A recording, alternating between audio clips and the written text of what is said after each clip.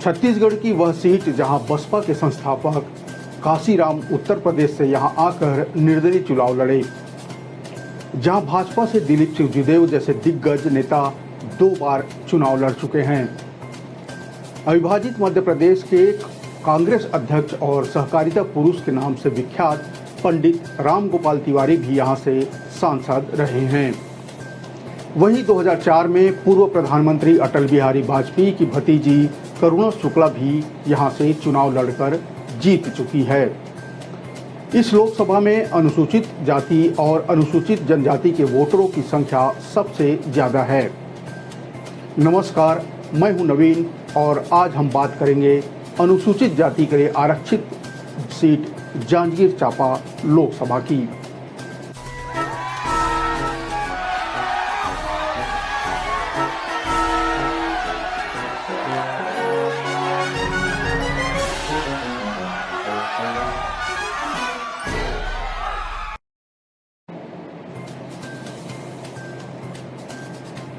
छत्तीसगढ़ की सबसे महत्वपूर्ण सीटों में से एक मानी जाने वाली जांजगीर चांपा अनुसूचित जाति के लिए आरक्षित सीट है।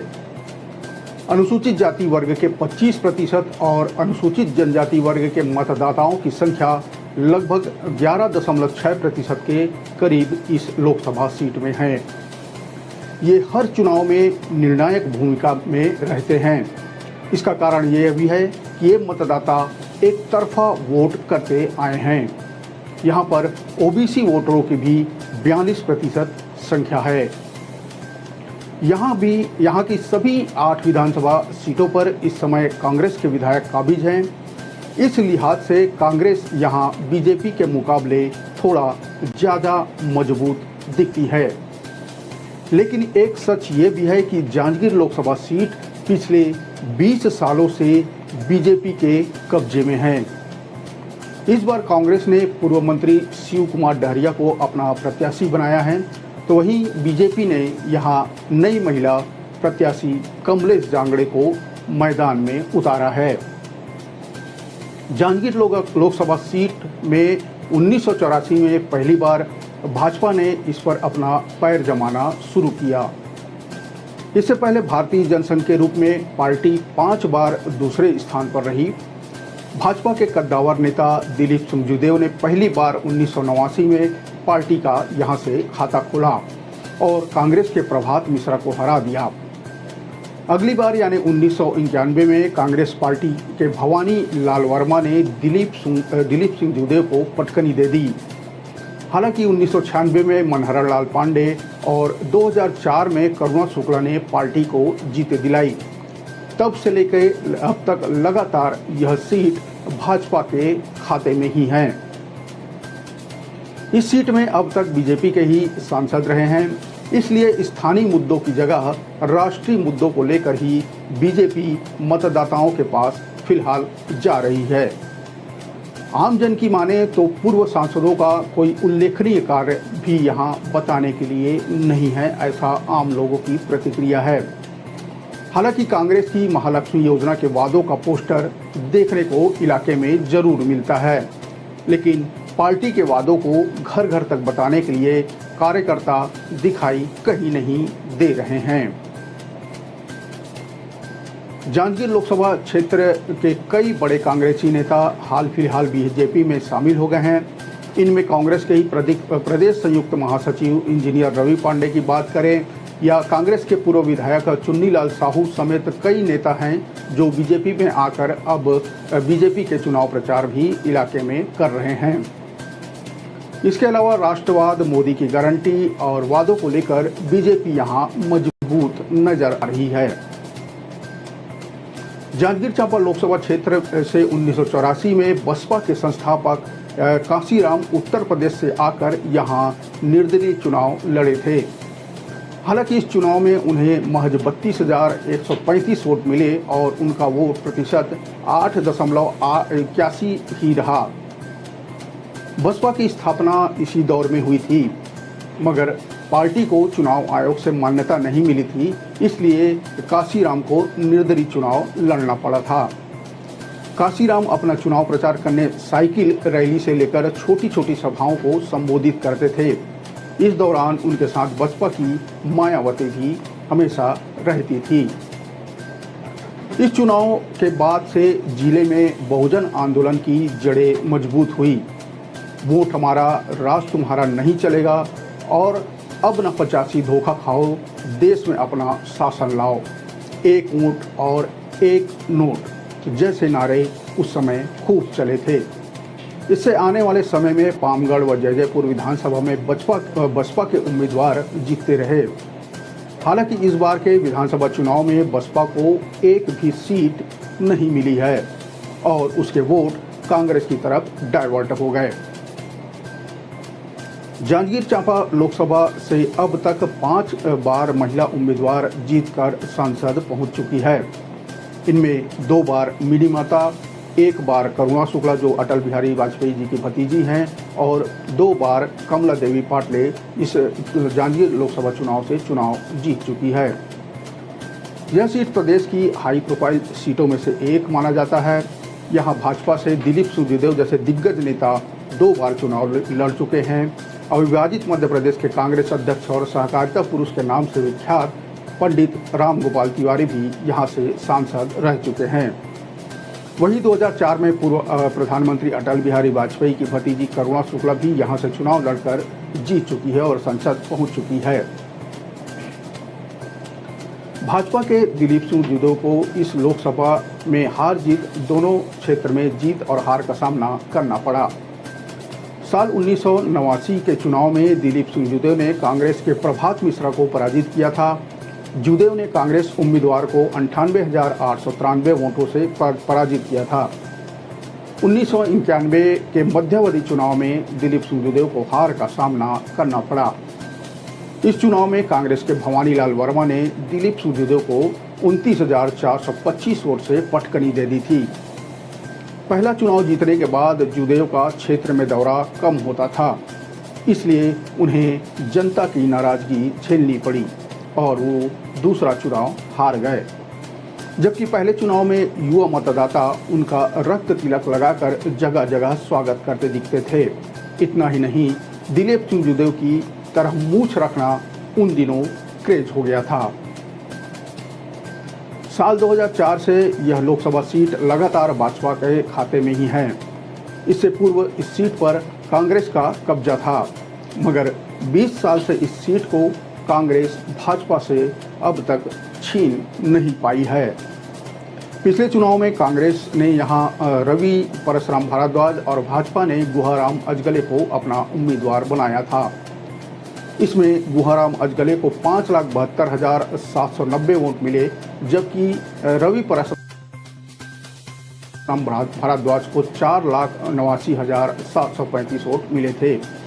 इस तरह 83,225 वोटों से भाजपा प्रत्याशी यानी गुहाराम अजगले विजयी रहे। इधर इस बार की बात करें तो इस विधानसभा चुनाव में लोकसभा की सभी 8 विधानसभाओं में कांग्रेस की जीत हुई है। यहां कांग्रेस के विधायक अभी भी काबिज हैं। बसपा यहां एक भी सीट नहीं जीत सकी है, जबकि लंबे समय से पामगढ़, जैजैपुर और चंद्रपुर विधानसभा बसपा का प्रभाव वाला क्षेत्र माना जाता है। बात करें भाजपा प्रत्याशी की तो जहां राज्य में प्रधानमंत्री मोदी की गारंटी से किसानों को धान की कीमत 2100 रुपये देने, महतारी बंदर और अन्य गारंटी और केंद्र सरकार की 10 साल की उपलब्धियों पर वोट मांग रही हैं, वहीं कांग्रेस प्रत्याशी कांग्रेस के 5 न्याय योजना जिसमें युवा, बेरोजगार, महिला और किसानों की न्याय की बात कही गई है, इसके आधार पर वो बनाकर वोट मांग रहे हैं।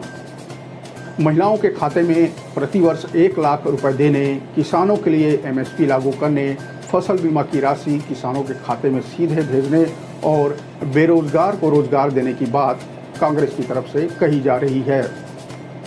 वहीं दूसरी तरफ भाजपा जहां अयोध्या में राम मंदिर बनाने की बात कर रही है, तो वहीं कांग्रेस चुनावी बांड में भ्रष्टाचार का आरोप भाजपा पर लगा रही है। स्थानीय समस्या जैसे पलायन, पेयजल आपूर्ति और गांवों की सड़क निर्माण की बातें दोनों दल के उम्मीदवार कर रहे हैं। लोकसभा में यहां जांजगीर चांपा लोकसभा में लगभग 20,52,000 मतदाता हैं। इसमें चंद्रपुर और बिलाईगढ़ विधानसभा में महिला वोटरों की संख्या सबसे अधिक है। बात करें चंद्रपुर में तो 1,17,599 पुरुष और उतने ही लगभग 1,19,803 महिला मतदाता हैं। इसी तरह बिलाईगढ़ विधानसभा में 1,53,099 पुरुष और 1,53,589 महिला मतदाता हैं, जबकि कसडोल विधानसभा में महिला और पुरुष मतदाताओं में मात्र 58 का अंतर है। यहाँ 58 पुरुष मतदाता अधिक हैं। जांजगीर चांपा लोकसभा में सर्वाधिक मतदाता कसडोल विधानसभा क्षेत्र में आते हैं। यहाँ लगभग 3,68,136 मतदाता हैं। इनमें पुरुष मतदाता 1,84,096 और महिला मतदाता 1,84,038 हैं, जबकि सबसे कम मतदाता शक्ति विधानसभा में हैं। यहाँ लगभग 2,16,915 मतदाता हैं। लोकसभा चुनाव 2019 में कांग्रेस का वोट शेयर यहाँ लगभग 39.06% था, जबकि बीजेपी का वोट शेयर 46.03% था। बसपा को यहाँ 10.06% वोट मिले थे।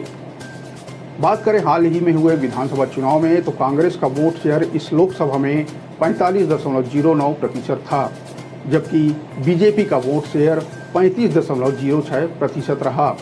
बसपा 10.07% में ही सिमट गई, जबकि साल 2018 के विधानसभा में उन्हें 25.01% मिले थे।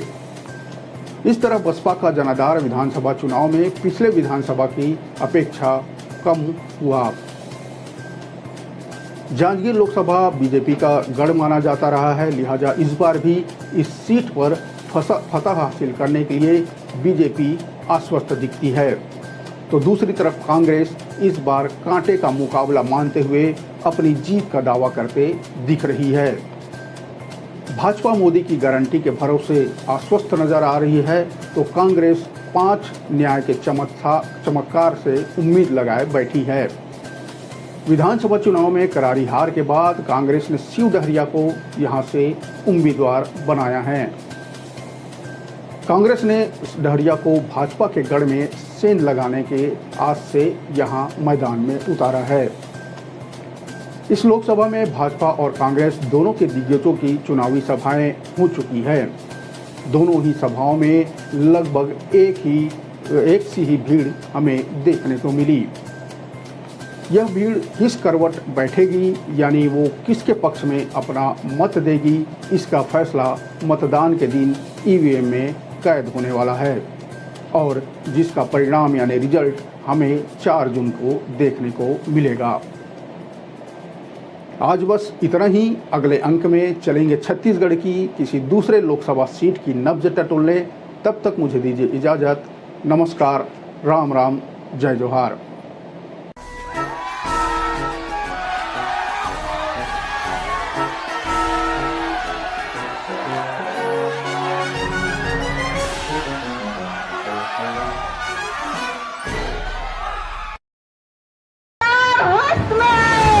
खबर के उस सबको पहलू जेखर से तय उठे आप मन के दिन हमारे छत्तीसगढ़ के तीज त्योहार है, चाहे हरेली हो, तीजा। प्रदेश के हर वो खबर जेखर से जुड़े हैं आप मन के भावना। जतका गौठान बनारी से वो सब पहला बारिश में ध्वस्त हो गए। न भूसा है, न पैरा है, न चारा है। हर वो खबर जेखर से जुड़े हैं आप मन के उम्मीद। में अगर काम अच्छा नहीं हो रहा है, मैं शायद पीछे रहूं, मैं उस विभाग में ना रहूं तो बेहतर काम हो। खबर के वो जम्मो सच जेखर से जुड़े हैं आप मन के एहसास। तो पहले अपने आप को तो अपने घर को तो संभाल लो।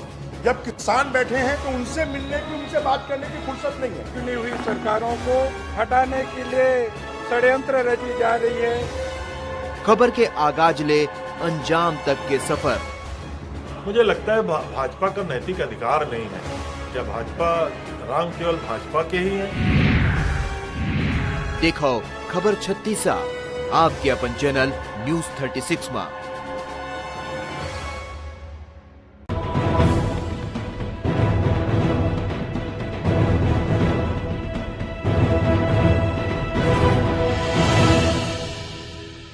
मोला चाहिए अच्छा कॉलेज, अच्छा आधुनिक शिक्षण संस्थान, ताकि आगू अच्छा से पढ़ सकूं और अपन सपना ला गढ़ सकूं। एकरे बर मैं यहाँ डालूं अपन मत, अपन वोट। एक वोट करे चोट। मतदान आपके अधिकार नहीं, कर्तव्य घलोखे। वोट डाले खचित जहो।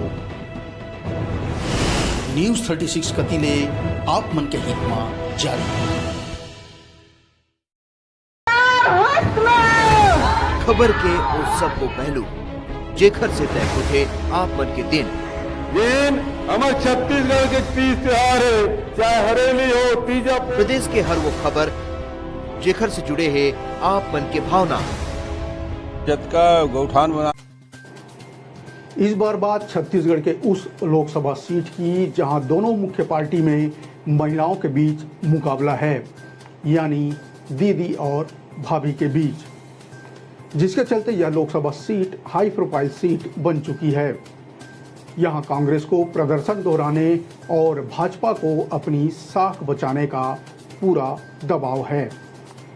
पिछले लोकसभा चुनाव यानी 2019 में कांग्रेस की ओर से ज्योत्सना महंत चुनाव मैदान में थी और जीतकर सांसद भी बनी थी।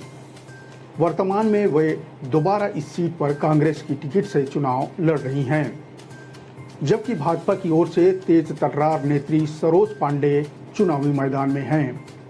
हालांकि ये चुनाव ज्योत्सना महंत और भाजपा की सरोज पांडे के बीच नहीं है, बल्कि उनके पति और नेता प्रतिपक्ष चरणदास महंत और भाजपा की राष्ट्रीय महासचिव सरोज पांडे के बीच सीधा माना जा रहा है।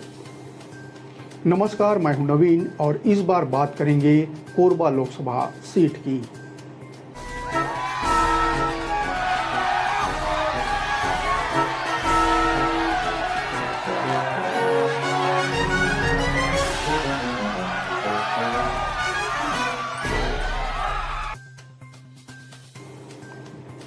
नए परिसीमन के साथ अस्तित्व में आया कोरबा लोकसभा क्षेत्र में पहला चुनाव सन 2009 में संपन्न हुआ। तब कांग्रेस से चरणदास महंत ने बीजेपी के करुणा शुक्ला को लगभग 20,737 मतों से पराजित किया था। 2009 के बाद 2014 में इस लोकसभा क्षेत्र से दूसरे लोकसभा चुनाव में कांग्रेस के चरणदास महंत को बीजेपी के डॉक्टर बंसीलाल महतो ने महज 4,265 मतों से शिकस्त दे दी थी। बात करें 2019 लोकसभा चुनाव की, तो इस चुनाव में डॉक्टर चरणदास महंत चुनाव नहीं लड़े। उनके जगह उनकी धर्मपत्नी यानी ज्योत्सना महंत पहली बार चुनाव मैदान में उतरी और जीत भी हासिल की। कोरबा लोकसभा से कांग्रेस ने एक बार फिर चरणदास महंत की पत्नी यानी ज्योत्सना महंत को ही अपना कैंडिडेट बनाया। 2019 में मोदी लहर थी, ऐसे में छत्तीसगढ़ में जिन 2 सीटों पर कांग्रेस आई थी उनमें एक कोरबा थी और एक बस्तर। पार्टी ने मोदी लहर में भी जीत कर आने वाली ज्योत्सना महंत को इसलिए भी टिकट दिया है। हालांकि ये चुनाव ज्योत्सना महंत और भाजपा की सरोज पांडे के बीच नहीं माना जा रहा है, बल्कि उनके पति और नेता प्रतिपक्ष चरणदास महंत और भाजपा की राष्ट्रीय महासचिव सरोज पांडे के बीच माना जा रहा है। इस बात में कोई शक नहीं कि इस क्षेत्र में कांग्रेस के सबसे बड़े नेता चरणदास महंत ही हैं। पिछली सरकार में वे विधानसभा अध्यक्ष की भूमिका में थे और उससे पहले कहीं न कहीं मुख्यमंत्री की रेस में भी थे। उनकी राजनीति को लोग इस तरह से देखते हैं कि वे कहते कुछ नहीं और कर सब कुछ जाते हैं। भूपेश बघेल अगर केंद्र में जाते हैं तो सबसे ताकतवर नेता के रूप में चरणदास महंत ही कांग्रेस में यानी कि छत्तीसगढ़ राज्य में कांग्रेस की तरफ से होंगे। सरोज पांडे भाजपा की राष्ट्रीय उपाध्यक्ष भी है। ऐसे में यहाँ भाजपा को अपनी साख बचाने की चिंता है। कोरबा भाजपा के लिए हारी हुई सीट है, इसलिए यहाँ भाजपा कांग्रेस के शीर्ष नेताओं के बीच भी प्रतिस्पर्धा देखने को मिल रही है।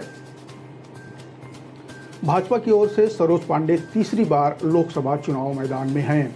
इससे पहले सरोज पांडे दुर्ग नगर निगम की महापौर, विधायक और सांसद भी रही है।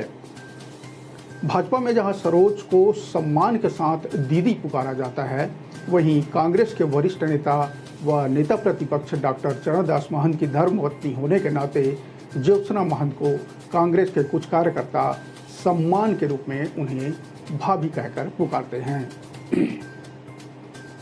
कोरबा लोकसभा क्षेत्र में कुल 4 जिलों के 8 विधानसभा क्षेत्र आते हैं, जिनमें कोरिया, एमसीबी जिले में बैकुंठपुर, मनेंद्रगढ़ और भरतपुर सोरहत विधानसभा क्षेत्र के अलावा पेंड्रा जिले के मारवाही विधानसभा, जबकि कोरबा जिले के पाली, तानाखार, कटघोरा, रामपुर और कोरबा विधानसभा क्षेत्र शामिल हैं। कोरबा में 3 चुनाव व वर्तमान में जो चौथा चुनाव में बीजेपी हर बार प्रत्याशी बदलती रही है। पहले चुनाव में करुणा शुक्ला को मौका मिला, दूसरे चुनाव में बंसीलाल महतो को मौका दिया जो जीतकर भाजपा की झोली में ये सीट रखे थे। तीसरे चुनाव में फिर महतो को हटाकर ज्योतिनंद दुबे को मौका दिया गया और अब की बात करें यानी 2024 की बात करें तो चौथे चुनाव में सरोज पांडे को भाजपा ने अपना उम्मीदवार बनाया है। वहीं कांग्रेस की बात करें तो कांग्रेस लगातार महंत परिवार पर विश्वास कायम रखे हुए है। पहले 2 चुनाव में डॉक्टर चरणदास महंत लड़े और अब लगातार 2 चुनाव में उनकी पत्नी यानी ज्योत्सना महंत चुनाव मैदान में लड़ रही है। बता दें कि 2019 में चुनाव में ज्योत्सना महंत का मुकाबला करने वाले बीजेपी के ज्योतिनंद दुबे को चुनाव मैदान में भाजपा ने उतारा था, लेकिन एक बार फिर इस लोकसभा से कांग्रेस की जीत हुई थी और ज्योत्सना चरणदास महंत ने बीजेपी के ज्योतिनंद दुबे को 26,249 मतों से हरा दिया था। कोरबा लोकसभा सीट पर गोंडवाना गणतंत्र पार्टी को भी दरकिनार कभी नहीं किया जा सकता। गोंडवाना गणतंत्र पार्टी के वोटों से ही कोरबा सीट पर हार जीत का समीकरण बदलता रहा है। जब जब गोंडवाना गणतंत्र पार्टी को कम वोट मिले, कांग्रेस को निश्चित रूप से फायदा हुआ है। एक चुनाव में जब गोंडवाना गणतंत्र पार्टी को 50,000 से ज़्यादा वोट मिले तो कांग्रेस को हार का सामना करना पड़ा था। 2 चुनाव में 40,000 से कम वोट गोंडवाना गणतंत्र पार्टी को मिले थे। इस चुनाव में कांग्रेस को जीत मिली थी। इसी तरह 2014 के चुनाव में गोंडवाना गणतंत्र पार्टी के बढ़े मतों की संख्या के कारण लगातार जीत हासिल करने में नाकाम हो गई थी। इस चुनाव में कांग्रेस ने मौजूदा सांसद डॉक्टर चरणदास महंत को रिपीट किया था, जबकि बीजेपी ने डॉक्टर बंसीलाल महतो को टिकट दी थी। डॉक्टर बंसीलाल महतो को 4,49,002 और डॉक्टर चरणदास महंत को 4,34,737 वोट मिले थे। इस तरह बीजेपी प्रत्याशी डॉक्टर महतो ने नजदीकी मुकाबले में डॉक्टर चरणदास महंत को यानी 4,265 वोटों के मामूली अंतर से पराजित कर दिया था। खास बात रही थी कि गोंडवाना गणतंत्र पार्टी ने इस चुनाव में 52,753 वोट हासिल किए थे और जो प्राप्त मत का आंकड़ा है मतलब पिछले चुनाव से बढ़कर 3.71% हो गया था गोंडवाना गणतंत्र पार्टी के लिए, लिहाजा जिसका नुकसान कांग्रेस को हुआ। 2009 और 2014 के चुनाव में गोंडवाना गणतंत्र पार्टी के वोट में लगभग 20,000 की बढ़ोतरी हुई और कांग्रेस की गत चुनाव में 20,000 से अधिक वोटों की जीत 4,000 से ज़्यादा वोटों की हार में तब्दील हो गई। 2019 के चुनाव में गोंडवाना गणतंत्र पार्टी के वोट प्रतिशत में गिरावट आई तो कांग्रेस प्रत्याशी को एक बार फिर जनता ने संसद भवन तक पहुंचा दिया। इस चुनाव में कांग्रेस ने डॉक्टर चरणदास की पत्नी यानी ज्योत्सना महंत को टिकट दी थी। वहीं बीजेपी ने चेहरे बदलने की परंपरा को कायम रखते हुए ज्योतिनंद दुबे को अपना प्रत्याशी बनाया था। कांग्रेस प्रत्याशी ज्योत्सना महंत ने 5,23,310 वोट हासिल किए थे, जबकि प्रतिद्वंदी जो भाजपा के ज्योतिनंद दुबे को 4,97,061 वोट मिले थे। इस तरह उन्हें 26,249 वोटों के अंतर से हार का सामना करना पड़ा था। गोंडवाना गणतंत्र पार्टी हर चुनाव में मुकाबला त्रिकोणीय बनाने की कोशिश करती रही है। इस बार कोरबा सीट पर गोड़वाना गणतंत्र पार्टी ने श्याम सिंह मरकाम को टिकट दिया है। कोरबा लोकसभा अंतर्गत स्थित पाली तानाखार, भरतपुर सोनहत, मारवाही और बैकुंठपुर जैसी सीटों पर गोड़वाना गणतंत्र पार्टी का बड़ा जनाधार है। बात करें हाल ही में संपन्न हुए विधानसभा चुनाव में तो गोड़वाना गणतंत्र पार्टी के उम्मीदवारों ने लोकसभा अंतर्गत स्थित विधानसभा सीटों पर लगभग 1.5 लाख से अधिक मत प्राप्त किए थे। वहीं पाली तानाखार की बात करें तो वहां गोड़वाना गणतंत्र पार्टी के विधायक चुनकर भी सदन पहुंचे हैं। चुनावी रणनीति में जहां अलग अलग तथ्य जीत व हार के लिए निर्णायक होता है, वहीं निर्दलीय व क्षेत्रीय पार्टी के अलावा अन्य दलों का असर भी आदिवासी मतदाताओं को प्रभावित करने के लिए प्रभावी रहता है। बसपा, गोड़वाना गणतंत्र पार्टी अन्य पार्टियों में जातिगत समीकरण की भूमिका व महत्वाकांक्षा भी आदिवासी मतदाताओं को प्रभावित करने वाला होगा। प्रत्याशियों की स्थिति स्पष्ट होने के बाद भले ही चुनावी पंडित की नज़र कांग्रेस व भाजपा के गढ़ व उनके मतांतरों पर टिकी है, किंतु जातिगत समीकरण का मामला आंकड़ों से परे होता है। चरणदास महंत के लिए भी ज्योत्सना महंत को चुनाव जिताना चुनौती है। बात करें पिछले 5 सालों में तो कोरबा क्षेत्र में कांग्रेस से लोगों में कांग्रेस के प्रति काफ़ी नाराजगी दिखाई दे रही है और इसका असर विधानसभा चुनाव में भी हमें देखने को मिल चुका है। यहाँ 8 विधानसभा चुनाव में से 6 भाजपा, 1 पर गोड़वाना गणतंत्र पार्टी और सिर्फ 1 सीट पर कांग्रेस काबिज है। सिर्फ रामपुर की सीट कांग्रेस के पास है, यानी साफ माना जा सकता है कि जनता इलाके में कांग्रेस के काम से नाराज दिख रही है। इधर सरोज पांडे के लिए कोरबा की राह इतनी आसान नहीं है। वहाँ अभी से भी नारा लग रहा है कि बिहारी और बाहरी का। सरोज पांडे दुर्ग से जाकर कोरबा में चुनाव लड़ रही हैं। ऐसा फैलाया जा रहा है कि वे बिहारी ब्राह्मण हैं, जबकि ज्योत्सना महंत को स्थानीय बताया जा रहा है। अगर सरोज पांडे सिर्फ मोदी के चेहरे और राम के भरोसे रही तो उनके सामने मुश्किलें खड़ी हो सकती है। उन्हें बिहारी और बाहरी का काट सोचकर मैदान में अपना दांव खेलना होगा। कांग्रेस के लोग सामाजिक बैठकों में इस बात का प्रचार भी कर रहे हैं। वैसे दूसरा पक्ष यह भी सामने आ रहा है कि सरोज पांडे को कोरबा में बहुतायत उत्तर भारतीय लोगों के वोटों को ध्यान में रखकर भी मैदान में उतारा गया है। तो वहीं कुछ लोगों का मानना है कि अगर उत्तर भारतीय मत एकजुट रहते तो विधानसभा चुनाव में जो जय सिंह अग्रवाल को हार का सामना करना पड़ा है वह नहीं करना पड़ता, यानी उत्तर भारतीय वोट यहाँ पर मायने नहीं रखते। कुछ लोगों का यह भी मत है। कोरबा लोकसभा सीट का भूगोल और इतिहास काफ़ी पेचीदा है। आदिवासी बहुल्य सीट पर सामान्य वर्ग से ही प्रत्याशी जीतकर संसद भवन पहुंचते रहे हैं। 2 बार कांग्रेस और 1 बार भाजपा, और इस सीट पर कोरबा सीट पर 2 बार कांग्रेस और 1 बार भाजपा का कब्जा रहा है। कांग्रेस के टिकट का गणित महंत परिवार का वोट बैंक को माना जा सकता है।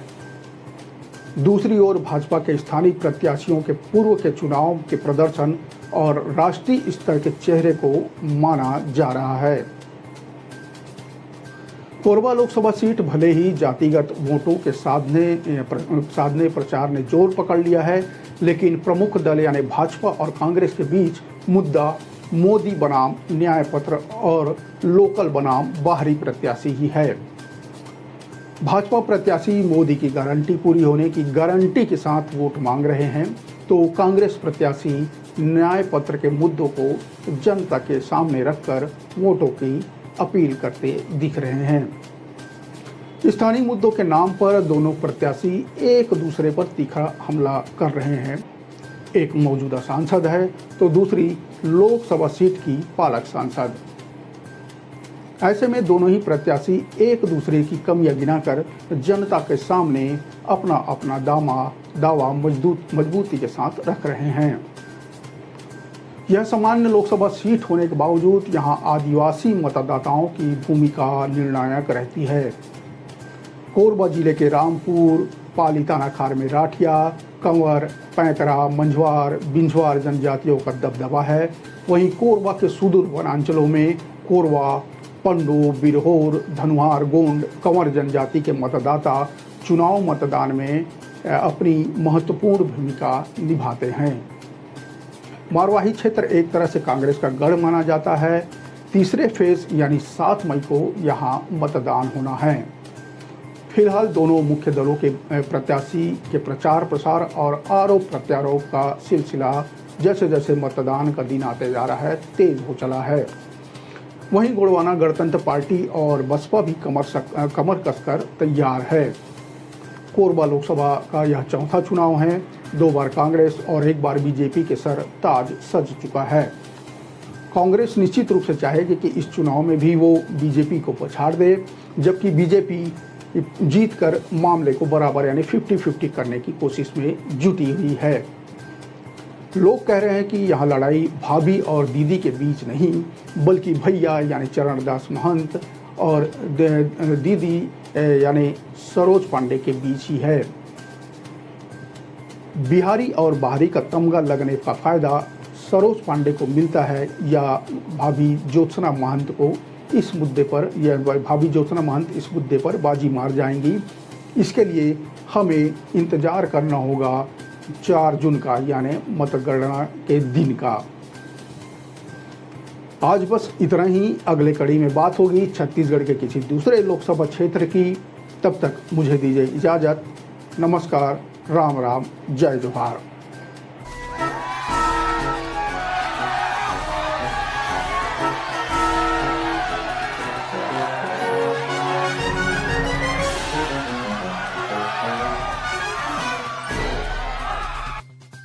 नारी न्याय की बात हो, युवा न्याय की बात हो, किसान न्याय की बात हो, भागीदारी न्याय है, इन सब जो न्याय राहुल जी ने दिया है उस पे लोगों को भरोसा है। सर, प्रधानमंत्री नरेंद्र मोदी कह रहे हैं कि मेरे पास 100 दिन का रोड मैप तैयार है चुनाव के बाद, तो रोड मैप के हिसाब से काम होगा। वो तो 10 साल से कर रहे थे। उन्होंने तो कहा था कांग्रेस को 60 साल दिया, मुझे 60 महीना दो, वो भी मिल गया।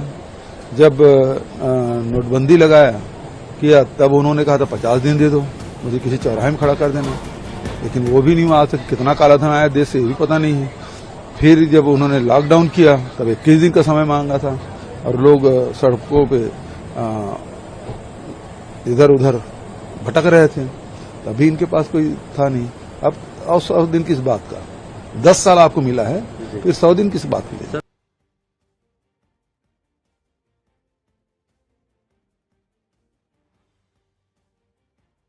किस बात का अंडर करेंट होगा?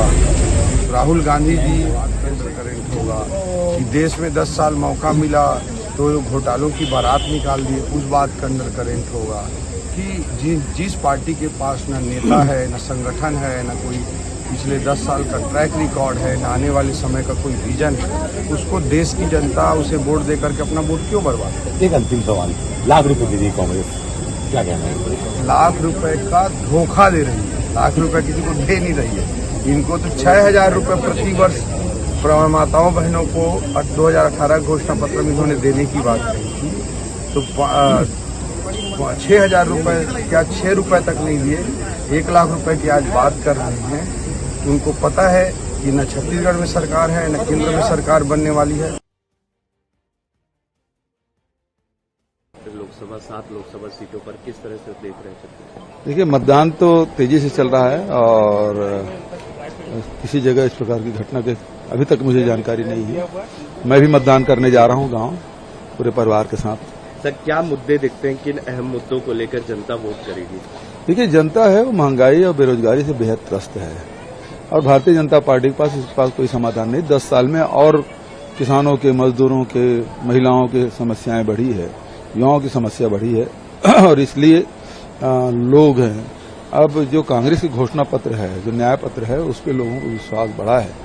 चाहे नारी न्याय की बात हो, युवा न्याय की बात हो, किसान न्याय की बात हो, भागीदारी न्याय है, इन सब जो न्याय राहुल जी ने दिया है उस पर लोगों को भरोसा है।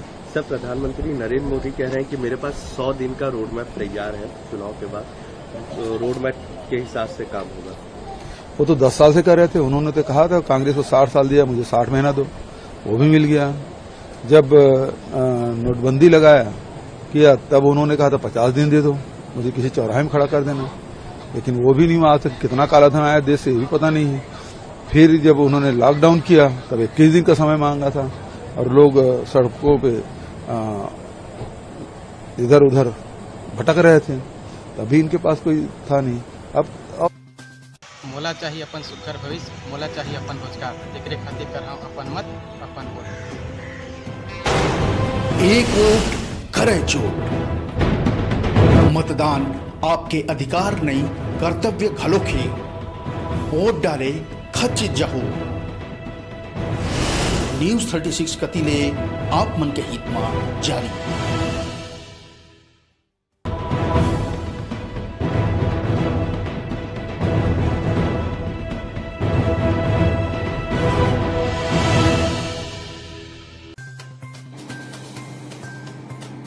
बिलासपुर लोकसभा सीट में इस बार चुनाव में यहां की परिस्थिति बदली बदली सी नजर आ रही है।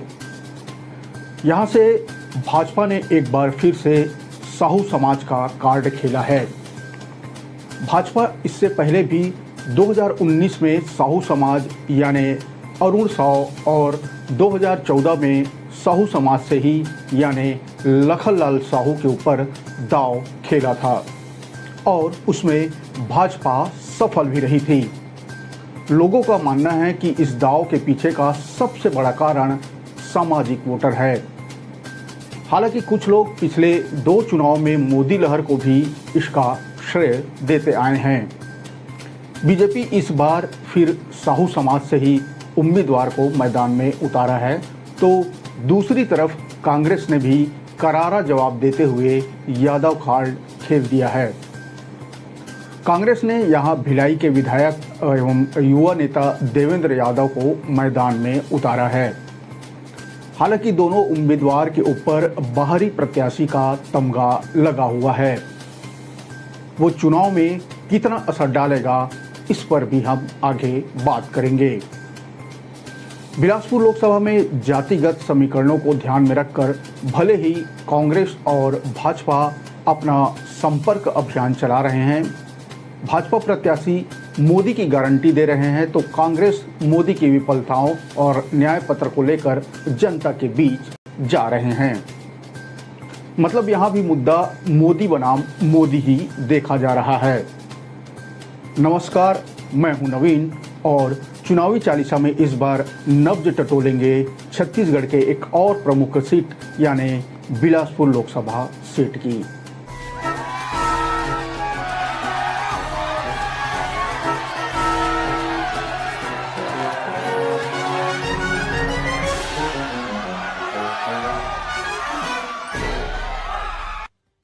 बिलासपुर लोकसभा सीट पर नजर डालें तो 2024 में तकरीबन 20 लाख वोटर यहां पर हैं।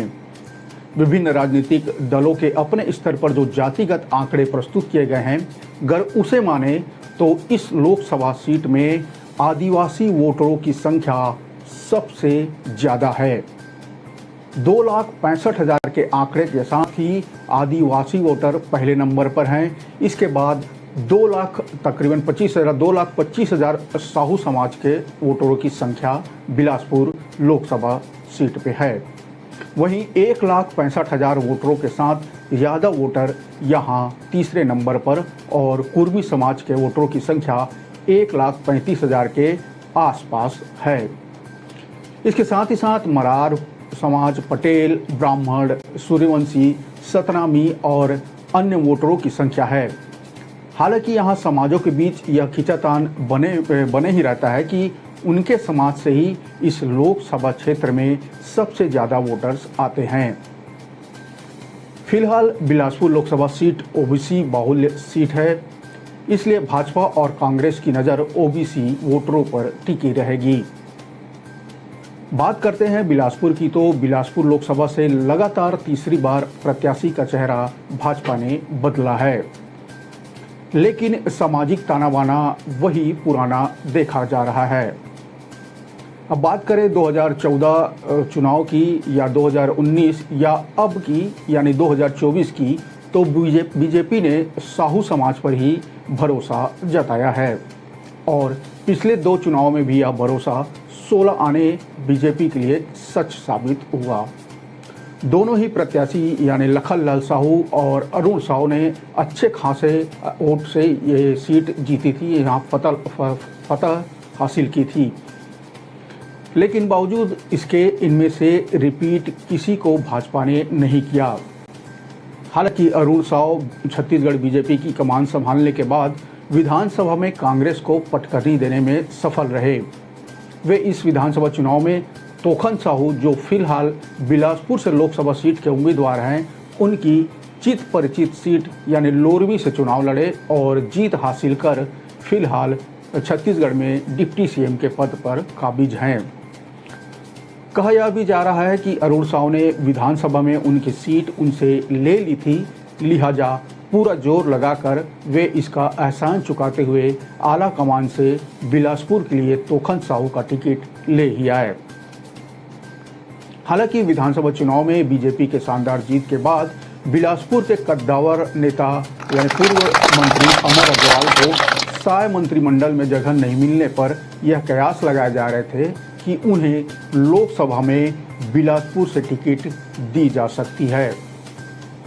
पर इन सब कयासों पर विराम उस समय लग गया जब तोखन साहू के नाम पे मुहर लगी।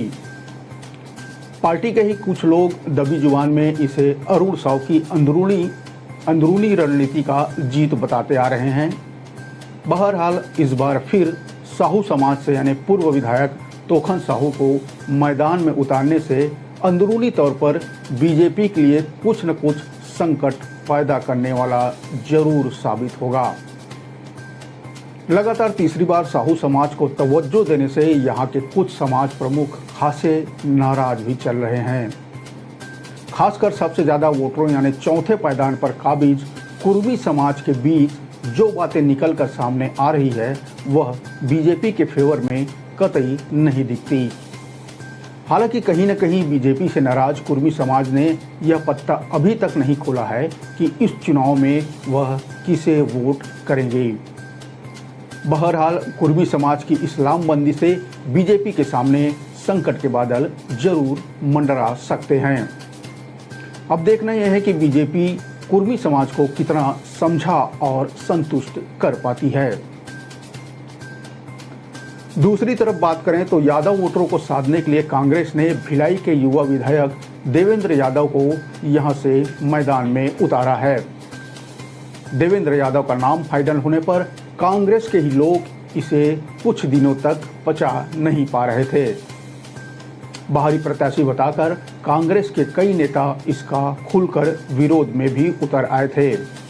कुछ कांग्रेसी तो जो बिलासपुर कांग्रेस भवन के बाहर विरोध में आमरण अनशन में भी बैठ गए थे।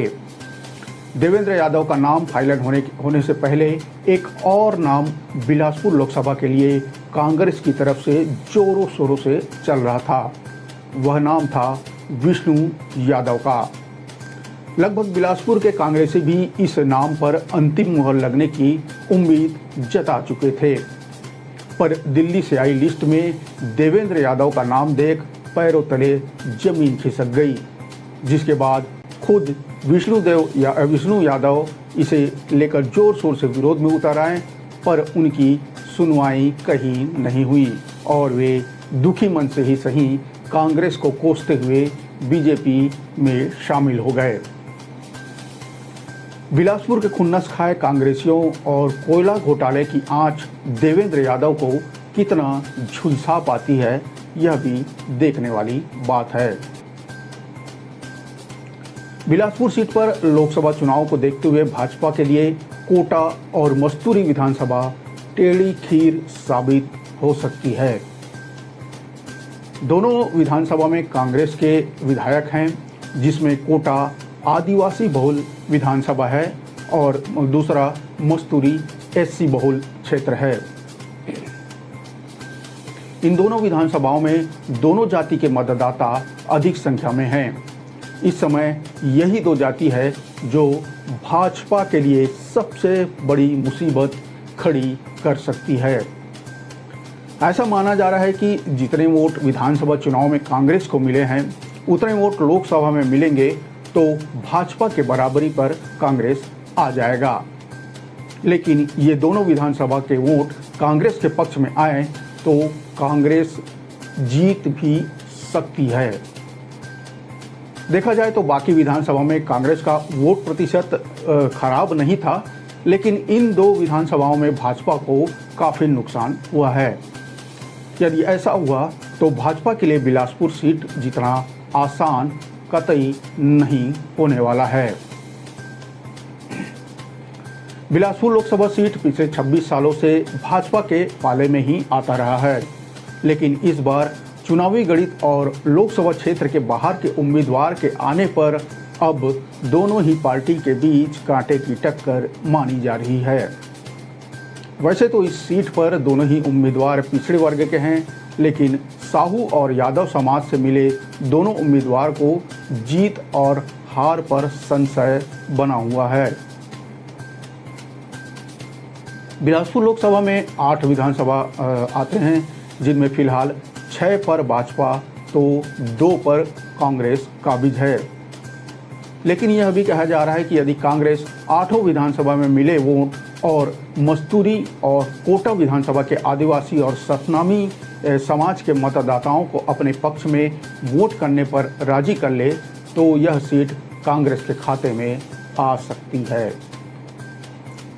कोटा विधानसभा में लगभग 45% मतदाता आदिवासी हैं। इसी तरह मस्तूरी विधानसभा की बात करें तो यहाँ SC आरक्षित सीट है। यहाँ भी 70% SC समाज के मतदाता हैं और इस समय दोनों ही विधानसभा में कांग्रेस के विधायक फिलहाल काबिज हैं। बिलासपुर लोकसभा के 8 विधानसभा में लगभग 20 लाख मतदाता हैं। इनमें पिछले विधानसभा चुनाव यानी 2023 की जो विधानसभा चुनाव थे उसमें 11.5 लाख मतदाताओं ने मतदान किया था। इनमें 5.5 लाख वोट कांग्रेस को मिले, जबकि 6.5 लाख वोट भाजपा को मिले हैं। लेकिन विधानसभा और लोकसभा चुनाव के अलग अलग बात है। इसमें परिस्थितियां बदल जाती हैं और मुद्दे भी बदल जाते हैं। जैसे कि विधानसभा चुनाव में स्थानीय और प्रदेश स्तर के मुद्दे होते हैं, वहीं लोकसभा चुनाव में देश के मुद्दे हावी रहते हैं। मुद्दों की वजह से कई बार मतदाता लोकसभा और विधानसभा चुनाव में अलग अलग पार्टी को वोट देते हैं। यदि इस बार विधानसभा में मिले वोट की बात करें तो कांग्रेस ने 2023 के विधानसभा चुनाव में 5.5 लाख वोट पाए, जिसमें 2 विधानसभा में आदिवासी और SC बहुल विधानसभा है। ऐसे में यदि कांग्रेस इन मतदाताओं को अपने पक्ष में कर ले तो कांग्रेस जीत सकती है।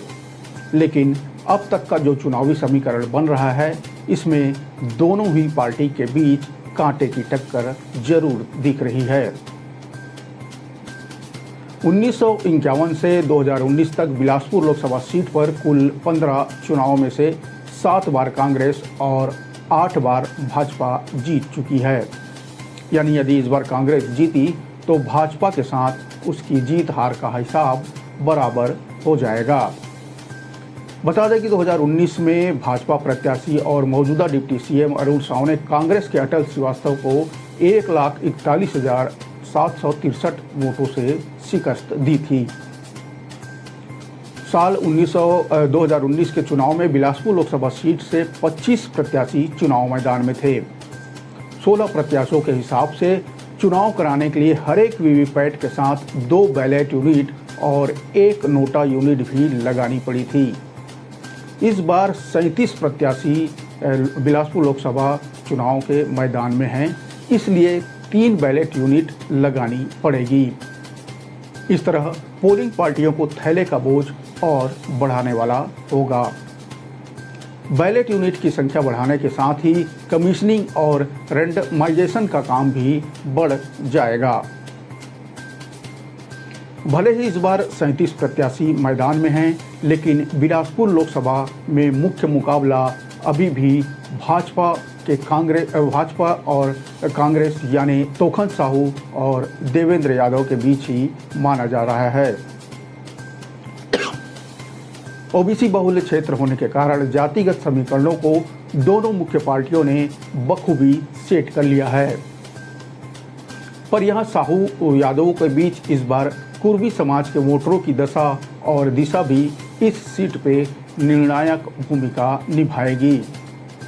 भाजपा की पारंपरिक सीट माने जाने वाली इस बिलासपुर लोकसभा में इस बार कांग्रेस भेद लगा पाती है या नहीं, इसके लिए हमें इंतजार करना होगा 4 जून का।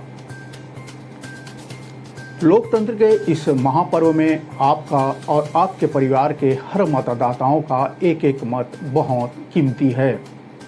मतदान के दिन घर से बाहर निकलिए और इस महापर्व में जरूर हिस्सा लीजिए, वोट जरूर कीजिए। आज बस इतना ही, मुझे दीजिए इजाजत। अगले अंक में चलेंगे छत्तीसगढ़ के किसी नए लोकसभा का नब्ज टटोलने। राम राम, जय जोहार।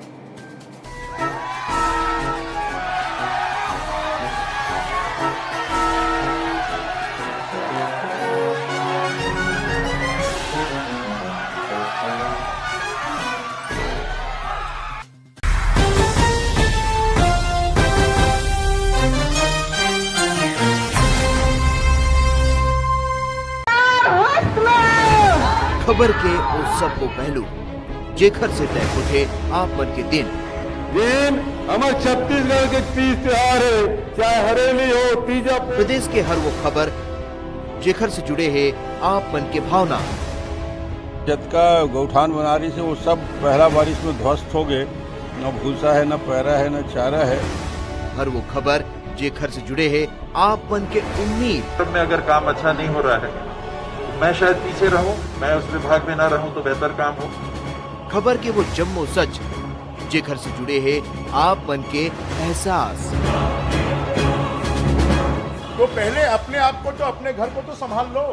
जब किसान बैठे हैं तो उनसे मिलने की, उनसे बात करने की फुर्सत नहीं है। चुनी हुई सरकारों को हटाने के लिए षड्यंत्र रची जा रही है।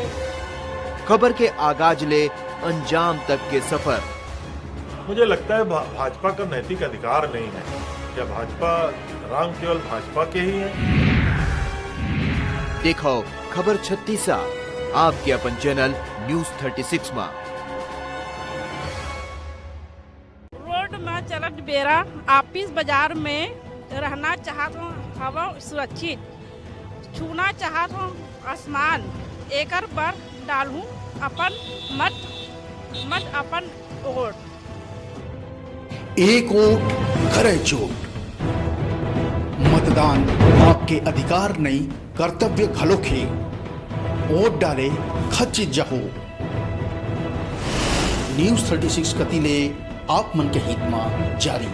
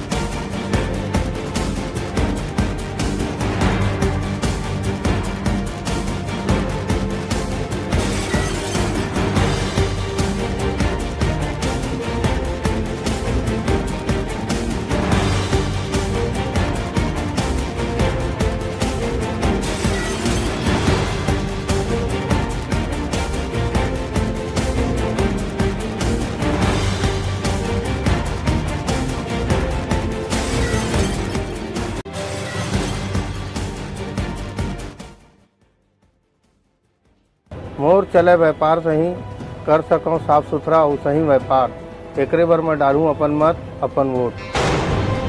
एक वोट करे चोट। मतदान आपके अधिकार नहीं कर्तव्य खलोखे। वोट डाले खच्ची जहो। न्यूज 36 कतिले आप मन के हित में जारी।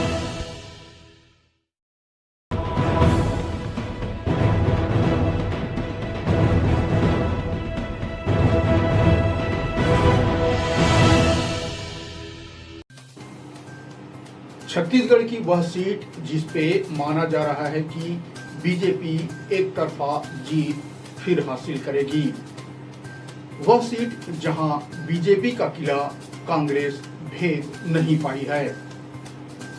9 विधानसभा सीट वाली इस लोकसभा में 8 पर भाजपा के विधायक काबिज हैं तो 1 पर कांग्रेस। बीजेपी इस अवैध लोकसभा सीट को किसी भी कीमत पर हाथ से जाने देना नहीं चाहती, लिहाजा यहां से राजनीति के अजय माने जाने वाले योद्धा को मैदान में उतारा गया है। तो दूसरी तरफ कांग्रेस हर बार इस सीट से नए चेहरे को मौका देते आई है, पर कांग्रेस का हाथ इस सीट पर खाली के खाली ही रहा है। क्या इस बार कांग्रेस भाजपा के इस अवैध किले को भेद पाएगी? क्या कांग्रेस इस बार राजनीति के अजय योद्धा को पटकनी देने में सफल हो पाएगी? नमस्कार, मैं हूं नवीन और इस बार हम बात करेंगे छत्तीसगढ़ के राजधानी रायपुर लोकसभा सीट के बारे में।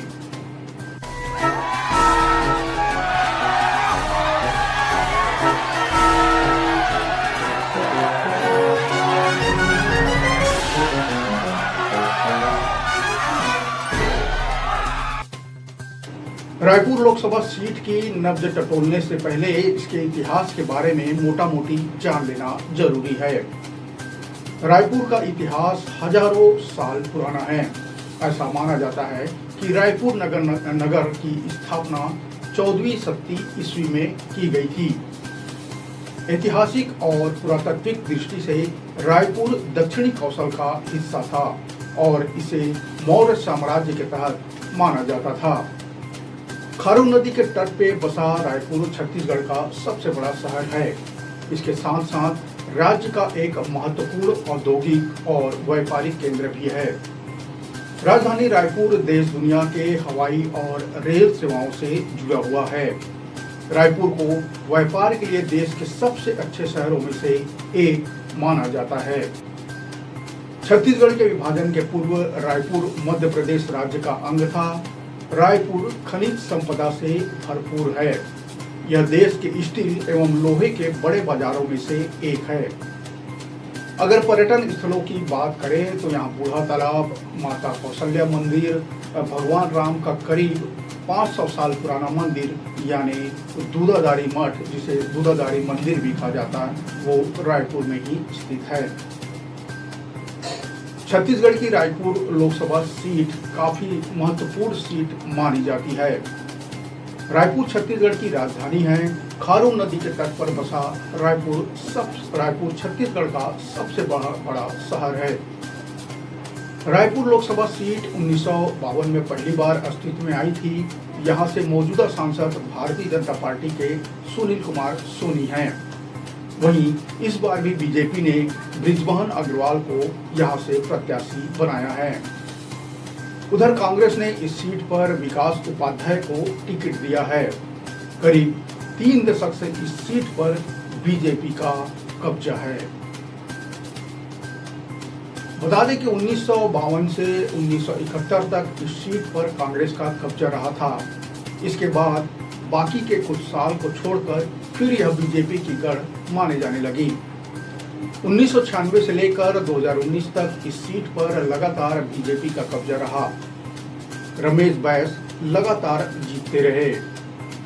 रमेश बैस 1996 से 2014 तक लगातार सांसद रहे। 2019 के लोकसभा चुनाव में सुनील कुमार सोनी ने जीत दर्ज की। सुनील सोनी ने कांग्रेस के प्रमोद दुबे को हराया था। रायपुर लोकसभा के अंतर्गत यानी जो विधानसभा की कुल 8 सीटें आती हैं। इन सीटों में बलौदाबाजार, भाटापारा, धरसींवा, रायपुर शहर, रायपुर ग्रामीण, रायपुर शहर पश्चिम और रायपुर शहर उत्तर, रायपुर शहर दक्षिण, आरंग और अभनपुर विधानसभा शामिल हैं। छत्तीसगढ़ का रायपुर लोकसभा सीट कई मायनों में खास रहा है। छत्तीसगढ़ की राजधानी बनने के बाद रायपुर लोकसभा सीट और भी खास बन गई। राज्य की पहली महिला सांसद मिनी माता रायपुर सीट से ही जीती थी। उन्होंने सामाजिक न्याय और समानता के लिए महत्वपूर्ण कार्य किए थे। वह महिला और बच्चों के अधिकारों की प्रबल समर्थक थी। वे गरीबी और अशिक्षा के खिलाफ लड़ने के लिए प्रतिबद्ध थी। लोकसभा चुनाव के चुनावी रण में रायपुर सीट का इतिहास बेहद रोचक भरा है। ये वही सीट है जिस पर कुछ साल तक एक ही नेता का सिक्का चलता था। वह है भाजपा के कद्दावर नेता रमेश बैस। रमेश बैस अभी महाराष्ट्र के राज्यपाल हैं।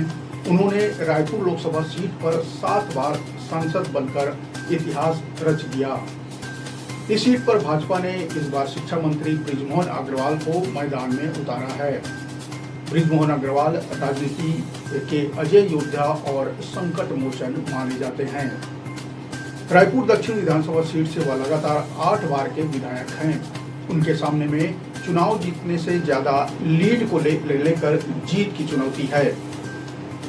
साथ ही रमेश भाई जैसे ही अब सांसदी में भी रिकॉर्ड बनाने की चुनौती होगी।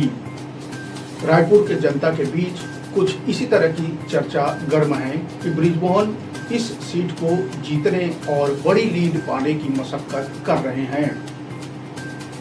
कांग्रेस ने इस सीट पर युवा नेता व पूर्व विधायक विकास उपाध्याय पर दांव खेला है।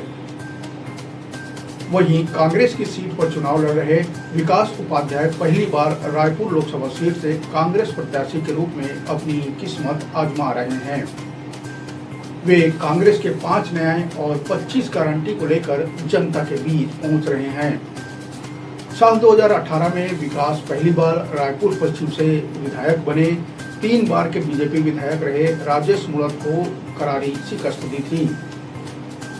विधानसभा चुनाव 2023 में राजेश मूणत ने उन्हें हराकर इस सीट पर अपना कब्जा वापस ले लिया। राजनीतिक अनुभव के मुकाबले बृजमोहन का अनुभव विकास के तुलना में कहीं अधिक है, मगर राजनीतिक विशेषज्ञों का मानना है कि रण चाहे जो भी हो, कहीं भी हो, अपने सामने लड़ रहे व्यक्ति को कमजोर नहीं माना जाना चाहिए। शायद इसी फार्मूले को मानते हुए भाजपा के बृजमोहन अग्रवाल और उनकी टीम ने रायपुर सीट पर पूरी ताकत झोंक दी है। न सिर्फ रायपुर में बल्कि संपूर्ण छत्तीसगढ़ में भाजपा विकास की लहर से चुनाव लड़ रही है। प्रधानमंत्री नरेंद्र मोदी की विकास पर छवि, अयोध्या में भगवान श्री राम मंदिर का निर्माण, हर घर में शौचालय, नल से जल जैसी विकास की उपलब्धियों को बटोरे हुए भाजपा के नेता लोगों के घर तक दस्तक दे रहे हैं। रायपुर के लोगों का मत है कि रायपुर में बृजमोहन अग्रवाल को परास्त करना कांग्रेस के लिए बहुत बड़ी चुनौती है। यह बीजेपी का गढ़ रहा है। हर बार के लोकसभा चुनाव में कांग्रेस नए चेहरे को मौका देती आई है, पर उसके हाथ खाली के खाली रह जाते हैं। रायपुर से बीजेपी प्रत्याशी बृजमोहन की लोगों में पकड़ है। उन्होंने हर बिरादरी को बखूबी साध रखा है। यहाँ उन्हें कोई नहीं हरा सकता, ऐसा लोगों का मत है।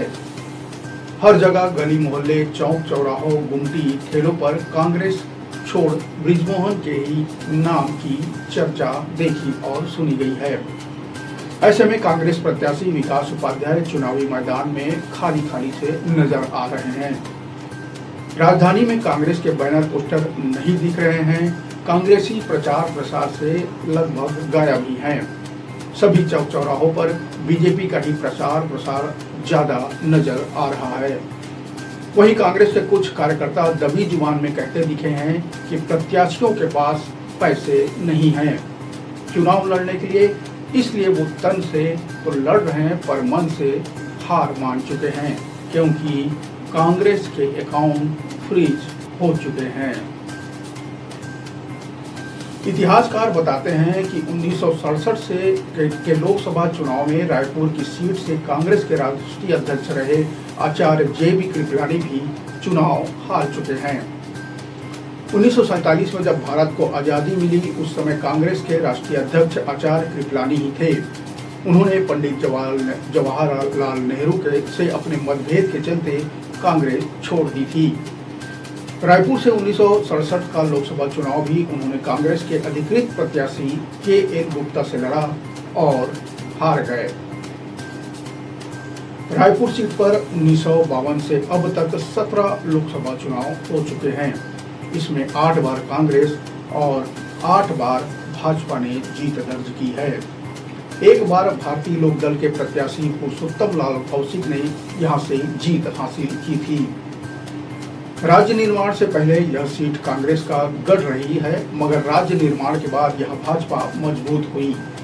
भाजपा के कद्दावर नेता रमेश बैस इस सीट पर पहली बार 1989 में सांसद बने। इसके बाद रमेश बैस 1996, 98, 1999, 2004 और 2014 में सांसद केआर भूषण, भूपेश बघेल और श्यामा चरण शुक्ल को हराए थे। रमेश बैस पहली बार 1989 में रायपुर लोकसभा से सांसद चुने गए। उन्होंने कांग्रेस उम्मीदवार गांधीवादी नेता केआर भूषण को चुनाव हराया था। हालांकि 1991 में हुए लोकसभा चुनाव में बैस कांग्रेस के वरिष्ठ नेता विद्याचरण शुक्ल से चुनाव हार गए थे। इसके बाद 2004 में मध्य प्रदेश के पूर्व मुख्यमंत्री श्यामा चरण शुक्ल और सन 2009 में पूर्व मुख्यमंत्री भूपेश बघेल को हरा दिया था। प्रधानमंत्री इंदिरा गांधी की सरकार में सूचना एवं प्रसारण मंत्री रहे विद्याचरण शुक्ल को रायपुर लोकसभा सीट से ही पहचान मिली। आपातकाल में विद्याचरण शुक्ल भी लोगों के गुस्से से नहीं बच पाए और 1977 में वे चुनाव में भारतीय लोक दल के प्रत्याशी के तौर पर खड़े पुरुषोत्तम लाल कौशिक से 85,000 से ज्यादा मतों के अंतर से पराजित हुए। विद्याचरण शुक्ला इस सीट से कुल 4 बार लोकसभा का चुनाव लड़े, 2 बार जीते और 2 बार उन्हें हार का सामना करना पड़ा। साल 2013 में झीरम घाटी की घटना में विद्याचरण शुक्ला की हत्या हो गई थी। रायपुर की लोकसभा सीट में तो वैसे तो सभी जाति के लोग निवासरत हैं, पर बड़ी आबादी साहू समाज की है। साहू, कुर्मी, यादव, सतनामी समाज, सिख, मुस्लिम समेत अनुसूचित जाति एवं जनजाति के मतदाता भी इस सीट पर प्रभावी हैं। रायपुर लोकसभा सीट क्षेत्र में शहरी और ग्रामीण दोनों इलाके आते हैं। यहाँ रोजगार, पलायन, कृषि, शहरी विकास, सड़क, शुद्ध पेयजल, बिजली और मकान जैसे मुद्दे अहम माने जाते हैं। तमाम मुद्दों से इधर मोदी की गारंटी और बृजमोहन अग्रवाल की छवि फिलहाल कांग्रेस की न्याय पत्र और विधानसभा में पराजित विकास उपाध्याय के आगे भारी दिखती है। अगर कुछ चमत्कार जैसा कुछ नहीं हुआ तभी अगर कुछ चमत्कार जैसा कुछ हुआ तभी तो नहीं यह सीट भाजपा के खाते में पूरी तरीके से जाने की संभावना है। खैर, राजनीति में कुछ कहा नहीं जा सकता, यहाँ ऊंट कब किस करवट बैठ जाए। मतदाताओं के मन में क्या चल रहा है इसका पता मतगणना यानी काउंटिंग के दिन ही चल पाता है। रायपुर लोकसभा में वोटरों के इसी फैसले के लिए भी हमें इंतजार करना होगा 4 जून यानी मतगणना के दिन का। आज बस इतना ही, मुझे दीजिए इजाजत। अगले अंक में छत्तीसगढ़ की 11 लोकसभा सीटों में से फिर किसी एक सीट की नब्ज टटोलने की कोशिश करेंगे। तब तक के लिए नमस्कार, राम राम, जय जोहार।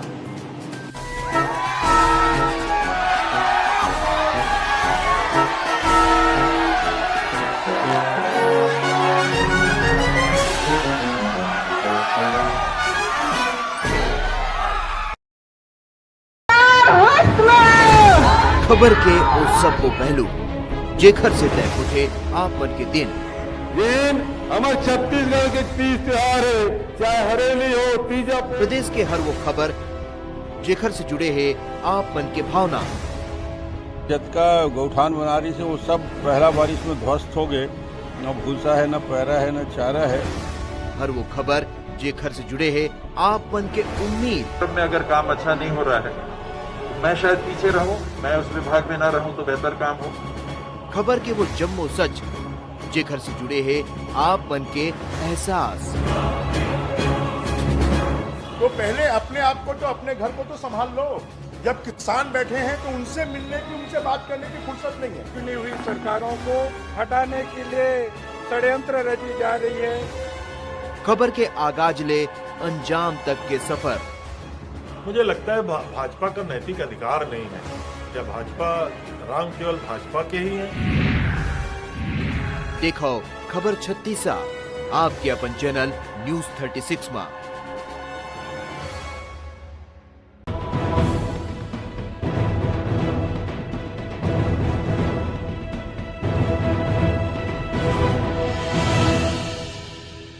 मोर चले व्यापार सही कर सकूं साफ सुथरा और सही व्यापार, एकरे बार मैं डालूं अपन मत। एक वोट करे चोट। मतदान आपके अधिकार नहीं, कर्तव्य घलोखे। वोट डाले खच जहो। न्यूज 36 कतिले आप मन के हित में जारी।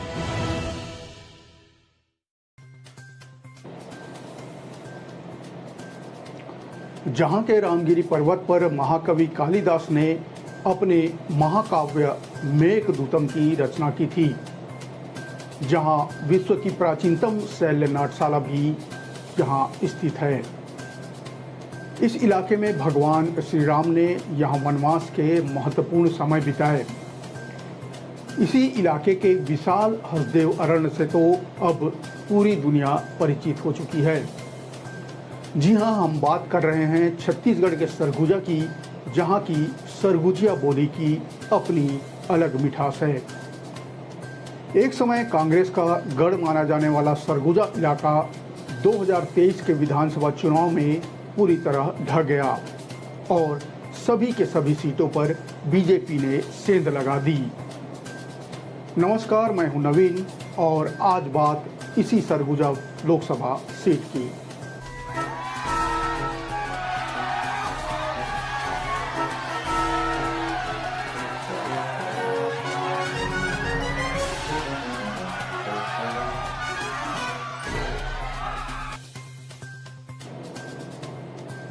सरगुजा छत्तीसगढ़ का सबसे ठंडा क्षेत्र माना जाता है। सैलानी मैनपाट जैसी जगहों में भरी गर्मी में इसी ठंडक का एहसास करने हजारों की संख्या में आते हैं। लेकिन इस बार की गर्मी थोड़ी अलग है। इस बार सियासत की गर्मी सामान्य गर्मी नहीं है। इसमें राजनीति, सियासत का पारा भी चढ़ते उतरते देखा जा रहा है।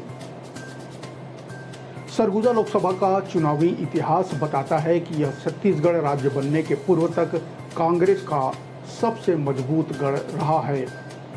लेकिन वर्तमान में सरगुजा भाजपा का गढ़ बन चुका है।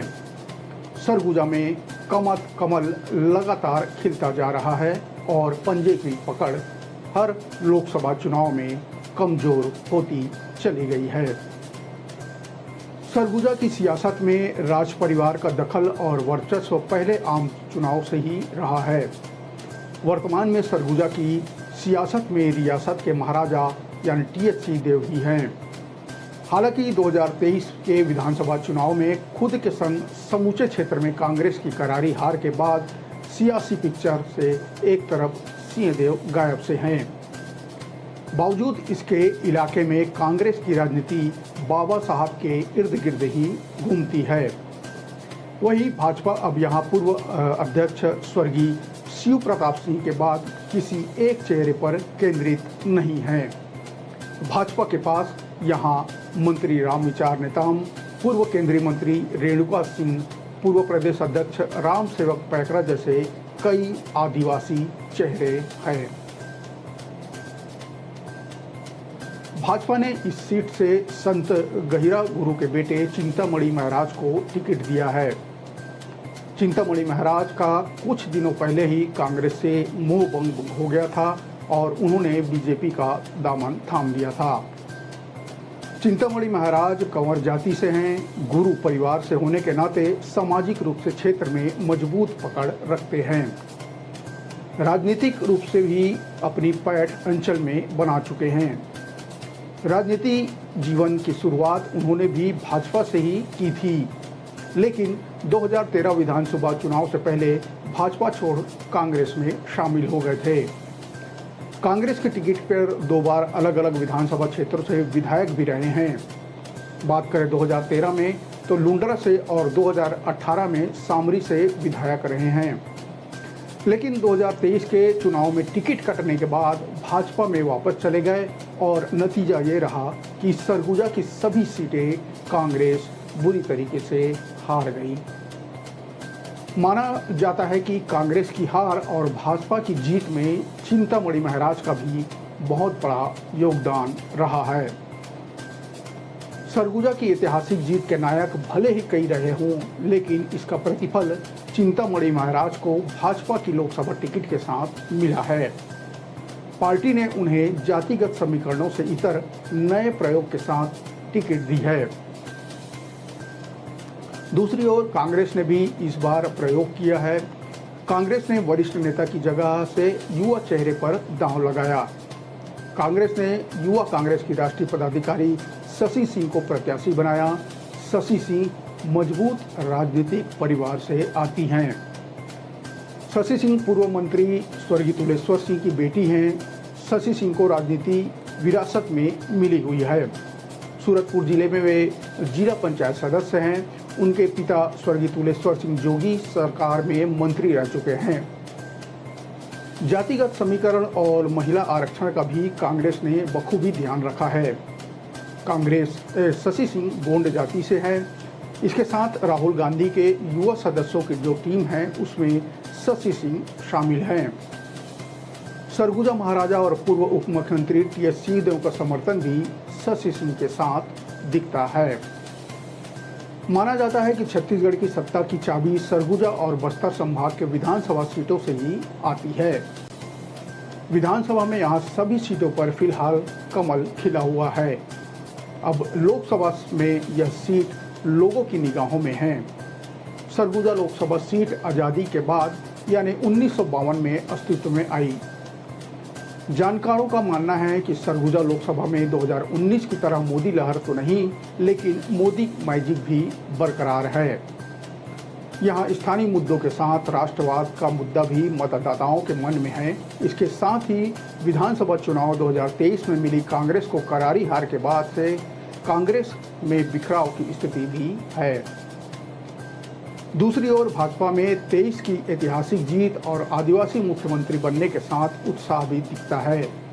हालांकि जनता युवा और वरिष्ठ के बीच चुनाव का आंकलन कर नफा और नुकसान भी टटोल रहे हैं।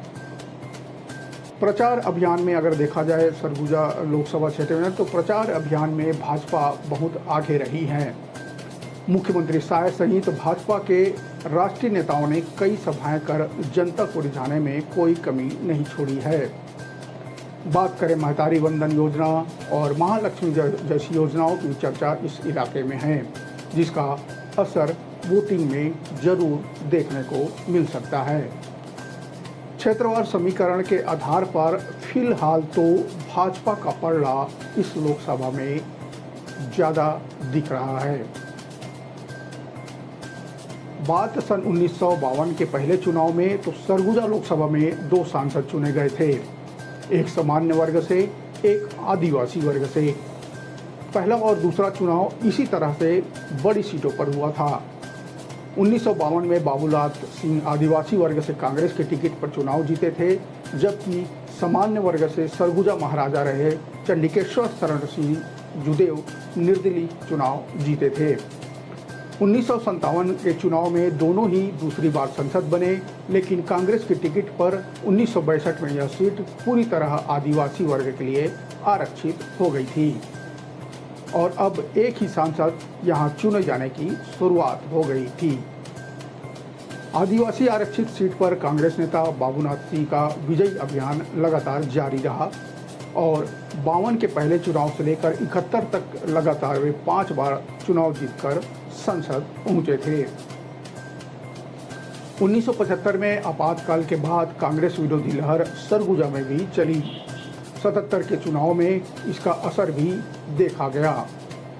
77 में कांग्रेस को इस सीट पर करारी हार का सामना करना पड़ा और भारतीय लोकदल के लरंगसाय चुनाव जीतने में सफल हुए थे। हालांकि 80 और 84 के चुनाव में कांग्रेस ने वापसी की और 80 में चक्रधारी सिंह और 84 में विजय प्रताप सिंह कांग्रेस के टिकट पर चुनाव जीते थे। लेकिन 89 के चुनाव में इस सीट पर भाजपा का खाता खुल गया। भाजपा की टिकट पर लरंगसाय ने इस अभेद किले को भेद दिया।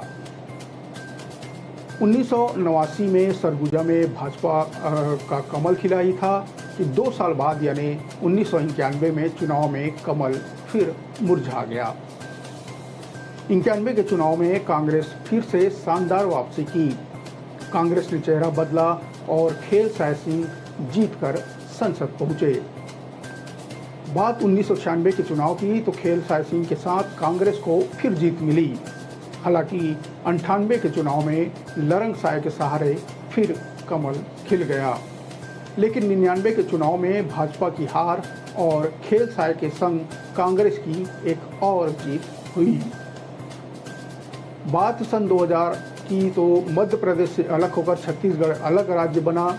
राज्य बनने के बाद 2004 में लोकसभा का पहला चुनाव यहां हुआ। इस चुनाव के पहले 2003 के विधानसभा चुनाव में कांग्रेस के गढ़ को भाजपा जीतकर सरकार बना चुकी थी। 2004 के चुनाव के दौरान राज्य और केंद्र में दोनों में भाजपा की सरकार थी। इस तरह भाजपा हर दृष्टि से मजबूत स्थिति में थी। इसी का फायदा भाजपा को मिला और सरगुजा में अब की बार कमल ऐसा खिला कि वह मुरझा नहीं पाया। 2004 में सरगुजा से भाजपा की टिकट पर नंद कुमार साय चुनाव जीते और संसद पहुंचे। हालांकि 2004 में देश में कांग्रेस गठबंधन की सरकार बनी थी, लेकिन इसका असर 2009 के चुनाव में सरगुजा पर नहीं पड़ा और कमल खिलना जारी रहा। 2009 के चुनाव में भाजपा ने चेहरा बदला, लेकिन सरगुजा वासियों ने मन नहीं बदला। 2009 के चुनाव में भाजपा ने मुरारीलाल सिंह को टिकट दिया और वे भी जीतकर संसद पहुंचे। सन 2009 के बाद 2014 और 2019 में भाजपा प्रयोग करती चली रही और चेहरे में बदलाव भी जारी रहा। 2014 के चुनाव में कमल भान सिंह जीते तो 19 के चुनाव में पहली बार इस सीट से महिला सांसद के रूप में रेणुका सिंह जीती और संसद पहुंची। 1952 के पहले चुनाव से लेकर 2019 के चुनाव तक सरगुजा सीट में गोंड जाति का ही वर्चस्व रहा है, क्योंकि भाजपा और कांग्रेस दोनों ही पार्टी की ओर से इस जाति से टिकट दिया जाता रहा है। लेकिन 2004 के चुनाव से लगातार नए चेहरे को चुनाव में उतारने वाली भाजपा ने इस बार कंवर जाति से टिकट देकर सबको चौंका दिया है, क्योंकि आबादी के हिसाब से इस सीट पर गोंड जाति की बहुलता है। सरगुजा संसदीय क्षेत्र में विधानसभा की 8 सीटें आती हैं। 2023 के चुनाव में बीजेपी ने इन सभी सीटों पर जीत दर्ज की, जबकि 2018 के चुनाव में सभी 8 सीट कांग्रेस के पास थी। छत्तीसगढ़ राज्य बनने के बाद से अब तक कांग्रेस यह सीट नहीं जीत पाई है। 2018 में इस संसदीय क्षेत्र की सभी 8 सीटों पर जीत के बावजूद कांग्रेस 2019 का लोकसभा चुनाव हार गई थी। सरगुजा में कांग्रेस के वर्चस्व को लरंगसाय ने खत्म किया था। बाबूलाल सिंह सरगुजा सीट से लगातार 5 बार सांसद चुने गए। वे 1952 से 1971 तक लगातार जीतते रहे। 1977 में उन्हें पहली बार हार का सामना करना पड़ा और लरंगसाय और खेल साय सिंह ने इस सीट से 3 बार सांसद चुने गए हैं।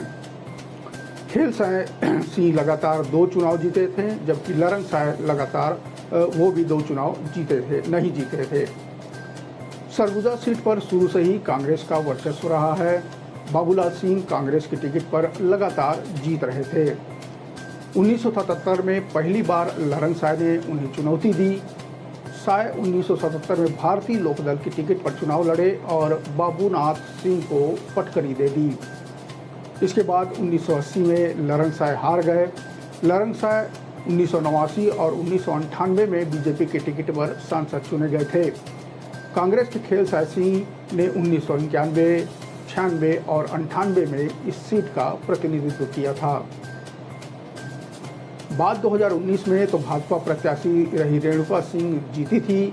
रेणुका सिंह ने कांग्रेस प्रत्याशी और 3 बार सांसद रहे वरिष्ठ कांग्रेस नेता खेल साय सिंह को 1.5 लाख से अधिक मतों से हराया था। रेणुका सिंह को जहां 6,63,711 वोट मिले थे, जबकि खेल साय सिंह को 5,05,338 वोट, वहीं तीसरे नंबर पर नोटा रहा था, जिसके हिसाब से 29,000 वोट आए थे। गोंडवाना गणतंत्र प्रत्याशी आशा देवी 24,000 मतों के साथ चौथे नंबर पर रही थी। इसके साथ ही बसपा प्रत्याशी को 18,000 मत प्राप्त हुए थे। जातिगत समीकरण से इतर अगर वर्तमान में क्षेत्रीय भौगोलिक और राजनीतिक समीकरण को देखें तो भाजपा का पलड़ा यहाँ भारी दिखता है, क्योंकि सरगुजा लोकसभा में शामिल सभी 8 विधानसभा सीटों पर भाजपा फिलहाल काबिज है। अंबिकापुर, सीतापुर, लुंड्रा, सामरी, रामानुजगंज, प्रेमनगर, प्रतापपुर और भटगांव, इन सीटों में 23 के विधानसभा चुनाव में भाजपा ने भारी मतों से जीत हासिल की थी। इस लिहाज से कांग्रेस के सामने एक बड़ी चुनौती क्षेत्रीय भौगोलिक समीकरण को साधना भी है। 2019 के चुनाव में मत प्रतिशत के हिसाब से देखें तो भाजपा को 53.4 और कांग्रेस को 40.42% मत प्राप्त हुए थे। 2019 के इस चुनाव में 75% से अधिक मतदान हुआ था। अनुमान है कि इस बार भी यह रिकॉर्ड बना रहेगा। सरगुजा में रेल और हवाई सेवा बड़ा मुद्दा है। इसके साथ ही साथ धर्मांतरण और हिंदू मुस्लिम का मुद्दा भी यहाँ हावी है। धार्मिक मुद्दों के अलावा कोयला खनन, विस्थापन और हसदेवरण का मुद्दा भी यहाँ पर है। तो साथ ही साथ बेरोजगारी, पलायन के साथ ही साथ शिक्षा और स्वास्थ्य सुविधाओं का भी अभाव यहाँ मुद्दा बना हुआ है। सरगुजा की वर्तमान हालातों पर गौर करें तो दोनों पार्टियों के लिए फिलहाल राह आसान नहीं है।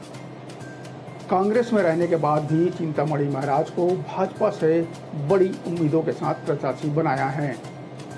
उनके समर्थक कांग्रेस में भी गिने जाते हैं। इधर शशि सिंह की राजनीतिक विरासत उन्हें चुनाव में मदद कर सकती है। पिछले चुनाव में भाजपा कांग्रेस में जीत हार का अंतर वोट शेयर में 13% के करीब रहा था। सरगुजा के लोगों को मोदी की गारंटी पर भरोसा है। हालांकि कांग्रेस से दल बदल कर आए चिंतामणि महाराज को उम्मीदवार बनाए जाने से अंदर खाने में भाजपा में नाराजगी भी साफ देखी जा सकती है, लेकिन उसका इतना असर फिलहाल नहीं दिखता। वहीं कांग्रेस के शशि सिंह को मैदान में उतारा है। कांग्रेस से भाजपा में आए चिंतामणि कांग्रेस के लिए चिंता का सबब लाते हैं, या युवा शशि सिंह कांग्रेस को सारी चिंताएं कम कर इस सीट को कांग्रेस की झोली में डाल पाती है या नहीं, इसके लिए हमें इंतजार करना होगा 4 जून का। आज बस इतना ही। अगले अंक में नब्ज टटोलेंगे छत्तीसगढ़ के किसी नए लोकसभा की। तब तक मुझे दीजिए इजाज़त। नमस्कार, राम राम, जय जोहार।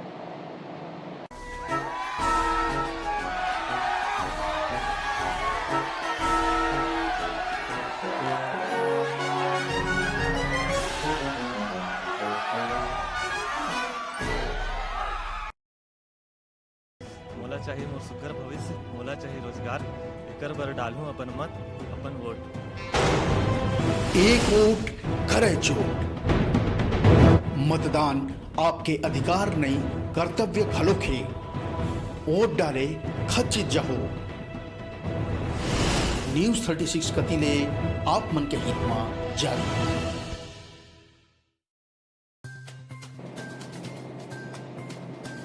छत्तीसगढ़ की वह सीट जहां बसपा के संस्थापक काशीराम उत्तर प्रदेश से यहां आकर निर्दलीय चुनाव लड़े, जहां भाजपा से दिलीप सिंह जैसे दिग्गज नेता 2 बार चुनाव लड़ चुके हैं।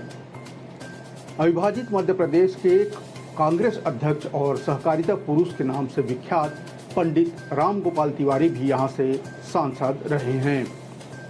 वहीं 2004 में पूर्व प्रधानमंत्री अटल बिहारी वाजपेयी की भतीजी करुणा शुक्ला भी यहां से चुनाव लड़कर जीत चुकी है।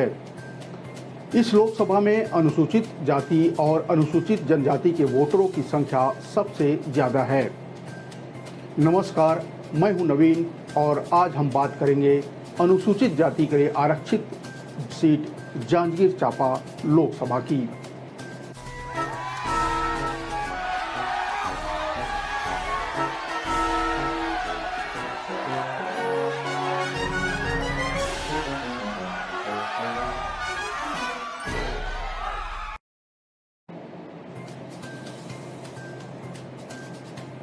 छत्तीसगढ़ की सबसे महत्वपूर्ण सीटों में से एक मानी जाने वाली जांजगीर चांपा अनुसूचित जाति के लिए आरक्षित सीट है।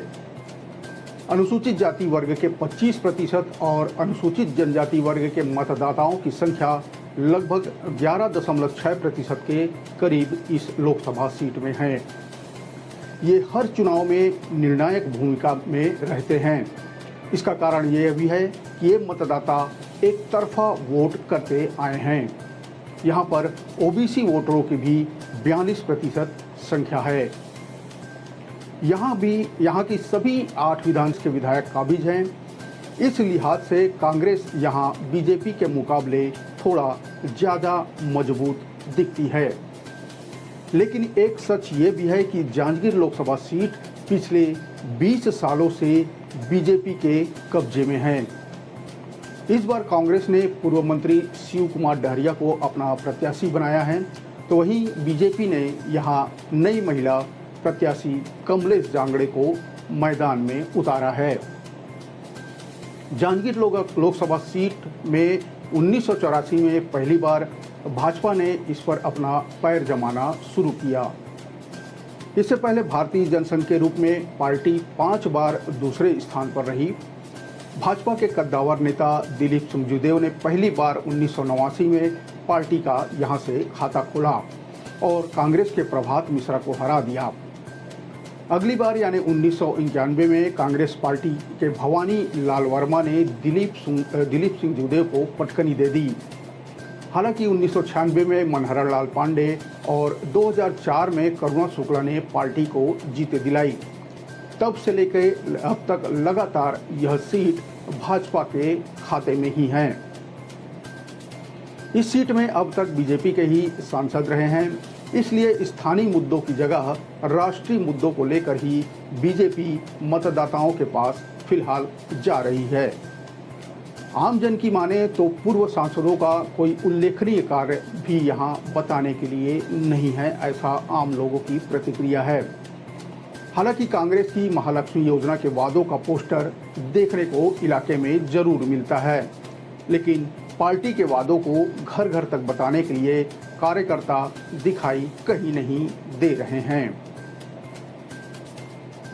जांजगीर लोकसभा क्षेत्र के कई बड़े कांग्रेसी नेता हाल फिलहाल बीजेपी में शामिल हो गए हैं।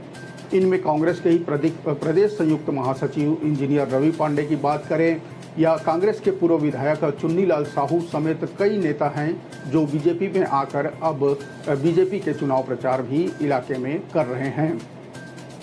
इसके अलावा राष्ट्रवाद, मोदी की गारंटी और वादों को लेकर बीजेपी यहां मजबूत नजर आ रही है। जांजगीर चांपा लोकसभा क्षेत्र से 1984 में बसपा के संस्थापक काशीराम उत्तर प्रदेश से आकर यहां निर्दलीय चुनाव लड़े थे।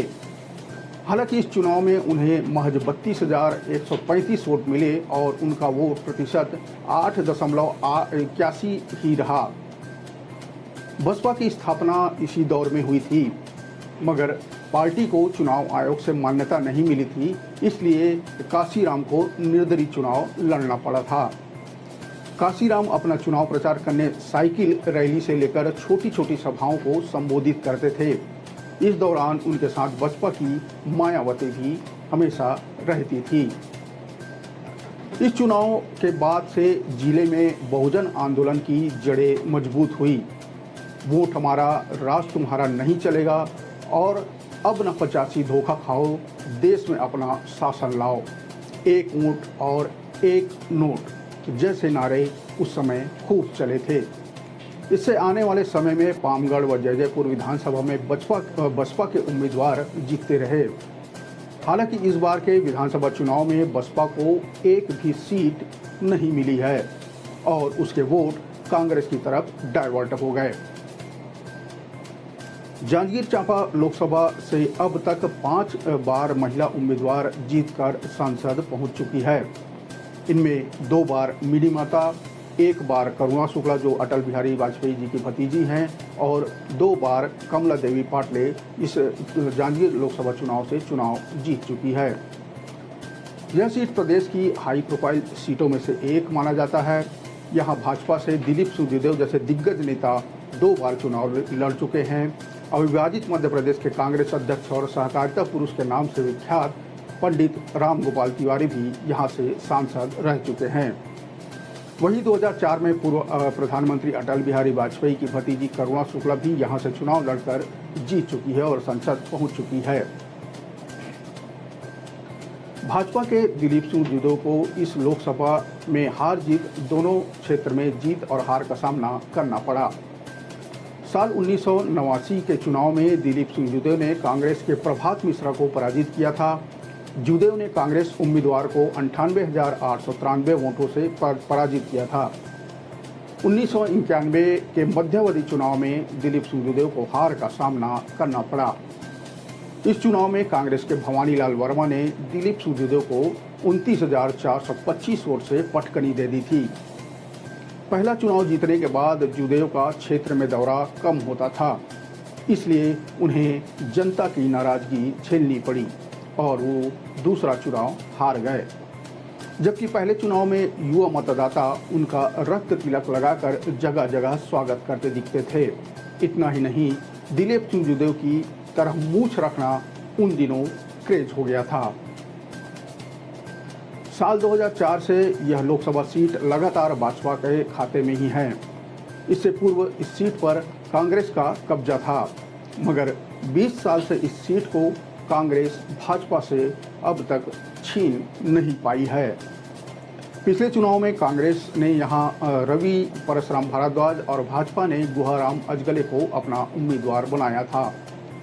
इसमें गुहाराम अजगले को 5,72,790 वोट मिले, जबकि रवि परसराम भारद्वाज को 4,89,735 वोट मिले थे। इस तरह 83,225 वोटों से भाजपा प्रत्याशी यानी गुहाराम अजगले विजयी रहे।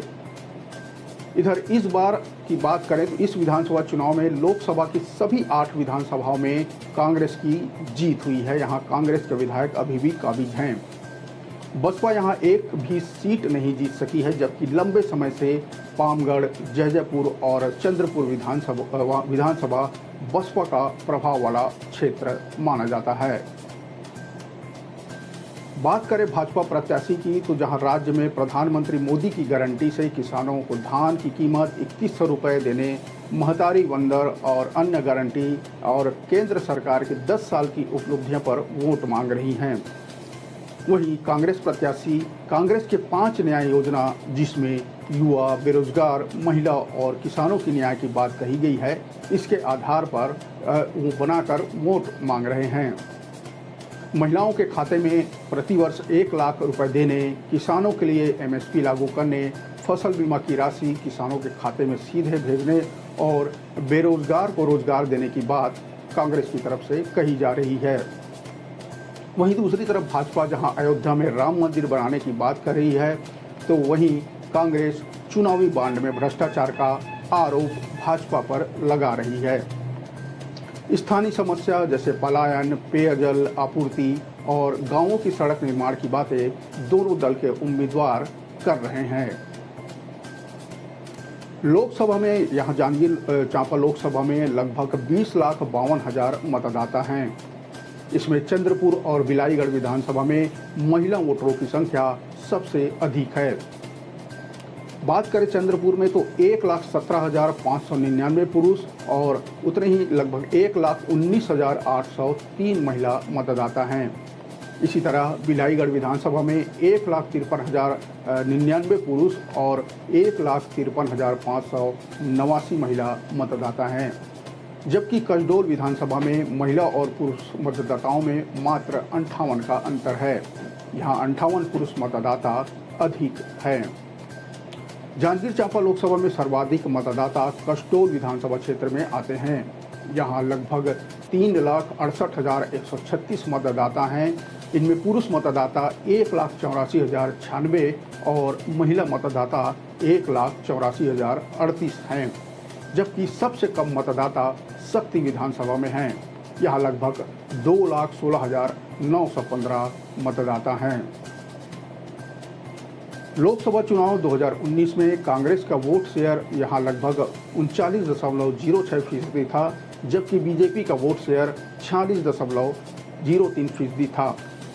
बसपा को यहाँ 10.06% वोट मिले थे। बात करें हाल ही में हुए विधानसभा चुनाव में तो कांग्रेस का वोट शेयर इस लोकसभा में 45.09% था, जबकि बीजेपी का वोट शेयर 35.06% रहा। बसपा 10.07% में ही सिमट गई, जबकि साल 2018 के विधानसभा में उन्हें 25.01% मिले थे। इस तरह बसपा का जनाधार विधानसभा चुनाव में पिछले विधानसभा की अपेक्षा कम हुआ। जांजगीर लोकसभा बीजेपी का गढ़ माना जाता रहा है, लिहाजा इस बार भी इस सीट पर फतह हासिल करने के लिए बीजेपी आश्वस्त दिखती है। तो दूसरी तरफ कांग्रेस इस बार कांटे का मुकाबला मानते हुए अपनी जीत का दावा करते दिख रही है। भाजपा मोदी की गारंटी के भरोसे आश्वस्त नजर आ रही है, तो कांग्रेस 5 न्याय के चमत्कार से उम्मीद लगाए बैठी है।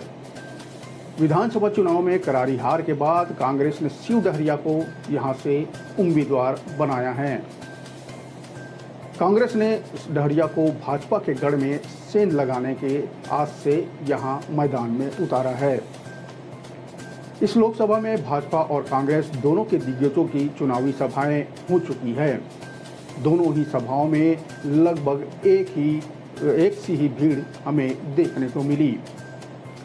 यह भीड़ किस करवट बैठेगी, यानी वो किसके पक्ष में अपना मत देगी, इसका फैसला मतदान के दिन ईवीएम में कैद होने वाला है और जिसका परिणाम यानी रिजल्ट हमें 4 जून को देखने को मिलेगा। आज बस इतना ही। अगले अंक में चलेंगे छत्तीसगढ़ की किसी दूसरे लोकसभा सीट की नब्ज टटोलने। तब तक मुझे दीजिए इजाज़त। नमस्कार, राम राम, जय जोहार।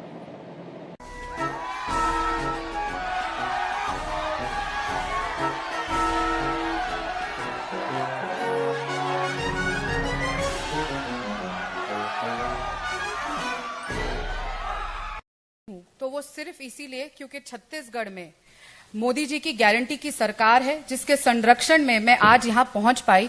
वरना जिस तरीके से राम भक्त होने के लिए, रामलल्ला के दर्शन करने के लिए कौशल्या माता की धरती पे जो मेरे साथ दुर्व्यवहार किया गया और जिस तरीके का सलूक किया गया, मैं आपके पास नहीं पहुंच सकती अगर मुझे भारतीय जनता पार्टी की सरकार का, मोदी जी की सरकार का संरक्षण वहां नहीं मिलता। लगातार जिस तरीके से हिंदू होने का, एक सनातनी लड़की होने का, राम भक्त होने का मुझे सजा मिलती आई है कांग्रेस पार्टी में, लगातार मैं सहती आई थी। हमेशा से मैं ये सोचती थी, जब लोग कहते थे कि कांग्रेस राम जी की विरोधी नहीं है, क्योंकि हम तो समझते थे कि कांग्रेस पार्टी तो महात्मा गांधी जी की पार्टी है, जहां पे हर सभा की शुरुआत रघुपति राघव राजा राम से होती थी। लेकिन आज की कांग्रेस महात्मा गांधी जी की कांग्रेस नहीं, आज की कांग्रेस राम जी की विरोधी कांग्रेस है, हिंदू की विरोधी कांग्रेस है। मेरी जननी जो खुद इतनी बड़ी राम भक्त है, जिनको लेके मैं रामलल्ला के दर्शन करने गई, मेरा पूरा परिवार राम भक्त है। और जब राम मंदिर बना और मूर्ति की स्थापना हुई, जिस तरीके से हमने अपने घर में उसको मनाया, उसको लेकर जितना कष्ट भारतीय राष्ट्रीय कांग्रेस को हुआ और उसके चलते जिस तरीके से एक षड्यंत्र मेरे खिलाफ रचा गया, और माता कौशल्या के धरती पे राम जी के ननिहाल में मेरे साथ जो दुर्व्यवहार किया, उससे पीड़ित होके आज मैं बोलते हुए भी ये कांप रही हूं जब मैं उस पल को वापस जीती हूं। ये सिर्फ मोदी जी की गारंटी की सरकार थी कि बेटी वहां सुरक्षित थी और वहां से सुरक्षा से यहां पर पहुंच सकी। और मैं बहुत बहुत धन्यवाद देती हूं नरेंद्र मोदी जी का, श्री अमित शाह जी का और साथ ही राष्ट्रीय अध्यक्ष श्री जेपी नड्डा जी का कि उन्होंने मुझे मौका दिया है कि मैं रामलल्ला के इतने विशाल परिवार का आज हिस्सा बन सकूं और भारतीय जनता पार्टी में शामिल हो सकूं। और एक मौका 400 पार करना क्या लगता है? खोखला है। देखिए, मार्केटिंग स्ट्रेटेजी बताओ के अलावा उसमें कुछ बात है नहीं। और जब उनने महसूस किया कि लोग अब उसको हल्की भाषा में फेंकने वाली बात पे ले जा रहे हैं कि ये तो ऐसे ही बोल रहे हैं, अब उनने बंद भी कर दिया। अब वो 370 भाजपा लाएगी, कश्मीर में 370 लागू किया, अब 370 सीट लाएगी, अब बात नहीं आ रही। खुद ही उनने आकलन कर लिया है कि वो स्थिति नहीं है। राधिका खेड़ा के बयान से कितना इत्तेफाक रखते हैं? राधिका ने खुद एक गलती की, एक व्यवस्था की गलती की कि जब हमारे प्रदेश देश के मीडिया अध्यक्ष आ रहे थे तो उनके कार्यक्रमों को गुपचुप तरीके से व्यक्तिगत तौर पे जाके सारे मीडिया हाउसेज में टाइम वाइम तय कर लिया। तो प्रदेश के जो पदाधिकारी हैं, जब उनको ये पता चला, मीडिया वालों ने कहा कि आप लोग तो बताए नहीं, ऐसा कुछ है कि आ रहे हैं क्या? कोई आई थी, वो कह रही है कि उनका कार्यक्रम है, आपके यहाँ आएंगे मिलने के लिए। उस पर इन लोगों ने कहा कि हम लोग को लेके चलते, हम लोग भी जाते, आप कोऑर्डिनेटर हैं, एआईसीसी से आए हैं, ठीक है, तो कम से कम हम लोग के भी संबंध मीडिया से हैं, वो बने रहने चाहिए कि यहाँ अगर हमारे बॉस आ रहे हैं तो बॉस के कार्यक्रम के लिए हम भी तो जाके बात करें मीडिया हाउस से, हमारे भी संबंध बने रहते हैं। वरना लगता है कि इनकी तो कोई वक़्त नहीं है, प्रदेश पदाधिकारियों की वक़्त नहीं है, ऐसा लगेगा। तो इस बात को जब उन्होंने रखा तो वो उल्टा रिएक्ट की। अब अपनी बात को ढांकने के लिए उन्होंने एक ऐसा प्रचारित कर दिया कि मेरे साथ ये हुआ, वो हुआ, दुर्व्यवहार। आनंद शुक्ला, मैं उनको अच्छे से जानता हूं, वैसे व्यक्ति नहीं है। वरना मैं महिला पक्ष का प्रथम व्यक्ति हूं, मैं अपने आप को मानता हूं। पहली बात मैं महिला की मान लूंगा। तो उन्होंने कुछ कहा तो मैं गीता की बात को लेके चलूंगा, हाँ नहीं कुछ बात होगी। जब मैंने पता किया तो बात एकदम कुछ और नहीं। ठीक ही है, ठीक है। देखिए, दिल्ली के जो प्रदेश अध्यक्ष थे कांग्रेस के, उन्होंने इस्तीफा देके भाजपा ज्वाइन कर लिया है, ये उन्हीं से जुड़ी हुई है। ये तो रास्ता बनाने वाली बात है। इंडिया गठबंधन को मजबूत करने के लिए आपने मतदान कर दिया, क्या लगता है किस तरह से जीत? मैं चाहूंगा कि मैंने अपना मत का प्रयोग सोच समझ के जिस पक्ष के लिए किया है वो पक्ष जीते और उन्हें देश की जिम्मेदारी संभालने का मौका मिले। क्या लगता है? और अभी सरगुजा की जो बेटी है, किस तरह से जीत दिलाने के लिए कसमकस की स्थिति जो बनी है? अच्छी उम्मीदवार है। ये दुर्भाग्य होगा सरगुजा के लोकसभा क्षेत्र के नागरिकों का अगर इस मौके पे ऐसे युवा प्रत्याशी को नहीं चुनेंगे। खबर के उस सब को पहलू जेखर से तय उठे आप मन के दिन हमारे छत्तीसगढ़ के तीज त्योहार है, चाहे हरेली हो, तीजा। प्रदेश के हर वो खबर जेखर से जुड़े है आप मन के भावना। जबका गौठान बनारी से वो सब पहला बारिश में ध्वस्त हो गए, न भूसा है, न पैरा है, न चारा है। हर वो खबर जेखर से जुड़े है आप मन के उम्मीद। में अगर काम अच्छा नहीं हो रहा है, मैं शायद पीछे रहूं, मैं उस विभाग में ना रहूं तो बेहतर काम हो। खबर के वो जम्मो सच जेखर से जुड़े हैं आप मन के। अपने आप को तो, अपने घर को तो संभाल लो। जब नहीं हुई सरकारों को हटाने के लिए षड्यंत्र रची जा रही है। खबर के आगाज ले अंजाम तक के सफर। मुझे लगता है भाजपा का नैतिक अधिकार नहीं है। क्या भाजपा राम केवल भाजपा के ही है? देखो खबर 36 आपके अपन चैनल न्यूज 36 में।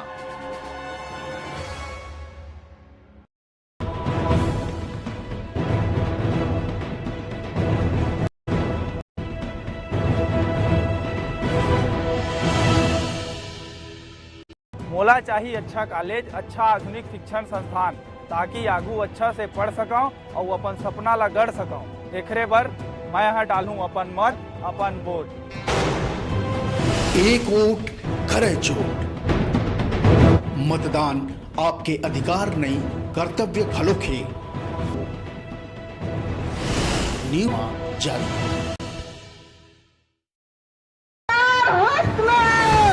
खबर के उस सब को पहलू जेखर से तय उठे आप मन के दिन हमारे छत्तीसगढ़ के तीज त्योहार है, चाहे हरेली हो तीजा। प्रदेश के हर वो खबर जेखर से जुड़े है आप मन के भावना। जतका गौठान बना रही से वो सब पहला बारिश में ध्वस्त हो गए, न भूसा है, न पैरा है, न चारा है। हर वो खबर जेखर से जुड़े है आप मन के उम्मीद। में अगर काम अच्छा नहीं हो रहा है मैं शायद पीछे रहूं, मैं उस विभाग में ना रहूं तो बेहतर काम हो। खबर के वो जम्मो सच जेखर से जुड़े हैं आप मन के एहसास। तो पहले अपने आप को तो अपने घर को तो संभाल लो। जब किसान बैठे हैं तो उनसे मिलने की, उनसे बात करने की फुर्सत नहीं है। चुनी हुई सरकारों को हटाने के लिए षड्यंत्र रची जा रही है। खबर के आगाज ले अंजाम तक के सफर। मुझे लगता है भाजपा का नैतिक अधिकार नहीं है। क्या भाजपा इस बार कांग्रेस को प्रदर्शन दोहराने और भाजपा को अपनी साख बचाने का पूरा दबाव है। पिछले लोकसभा चुनाव यानी 2019 में कांग्रेस की ओर से ज्योत्सना महंत चुनाव मैदान में थी और जीतकर सांसद भी बनी थी। वर्तमान में वे दोबारा इस सीट पर कांग्रेस की टिकट से चुनाव लड़ रही हैं। पांडे के बीच सीधा माना जा रहा है कोरबा लोकसभा सीट की।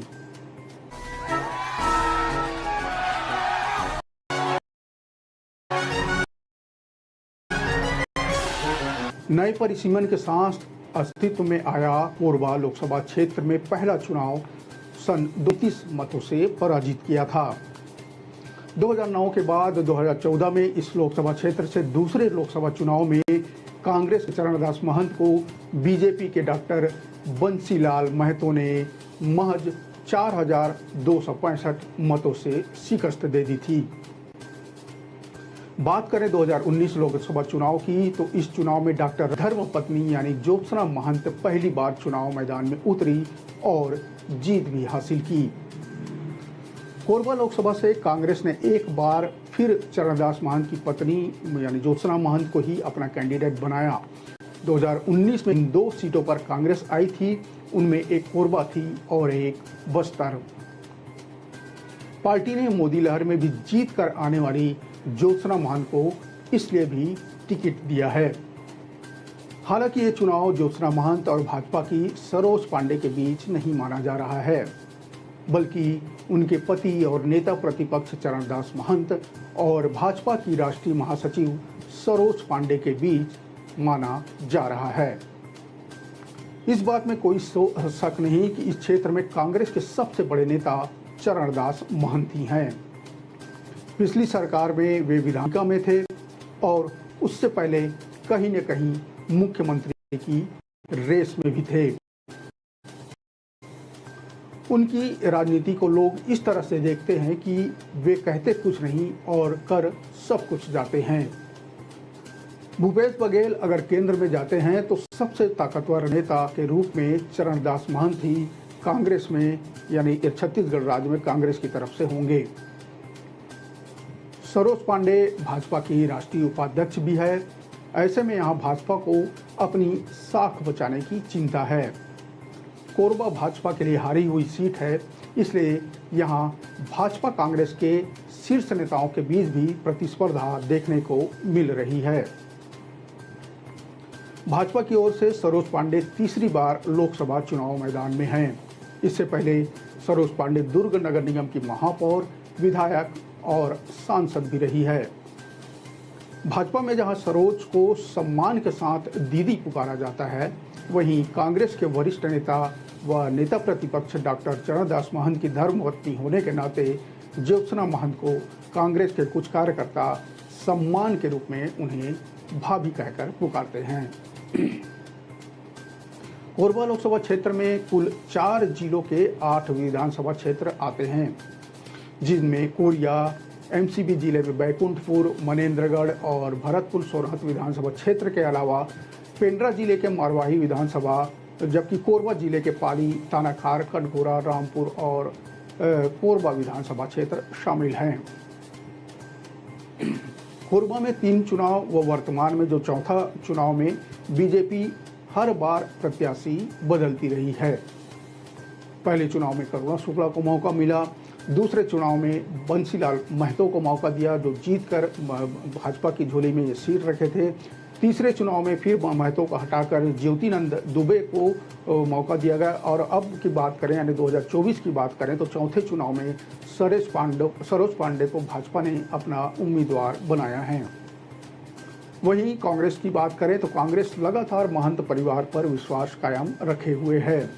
पहले 2 चुनाव में डॉक्टर चरणदास महंत लड़े और अब लगातार 2 चुनाव में उनकी पत्नी यानी ज्योत्सना महंत चुनाव मैदान में लड़ रही है। बता दें कि 2019 में नंद दुबे को चुनाव मैदान में भाजपा ने उतारा था, लेकिन एक बार फिर इस लोकसभा से कांग्रेस की जीत हुई थी और ज्योत्सना चरणदास महंत ने बीजेपी के ज्योतिनंद दुबे को 26,249 मतों से हरा दिया था। कोरबा लोकसभा सीट पर गुड़वाना कभी नहीं किया जा सकता। गुड़वाना गणतंत्र पार्टी के वोटों से ही कोरबा सीट पर हार जीत का समीकरण बदलता रहा है। जब जब गुड़वाना गणतंत्र पार्टी को कम वोट मिले, कांग्रेस को निश्चित रूप से फायदा हुआ है। एक चुनाव में जब गुड़वाना गणतंत्र पार्टी को 50,000 से ज्यादा वोट मिले तो कांग्रेस को हार का सामना करना पड़ा था। 2 चुनाव में 40,000 से कम वोट गुड़वाना गणतंत्र पार्टी को मिले थे। इस चुनाव में कांग्रेस को जीत मिली थी। इसी तरह 2014 के चुनाव में गुड़वाना गणतंत्र पार्टी के बढ़े मतों की संख्या के कारण जीत हासिल करने में नाकाम हो गई थी। इस चुनाव में कांग्रेस ने मौजूदा सांसद डॉक्टर चरणदास महंत को रिपीट किया था, जबकि बीजेपी ने डॉक्टर बंसीलाल महतो को टिकट दी थी। डॉक्टर बंसीलाल महतो को 4,49,002 और डॉक्टर चरणदास महंत को 4। तरह बीजेपी प्रत्याशी डॉक्टर महतो ने नजदीकी मुकाबले में डॉक्टर चरणदास महंत को यानी 4,265 वोटों के मामूली अंतर से पराजित कर दिया था। खास बात रही थी कि गुड़वाना गणतंत्र पार्टी ने इस चुनाव में 52,753 वोट हासिल हो गया था गुड़वाना गणतंत्र पार्टी के लिए, लिहाजा जिसका नुकसान कांग्रेस को हुआ। 2009 और 2014 के चुनाव में गुड़वाना गणतंत्र पार्टी के वोट में लगभग 20,000 की बढ़ोतरी हुई और कांग्रेस की गत चुनाव में 20,000 से अधिक वोटों की जीत 4,000 से ज्यादा वोटों की हार में तब्दील हो गई। 2019 के चुनाव में गुड़वाना गणतंत्र पार्टी के वोट प्रतिशत में गिरावट आई तो कांग्रेस प्रत्याशी को एक बार फिर जनता ने संसद भवन तक पहुंचा दिया। इस चुनाव में कांग्रेस ने डॉक्टर चरणदास की पत्नी यानी ज्योत्सना महंत को टिकट दी थी। वहीं बीजेपी ने चेहरे बदलने की परंपरा को कायम रखते हुए ज्योतिनंद दुबे को अपना प्रत्याशी बनाया था। कांग्रेस प्रत्याशी ज्योत्सना महंत ने 5,23,310 वोट हासिल किए थे, जबकि प्रतिद्वंदी जो भाजपा के ज्योतिनंद दुबे को 4,97,061 वोट मिले थे। इस तरह उन्हें 26,249 वोटों के अंतर से हार का सामना करना पड़ा था। गुड़वाना गणतंत्र पार्टी हर चुनाव में मुकाबला त्रिकोणीय बनाने की कोशिश करती रही है। इस बार कोरबा सीट पर गुड़वाना गणतंत्र पार्टी ने श्याम सिंह मरकाम को टिकट दिया है। कोरबा लोकसभा अंतर्गत स्थित पाली तानाखार, भरतपुर सोनहत, मारवाही और बैकुंठपुर जैसी सीटों पर गुड़वाना गणतंत्र पार्टी का बड़ा जनाधार है। बात करें हाल ही में संपन्न हुए विधानसभा चुनाव में तो गुड़वाना गणतंत्र पार्टी के उम्मीदवारों ने लोकसभा अंतर्गत स्थित विधानसभा सीटों पर लगभग 1.5 लाख से अधिक मत प्राप्त किए थे। वहीं पाली तानाखार की बात करें तो वहां गुड़वाना गणतंत्र पार्टी के विधायक चुनकर भी सदन पहुंचे हैं। चुनावी रणनीति में जहां अलग अलग तथ्य जीत व हार के लिए निर्णायक होता है, वहीं निर्दलीय व क्षेत्रीय पार्टी के अलावा अन्य दलों का असर भी आदिवासी मतदाताओं को प्रभावित करने के लिए प्रभावी रहता है। बसपा, गोंडवाना गणतंत्र पार्टी, अन्य पार्टियों में जातिगत समीकरण की भूमिका व महत्वाकांक्षा भी आदिवासी मतदाताओं को प्रभावित करने वाला होगा। प्रत्याशियों की स्थिति स्पष्ट होने के बाद भले ही चुनावी पंडित की नज़र कांग्रेस व भाजपा के गढ़ व उनके मतांतरों पर टिकी है, किंतु जातिगत समीकरण का मामला आंकड़ों से परे होता है। चरणदास महंत के लिए भी ज्योत्सना महंत को चुनाव जिताना चुनौती है। बात करें पिछले 5 सालों में तो कोरबा क्षेत्र में कांग्रेस से लोगों में कांग्रेस के प्रति काफ़ी नाराजगी दिखाई दे रही है और इसका असर विधानसभा चुनाव में भी हमें देखने को मिल चुका है। यहाँ 8 विधानसभा चुनाव में से 6 भाजपा, 1 पर गोंडवाना गणतंत्र पार्टी और सिर्फ 1 सीट पर कांग्रेस काबिज है। सिर्फ रामपुर की सीट कांग्रेस के पास है, यानी साफ माना जा सकता है कि जनता इलाके में कांग्रेस के काम से नाराज दिख रही है। इधर सरोज पांडे के लिए कोरबा की राह इतनी आसान नहीं है। वहाँ अभी से भी नारा लग रहा है कि बिहारी और बाहरी का। सरोज पांडे दुर्ग से जाकर कोरबा में चुनाव लड़ रही हैं। ऐसा फैलाया जा रहा है कि वे बिहारी ब्राह्मण हैं, जबकि ज्योत्सना महंत को स्थानीय बताया जा रहा है। अगर सरोज पांडे सिर्फ मोदी के चेहरे और राम के भरोसे रही तो उनके सामने मुश्किलें खड़ी हो सकती है। उन्हें बिहारी और बाहरी का काट सोचकर मैदान में अपना दांव खेलना होगा। कांग्रेस के लोग सामाजिक बैठकों में इस बात का प्रचार भी कर रहे हैं। वैसे दूसरा पक्ष यह भी सामने आ रहा है कि सरोज पांडे को कोरबा में बहुतायत उत्तर भारतीय लोगों के वोटों को ध्यान में रखकर भी मैदान में उतारा गया है। तो वहीं कुछ लोगों का मानना है कि अगर उत्तर भारतीय मत एकजुट रहते तो विधानसभा चुनाव में जो जय सिंह अग्रवाल को हार का सामना करना पड़ा है वह नहीं करना पड़ता, यानी उत्तर भारतीय वोट यहाँ पर मायने नहीं रखते। कुछ लोगों का यह भी मत है। कोरबा लोकसभा सीट का भूगोल और इतिहास काफी पेचीदा है। आदिवासी बहुल्य सीट पर सामान्य वर्ग से ही प्रत्याशी जीतकर संसद भवन पहुंचते रहे हैं। 2 बार कांग्रेस और 1 बार भाजपा और इस सीट पर कोरबा सीट पर 2 बार कांग्रेस और 1 बार भाजपा का कब्जा रहा है।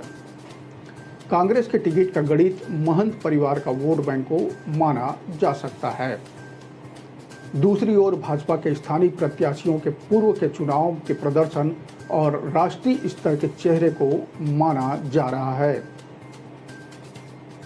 कोरबा लोकसभा सीट भले ही जातिगत वोटों के साधने प्रचार ने जोर पकड़ लिया है, लेकिन प्रमुख दल यानी भाजपा और कांग्रेस के बीच मुद्दा मोदी बनाम न्याय पत्र और लोकल बनाम बाहरी प्रत्याशी ही है।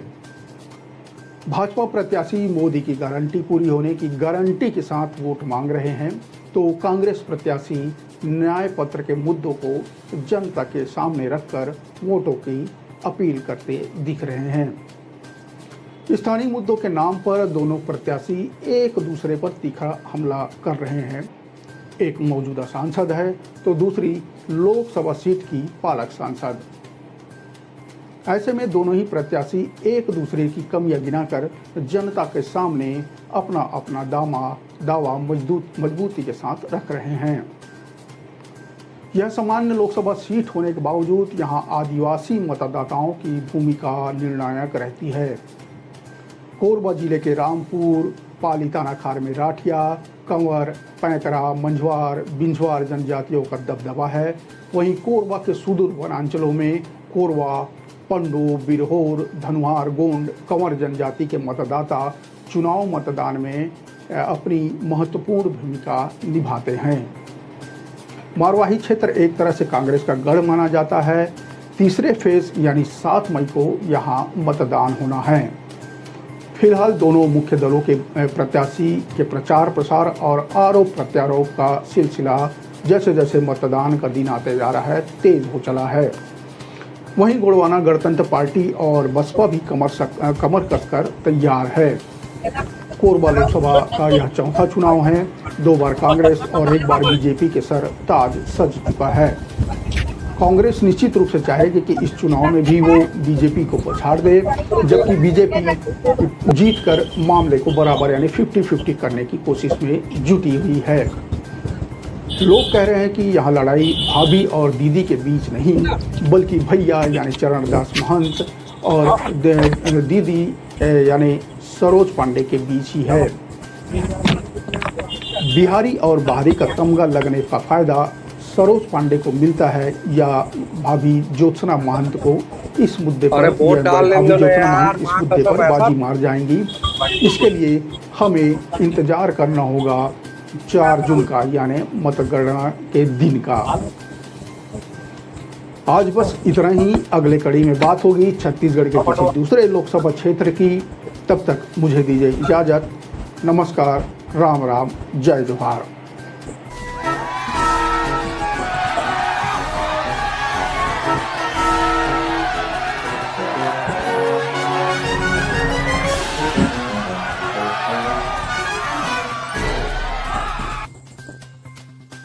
मोला चाहिए अपन सुखर भविष्य, मोला चाहिए अपन रोजगार, एकरे खातिर एक वोट करे चोट। मतदान आपके अधिकार नहीं कर्तव्य घलोखे। वोट डाले खचित जहू। न्यूज 36 कतिले आप उनके हित में जारी।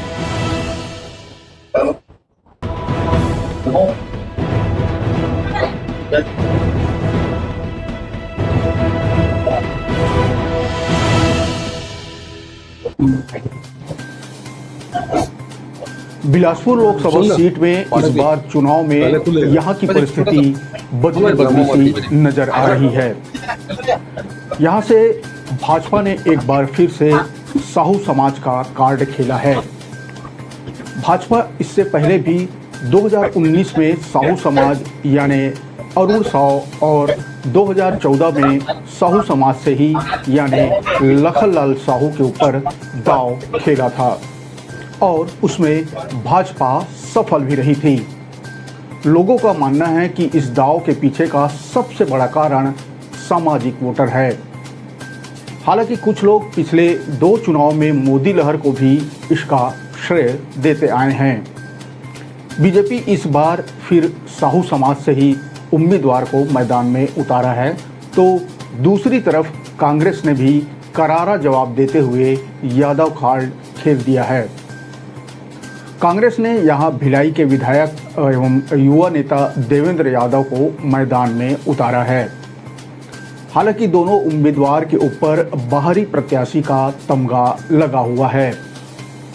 वो चुनाव में कितना असर डालेगा, इस पर भी हम आगे बात करेंगे। बिलासपुर लोकसभा में जातिगत समीकरणों को ध्यान में रखकर भले ही कांग्रेस और भाजपा अपना संपर्क अभियान चला रहे हैं, भाजपा प्रत्याशी मोदी की गारंटी दे रहे हैं, तो कांग्रेस मोदी की विफलताओं और न्याय पत्र को लेकर जनता के बीच जा रहे हैं। मतलब यहाँ भी मुद्दा मोदी बनाम मोदी ही देखा जा रहा है। नमस्कार, मैं हूं नवीन और चुनावी चालीसा में इस बार नब्ज टटोलेंगे छत्तीसगढ़ के एक और प्रमुख सीट यानी बिलासपुर लोकसभा सीट की।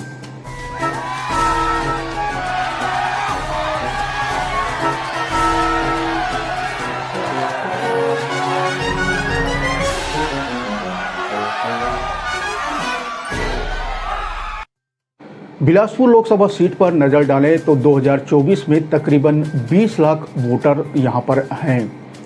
विभिन्न राजनीतिक दलों के अपने स्तर पर जो जातिगत आंकड़े प्रस्तुत किए गए हैं, अगर उसे माने तो इस लोकसभा सीट में आदिवासी वोटरों की संख्या सबसे ज़्यादा है।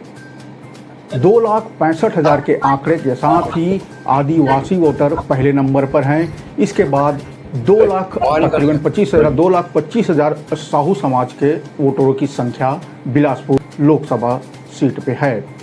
वहीं 1,65,000 वोटरों के साथ यादव वोटर यहां तीसरे नंबर पर और कुर्मी समाज के वोटरों की संख्या 1,35,000 के आसपास है। इसके साथ ही साथ मरार समाज, पटेल, ब्राह्मण, सूर्यवंशी, सतनामी और अन्य वोटरों की संख्या है। हालांकि यहाँ समाजों के बीच यह खींचातान बने ही रहता है कि उनके समाज से ही इस लोकसभा क्षेत्र में सबसे ज़्यादा वोटर्स आते हैं। फिलहाल बिलासपुर लोकसभा सीट ओबीसी बाहुल्य सीट है, इसलिए भाजपा और कांग्रेस की नज़र ओबीसी वोटरों पर टिकी रहेगी। बात करते हैं बिलासपुर की, तो बिलासपुर लोकसभा से लगातार तीसरी बार प्रत्याशी का चेहरा भाजपा ने बदला है, लेकिन सामाजिक ताना बाना वही पुराना देखा जा रहा है। अब बात करें 2014 चुनाव की या 2019 या अब की यानी 2024 की, तो बीजेपी ने साहू समाज पर ही भरोसा जताया है और पिछले 2 चुनाव में भी यह भरोसा 16 आने बीजेपी के लिए सच साबित हुआ। दोनों ही प्रत्याशी यानी लखन लाल साहू और अरुण साहू ने अच्छे खासे वोट से ये सीट जीती थी, यहाँ फतह हासिल की थी। लेकिन बावजूद इसके इनमें से रिपीट किसी को भाजपा ने नहीं किया। हालांकि अरुण साहू छत्तीसगढ़ बीजेपी की कमान संभालने के बाद विधानसभा में कांग्रेस को पटखनी देने में सफल रहे। वे इस विधानसभा चुनाव में तोखन साहू, जो फिलहाल बिलासपुर से लोकसभा सीट के उम्मीदवार हैं, उनकी चित परिचित सीट यानी लोरवी से चुनाव लड़े और जीत हासिल कर फिलहाल छत्तीसगढ़ में डिप्टी सीएम के पद पर काबिज हैं। कहा यह भी जा रहा है कि अरुण साहू ने विधानसभा में उनकी सीट उनसे ले ली थी, लिहाजा पूरा जोर लगाकर वे इसका एहसान चुकाते हुए आला कमान से बिलासपुर के लिए तोखन साहू का टिकट ले ही आए। हालांकि विधानसभा चुनाव में बीजेपी के शानदार जीत के बाद बिलासपुर के कद्दावर नेता यानी पूर्व मंत्री अमर अग्रवाल को साय मंत्रिमंडल में जगह नहीं मिलने पर यह कयास लगाए जा रहे थे कि उन्हें लोकसभा में बिलासपुर से टिकट दी जा सकती है। पर इन सब कयासों पर विराम उस समय लग गया जब तोखन साहू के नाम पे मुहर लगी। पार्टी के ही कुछ लोग दबी जुबान में इसे अरुण साहू की अंदरूनी रणनीति का जीत बताते आ रहे हैं।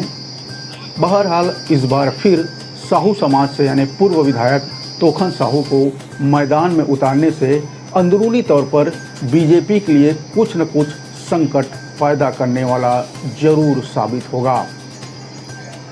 लगातार तीसरी बार साहू समाज को तवज्जो देने से यहाँ के कुछ समाज प्रमुख खासे नाराज भी चल रहे हैं। खासकर सबसे ज़्यादा वोटरों यानी चौथे पायदान पर काबिज कुर्मी समाज के बीच जो बातें निकल कर सामने आ रही है वह बीजेपी के फेवर में कतई नहीं दिखती।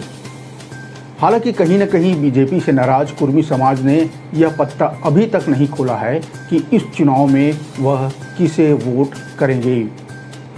बहरहाल कुर्मी समाज की इस्लामबंदी से बीजेपी के सामने संकट के बादल जरूर मंडरा सकते हैं। अब देखना यह है कि बीजेपी कुर्मी समाज को कितना समझा और संतुष्ट कर पाती है। दूसरी तरफ बात करें तो यादव वोटरों को साधने के लिए कांग्रेस ने भिलाई के युवा विधायक देवेंद्र यादव को यहां से मैदान में उतारा है। देवेंद्र यादव का नाम फाइनल होने पर कांग्रेस के ही लोग इसे कुछ दिनों तक पचा नहीं पा रहे थे। बाहरी प्रत्याशी बताकर कांग्रेस के कई नेता इसका खुलकर विरोध में भी उतर आए थे। कुछ कांग्रेसी तो जो बिलासपुर कांग्रेस भवन के बाहर विरोध में आमरण अनशन में भी बैठ गए थे। देवेंद्र यादव का नाम फाइनल होने से पहले एक और नाम बिलासपुर लोकसभा के लिए कांग्रेस की तरफ से जोरों शोरों से चल रहा था। वह नाम था विष्णु यादव का। लगभग बिलासपुर के कांग्रेसी भी इस नाम पर अंतिम मुहर लगने की उम्मीद जता चुके थे, पर दिल्ली से आई लिस्ट में देवेंद्र यादव का नाम देख पैरों तले जमीन खिसक गई, जिसके बाद खुद विष्णु यादव इसे लेकर जोर शोर से विरोध में उतर आए, पर उनकी सुनवाई कहीं नहीं हुई और वे दुखी मन से ही सही कांग्रेस को कोसते हुए बीजेपी में शामिल हो गए। बिलासपुर के खुन्नस खाए कांग्रेसियों और कोयला घोटाले की आंच देवेंद्र यादव को कितना झुलसा पाती है, यह भी देखने वाली बात है। बिलासपुर सीट पर लोकसभा चुनाव को देखते हुए भाजपा के लिए कोटा और मस्तूरी विधानसभा टेढ़ी खीर साबित हो सकती है। दोनों विधानसभा में कांग्रेस के विधायक हैं, जिसमें कोटा आदिवासी बहुल विधानसभा है और दूसरा मस्तूरी एससी बहुल क्षेत्र है। इन दोनों विधानसभाओं में दोनों जाति के मतदाता अधिक संख्या में हैं। इस समय यही दो जाति है जो भाजपा के लिए सबसे बड़ी मुसीबत खड़ी कर सकती है। ऐसा माना जा रहा है कि जितने वोट विधानसभा चुनाव में कांग्रेस को मिले हैं, उतने वोट लोकसभा में मिलेंगे तो भाजपा के बराबरी पर कांग्रेस आ जाएगा।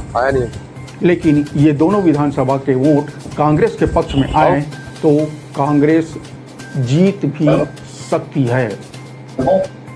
देखा जाए तो बाकी विधानसभा में कांग्रेस का वोट प्रतिशत खराब नहीं था, लेकिन इन दो विधानसभाओं में भाजपा को काफी नुकसान हुआ है। यदि ऐसा हुआ तो भाजपा के लिए बिलासपुर सीट जीतना आसान कतई नहीं होने वाला है। बिलासपुर लोकसभा सीट पिछले 26 सालों से भाजपा के पाले में ही आता रहा है, लेकिन इस बार चुनावी गणित और लोकसभा क्षेत्र के बाहर के उम्मीदवार के आने पर अब दोनों ही पार्टी के बीच कांटे की टक्कर मानी जा रही है। वैसे तो इस सीट पर दोनों ही उम्मीदवार पिछड़े वर्ग के हैं, लेकिन साहू और यादव समाज से मिले दोनों उम्मीदवार को जीत और हार पर संशय बना हुआ है। बिलासपुर लोकसभा में 8 विधानसभा आते हैं, जिनमें फिलहाल 6 पर भाजपा तो 2 पर कांग्रेस काबिज है। लेकिन यह भी कहा जा रहा है कि यदि कांग्रेस 8 विधानसभा में मिले वोट और मस्तूरी और कोटा विधानसभा के आदिवासी और सतनामी समाज के मतदाताओं को अपने पक्ष में वोट करने पर राजी कर ले तो यह सीट कांग्रेस के खाते में आ सकती है। कोटा विधानसभा में लगभग 45% मतदाता आदिवासी हैं। इसी तरह मस्तूरी विधानसभा की बात करें तो यहाँ एससी आरक्षित सीट है। यहाँ भी 70% एससी समाज के मतदाता हैं और इस समय दोनों ही विधानसभा में कांग्रेस के विधायक फिलहाल काबिज हैं। बिलासपुर लोकसभा के 8 विधानसभा में लगभग 20 लाख मतदाता हैं। इनमें पिछले विधानसभा चुनाव यानी 2023 की जो विधानसभा चुनाव थे उसमें 11.5 लाख मतदाताओं ने मतदान किया था। इनमें 5.5 लाख वोट कांग्रेस को मिले, जबकि 6.5 लाख वोट भाजपा को मिले हैं। लेकिन विधानसभा और लोकसभा चुनाव के अलग अलग बात है। इसमें परिस्थितियां बदल जाती हैं और मुद्दे भी बदल जाते हैं। जैसे कि विधानसभा चुनाव में स्थानीय और प्रदेश स्तर के मुद्दे होते हैं, वहीं लोकसभा चुनाव में देश के मुद्दे हावी रहते हैं। मुद्दों की वजह से कई बार मतदाता लोकसभा और विधानसभा चुनाव में अलग अलग पार्टी को वोट देते हैं। यदि इस बार विधानसभा में मिले वोट की बात करें तो कांग्रेस ने 2023 के विधानसभा चुनाव में 5.5 लाख वोट पाए, जिसमें 2 विधानसभा में आदिवासी और एससी बहुल विधानसभा है। ऐसे में यदि कांग्रेस इन मतदाताओं को अपने पक्ष में कर ले तो कांग्रेस जीत सकती है। लेकिन अब तक का जो चुनावी समीकरण बन रहा है, इसमें दोनों ही पार्टी के बीच कांटे की टक्कर जरूर दिख रही है। 1951 से 2019 तक बिलासपुर लोकसभा सीट पर कुल 15 चुनावों में से 7 बार कांग्रेस और 8 बार भाजपा जीत चुकी है। यानी यदि इस बार कांग्रेस जीती तो भाजपा के साथ उसकी जीत हार का हिसाब बराबर हो जाएगा। बता दें कि 2019 में भाजपा प्रत्याशी और मौजूदा डिप्टी सीएम अरुण साव ने कांग्रेस के अटल श्रीवास्तव को 1,41,763 वोटों से शिकस्त दी थी। साल 2019 के चुनाव में बिलासपुर लोकसभा सीट से 25 प्रत्याशी चुनाव मैदान में थे। 16 प्रत्याशियों के हिसाब से चुनाव कराने के लिए हर एक वीवीपैट के साथ 2 बैलेट यूनिट और 1 नोटा यूनिट भी लगानी पड़ी थी। इस बार 37 प्रत्याशी बिलासपुर लोकसभा चुनाव के मैदान में हैं, इसलिए 3 बैलेट यूनिट लगानी पड़ेगी। इस तरह पोलिंग पार्टियों को थैले का बोझ और बढ़ाने वाला होगा। बैलेट यूनिट की संख्या बढ़ाने के साथ ही कमीशनिंग और रेंडमाइजेशन का काम भी बढ़ जाएगा। भले ही इस बार 37 प्रत्याशी मैदान में हैं, लेकिन बिलासपुर लोकसभा में मुख्य मुकाबला अभी भी भाजपा और कांग्रेस यानी तोखन साहू और देवेंद्र यादव के बीच ही माना जा रहा है। ओबीसी बहुल्य क्षेत्र होने के कारण जातिगत समीकरणों को दोनों मुख्य पार्टियों ने बखूबी सेट कर लिया है। पर यहाँ साहू यादवों के बीच इस बार कुर्मी समाज के वोटरों की दशा और दिशा भी इस सीट पे निर्णायक भूमिका निभाएगी। भाजपा की पारंपरिक सीट माने जाने वाली इस बिलासपुर लोकसभा में इस बार कांग्रेस भेद लगा पाती है या नहीं, इसके लिए हमें इंतजार करना होगा 4 जून का। लोकतंत्र के इस महापर्व में आपका और आपके परिवार के हर मतदाताओं का एक मत बहुत कीमती है। मतदान के दिन घर से बाहर निकलिए और इस महापर्व में जरूर हिस्सा लीजिए, वोट जरूर कीजिए। आज बस इतना ही, मुझे दीजिए इजाजत।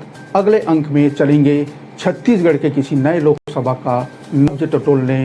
राम राम, जय जोहार।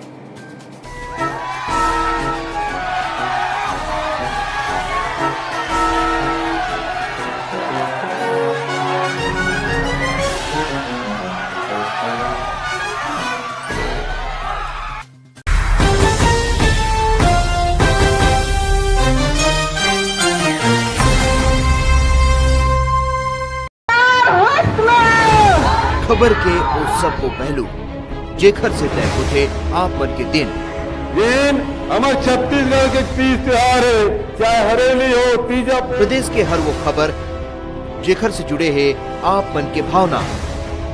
जतका गौठान बनारी से वो सब पहला बारिश में ध्वस्त हो गए, न भूसा है, न पैरा है, न चारा है। हर वो खबर जेखर से जुड़े है आप मन के उम्मीद। सब में अगर काम अच्छा नहीं हो रहा है, मैं शायद पीछे रहूं, मैं उस विभाग में ना रहूं तो बेहतर काम हो। खबर के वो जम्मो सच जेखर से जुड़े हैं आप मन के एहसास। तो पहले अपने आप को तो अपने घर को तो संभाल लो। जब किसान बैठे हैं तो उनसे मिलने की, उनसे बात करने की फुर्सत नहीं है। चुनी हुई सरकारों को हटाने के लिए षड्यंत्र रची जा रही है। खबर के आगाज ले अंजाम तक के सफर। मुझे लगता है भाजपा का नैतिक अधिकार नहीं है। क्या भाजपा राम केवल भाजपा के ही है? देखो खबर 36 आपके अपन चैनल न्यूज 36 में। रोड में चलत बेरा ऑफिस बाजार में रहना चाहत हूँ, हवा सुरक्षित छूना चाहत हूँ आसमान, एकर पर डालूं अपन मत अपन वोट। एक वोट करे चोट। मतदान आपके अधिकार नहीं, कर्तव्य घलोखे। वोट डाले खचित जहो। न्यूज 36 कतिले आप मन के हित में जारी। मोर चले व्यापार सही कर सकूं साफ सुथरा और सही व्यापार, एकरे बर मैं डालूं अपन मत अपन वोट। एक वोट करे चोट। मतदान आपके अधिकार नहीं, कर्तव्य घलोखे। वोट डाले खचित जहो। न्यूज 36 कतिले आप मन के हित में जारी।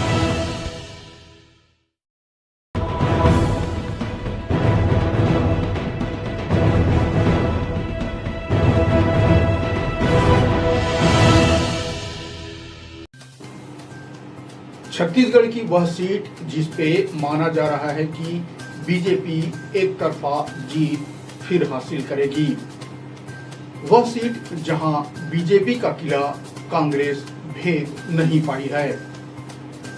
9 विधानसभा सीट वाली इस लोकसभा में 8 पर भाजपा के विधायक काबिज हैं तो 1 पर कांग्रेस।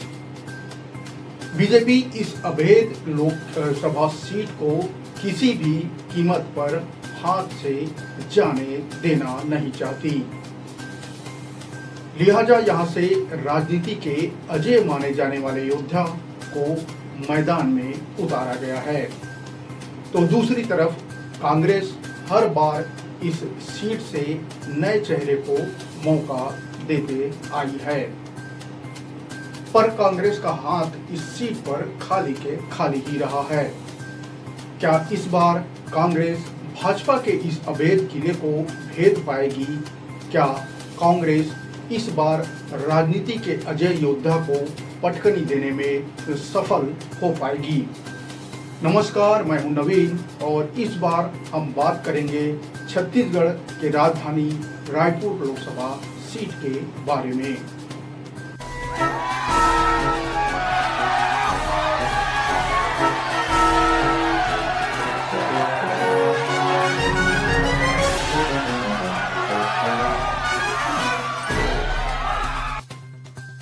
रायपुर लोकसभा सीट की नब्ज टटोलने से पहले इसके इतिहास के बारे में मोटा मोटी जान लेना जरूरी है। रायपुर का इतिहास हजारों साल पुराना है। ऐसा माना जाता है कि रायपुर नगर की स्थापना 14वीं शताब्दी ईस्वी में की गई थी। ऐतिहासिक और पुरातात्विक दृष्टि से रायपुर दक्षिणी कौशल का हिस्सा था और इसे मौर्य साम्राज्य के तहत माना जाता था। खारू नदी के तट पे बसा रायपुर छत्तीसगढ़ का सबसे बड़ा शहर है। इसके साथ साथ राज्य का एक महत्वपूर्ण औद्योगिक और व्यापारिक केंद्र भी है। राजधानी रायपुर देश दुनिया के हवाई और रेल सेवाओं से जुड़ा हुआ है। रायपुर को व्यापार के लिए देश के सबसे अच्छे शहरों में से एक माना जाता है। छत्तीसगढ़ के विभाजन के पूर्व रायपुर मध्य प्रदेश राज्य का अंग था। रायपुर खनिज संपदा से भरपूर है। यह देश के स्टील एवं लोहे के बड़े बाजारों में से एक है। अगर पर्यटन स्थलों की बात करें तो यहाँ बूढ़ा तालाब, माता कौशल्या मंदिर, भगवान राम का करीब 500 साल पुराना मंदिर यानी दूधाधारी मठ, जिसे दूधाधारी मंदिर भी कहा जाता है, वो रायपुर में ही स्थित है। छत्तीसगढ़ की रायपुर लोकसभा सीट काफी महत्वपूर्ण सीट मानी जाती है। रायपुर छत्तीसगढ़ की राजधानी है। खारू नदी के तट पर बसा रायपुर छत्तीसगढ़ का सबसे बड़ा शहर है। रायपुर लोकसभा सीट 1952 में पहली बार अस्तित्व में आई थी।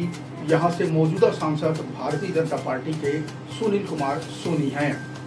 वहीं इस बार भी बीजेपी ने बृजमोहन अग्रवाल को यहां से प्रत्याशी बनाया है। उधर कांग्रेस ने इस सीट पर विकास उपाध्याय को टिकट दिया है। करीब 3 दशक से इस सीट पर बीजेपी का कब्जा है। बता दें कि 1952 से 1971 तक इस सीट पर कांग्रेस का कब्जा रहा था। इसके बाद बाकी के कुछ साल को छोड़कर फिर यह बीजेपी की गढ़ माने जाने लगी। 1996 से लेकर 2019 तक इस सीट पर लगातार बीजेपी का कब्जा रहा। रमेश बैस लगातार जीतते रहे। रमेश बैस 1996 से 2014 तक लगातार सांसद रहे। 2019 के लोकसभा चुनाव में सुनील कुमार सोनी ने जीत दर्ज की। सुनील सोनी ने कांग्रेस के प्रमोद दुबे को हराया था। रायपुर लोकसभा के अंतर्गत यानी जो विधानसभा की कुल 8 सीटें आती हैं।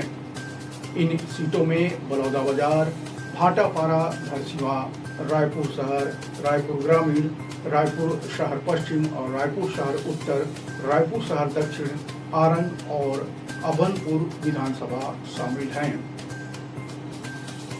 छत्तीसगढ़ का रायपुर लोकसभा सीट कई मायनों में खास रहा है। छत्तीसगढ़ की राजधानी बनने के बाद रायपुर लोकसभा सीट और भी खास बन गई। राज्य की पहली महिला सांसद मिनी माता रायपुर सीट से ही जीती थी। उन्होंने सामाजिक न्याय और समानता के लिए महत्वपूर्ण कार्य किए थे। वह महिला और बच्चों के अधिकारों की प्रबल समर्थक थी। वे गरीबी और अशिक्षा के खिलाफ लड़ने के लिए प्रतिबद्ध थी। लोकसभा चुनाव के चुनावी रण में रायपुर सीट का इतिहास बेहद रोचक भरा है। ये वही सीट है जिस पर कुछ साल तक एक ही नेता का सिक्का चलता था। वह है भाजपा के कद्दावर नेता रमेश बैस। रमेश बैस अभी महाराष्ट्र के राज्यपाल हैं। उन्होंने रायपुर लोकसभा सीट पर 7 बार सांसद बनकर इतिहास रच दिया। इस सीट पर भाजपा ने इस बार शिक्षा मंत्री बृजमोहन अग्रवाल को मैदान में उतारा है। बृजमोहन अग्रवाल राजनीति के अजय योद्धा और संकट मोचन माने जाते हैं। रायपुर दक्षिण विधानसभा सीट से वह लगातार 8 बार के विधायक हैं। उनके सामने में चुनाव जीतने से ज्यादा लीड को लेकर जीत की चुनौती है। साथ ही रमेश भाई जैसे ही अब सांसदी में भी रिकॉर्ड बनाने की चुनौती होगी। रायपुर के जनता के बीच कुछ इसी तरह की चर्चा गर्म है कि बृजमोहन इस सीट को जीतने और बड़ी लीड पाने की मशक्कत कर रहे हैं। कांग्रेस ने इस सीट पर युवा नेता व पूर्व विधायक विकास उपाध्याय पर दांव खेला है। वहीं कांग्रेस की सीट पर चुनाव लड़ रहे विकास उपाध्याय पहली बार रायपुर लोकसभा सीट से कांग्रेस प्रत्याशी के रूप में अपनी किस्मत आजमा रहे हैं। वे कांग्रेस के 5 न्याय और 25 गारंटी को लेकर जनता के बीच पहुंच रहे हैं। साल 2018 में विकास पहली बार रायपुर पश्चिम से विधायक बने। 3 बार के बीजेपी विधायक रहे राजेश मूणत को करारी शिकस्त मिली थी। विधानसभा चुनाव 2023 में राजेश मूणत ने उन्हें हराकर इस सीट पर अपना कब्जा वापस ले लिया। राजनीतिक अनुभव के मुकाबले बृजमोहन का अनुभव विकास के तुलना में कहीं अधिक है, मगर राजनीतिक विशेषज्ञों का मानना है कि रण चाहे जो भी हो, कहीं भी हो, अपने सामने लड़ रहे व्यक्ति को कमजोर नहीं माना जाना चाहिए। शायद इसी फार्मूले को मानते हुए भाजपा के बृजमोहन अग्रवाल और उनकी टीम ने रायपुर सीट पर पूरी ताकत झोंक दी है। भाजपा विकास की लहर से चुनाव लड़ रही है। प्रधानमंत्री नरेंद्र मोदी की विकास पर छवि, अयोध्या में भगवान श्री राम मंदिर का निर्माण, हर घर में शौचालय, नल से जल जैसी विकास की उपलब्धियों को बटोरे हुए भाजपा के नेता लोगों के घर तक दस्तक दे रहे हैं। रायपुर के लोगों का मत है कि रायपुर में बृजमोहन अग्रवाल को परास्त करना कांग्रेस के लिए बहुत बड़ी चुनौती है। यह बीजेपी का गढ़ रहा है। हर बार के लोकसभा चुनाव में कांग्रेस नए चेहरे को मौका देती आई है, पर उसके हाथ खाली के खाली रह जाते हैं। रायपुर से बीजेपी प्रत्याशी बृजमोहन की लोगों में पकड़ है। उन्होंने हर बिरादरी को बखूबी साध रखा है। यहाँ उन्हें कोई नहीं हरा सकता, ऐसा लोगों का मत है। हर जगह गली मोहल्ले, चौक चौराहों, गुमटी ठेलों पर कांग्रेस छोड़ बृजमोहन के ही नाम की चर्चा देखी और सुनी गई है। ऐसे में कांग्रेस प्रत्याशी विकास उपाध्याय चुनावी मैदान में खाली खाली से नजर आ रहे हैं। राजधानी में कांग्रेस के बैनर पोस्टर नहीं दिख रहे हैं। कांग्रेस प्रचार प्रसार से लगभग गायब आ रहा है। वहीं कांग्रेस के कुछ कार्यकर्ता दबी जुबान में कहते दिखे हैं कि प्रत्याशियों के पास पैसे नहीं हैं चुनाव लड़ने के लिए, इसलिए वो तन से तो लड़ रहे हैं पर मन से हार मान चुके हैं, क्योंकि कांग्रेस के अकाउंट फ्रीज हो चुके हैं। इतिहासकार बताते हैं कि 1967 से के लोकसभा चुनाव में रायपुर की सीट से कांग्रेस के राष्ट्रीय अध्यक्ष रहे आचार्य JB कृपलानी भी चुनाव हार चुके हैं। 1947 में जब भारत को आजादी मिली, उस समय कांग्रेस के राष्ट्रीय अध्यक्ष आचार्य कृपलानी ही थे। उन्होंने पंडित जवाहरलाल नेहरू से अपने मतभेद के चलते कांग्रेस छोड़ दी थी। रायपुर से 1967 का लोकसभा चुनाव भी उन्होंने कांग्रेस के अधिकृत प्रत्याशी KN गुप्ता से लड़ा और हार गए। रायपुर सीट पर 1952 से अब तक 17 लोकसभा चुनाव हो चुके हैं। इसमें 8 बार कांग्रेस और 8 बार भाजपा ने जीत दर्ज की है। एक बार भारतीय जनता दल के प्रत्याशी पुरुषोत्तम लाल कौशिक ने यहाँ से जीत हासिल की। राज्य निर्माण से पहले यह सीट कांग्रेस का गढ़ रही है, मगर राज्य निर्माण के बाद यह भाजपा मजबूत हुई। भाजपा के कद्दावर नेता रमेश बैस इस सीट पर पहली बार 1989 में सांसद बने। इसके बाद रमेश बैस 1998, 1999, 2004 और 2014 में सांसद चेयर होकर रुपेश बघेल और श्यामा चरण शुक्ला को हराए थे। रमेश बैस पहली बार 1989 में रायपुर लोकसभा से सांसद चुने गए। उन्होंने कांग्रेस उम्मीदवार गांधीवादी नेता के.आर. भूपेश का नाम हराया था। हालांकि 1995 में हुए लोकसभा चुनाव में बैस कांग्रेस के वरिष्ठ नेता विद्याचरण शुक्ला से चुनाव हार गए थे। इसके बाद 2004 में मध्य प्रदेश के पूर्व मुख्यमंत्री श्यामा चरण शुक्ला और 2009 में पूर्व मुख्यमंत्री रुपेश बघेल को हरा दिया था। प्रधानमंत्री इंदिरा गांधी की सरकार में सूचना एवं प्रसारण मंत्री रहे विद्याचरण शुक्ला को रायपुर लोकसभा सीट से भी पहचान मिली। आपातकाल में विद्याचरण शुक्ला भी लोक के गुस्से से नहीं बच पाए और 1977 में वे चुनाव में भारतीय लोक दल के प्रत्याशी के तौर पर खड़े पुरुषोत्तम लाल कौशिक से 85,000 से ज्यादा मतों के अंतर से पराजित हुए। विद्याचरण शुक्ला सीट से 4 बार लोकसभा का चुनाव लड़े, 2 बार जीते और 2 बार उन्हें हार का सामना करना पड़ा। साल 2013 में झीरम घाटी की घटना में विद्याचरण शुक्ला की हत्या हो गई थी। रायपुर की लोकसभा सीट में तो वैसे तो सभी जाति के लोग निवासरत हैं, पर बड़ी आबादी साहू समाज की है। साहू, कुर्मी, यादव, सतनामी समाज, मुस्लिम समूह, अनुसूचित जाति एवं जनजाति के मतदाता भी इस सीट पर प्रभावित हैं। रायपुर लोकसभा क्षेत्र में शहरी और ग्रामीण दोनों इलाके आते हैं। यहाँ रोजगार, पलायन, कृषि, शहरी विकास, सड़क, शुद्ध पेयजल, बिजली और मकान जैसे मुद्दे अहम माने जाते हैं। तमाम मुद्दों से मोदी की गारंटी और ब्रिजमोहन अग्रवाल की छवि फिलहाल कांग्रेस की न्याय पत्र पर पराजित विकास उपाध्याय के आगे भारी दिखती है। अगर कुछ चमत्कार जैसा कुछ नहीं हुआ तभी अगर कुछ चमत्कार जैसा कुछ हुआ तभी तो नहीं यह सीट भाजपा के खाते में पूरी तरीके से जाने की संभावना है। खैर, राजनीति में कुछ कहा नहीं जा सकता। यहाँ ऊंट कब किस करवट बैठ जाए, मतदाताओं के मन में क्या चल रहा है इसका पता मतगणना यानी काउंटिंग के दिन ही चल पाता है। रायपुर लोकसभा में वोटरों के इसी फैसले के लिए भी हमें इंतजार करना होगा 4 जून यानी मतगणना के दिन का। आज बस इतना ही, मुझे दीजिए इजाजत। अगले अंक में छत्तीसगढ़ की 11 लोकसभा सीटों में से फिर किसी एक सीट की नब्ज टटोलने की कोशिश करेंगे। तब तक के लिए नमस्कार, राम राम, जय जोहार।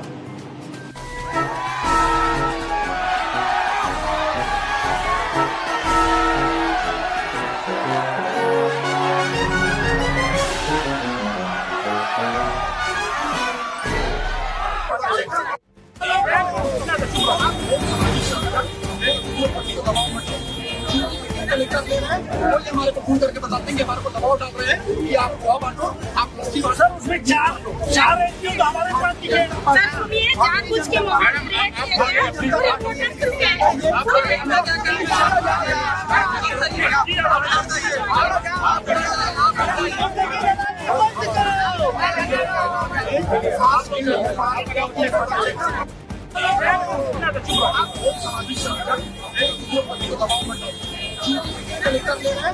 हमारे को फोन करके बताते हैं कि हमारे को दबाव डाल रहे हैं कि आप गोवा बांटो, आप लस्सी बांटो। सर, उसमें 4 एमपी तो हमारे पास दिखे। सर, सुनिए, जानबूझ के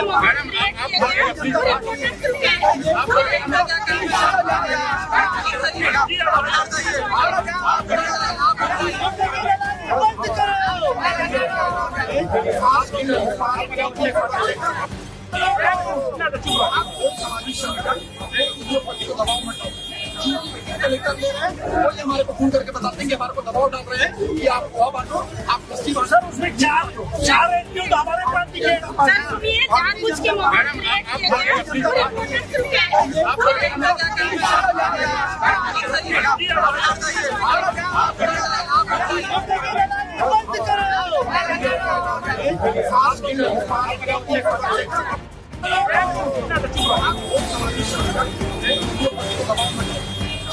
कलेक्टर ले रहे हैं वो ये हमारे को फोन करके बताते हैं कि हमारे को दबाव डाल रहे हैं कि आप गोवा बांटो, आप लस्सी बांटो। सर उसमें चार एनजीओ हमारे पार्टी के जानबूझ के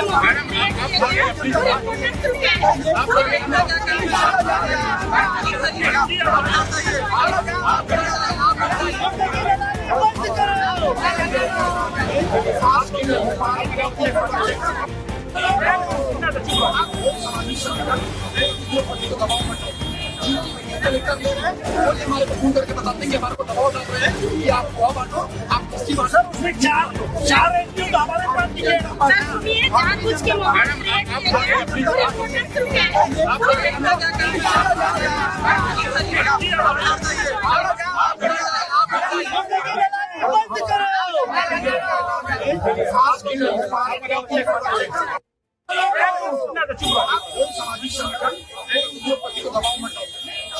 कलेक्टर ले रहे हैं वो ये हमारे को फोन करके बताते हैं कि हमारे को दबाव डाल रहे हैं कि आप गोवा बांटो, आप लस्सी बांटो। सर उसमें चार एनजीओ हमारे पार्टी के जानबूझ के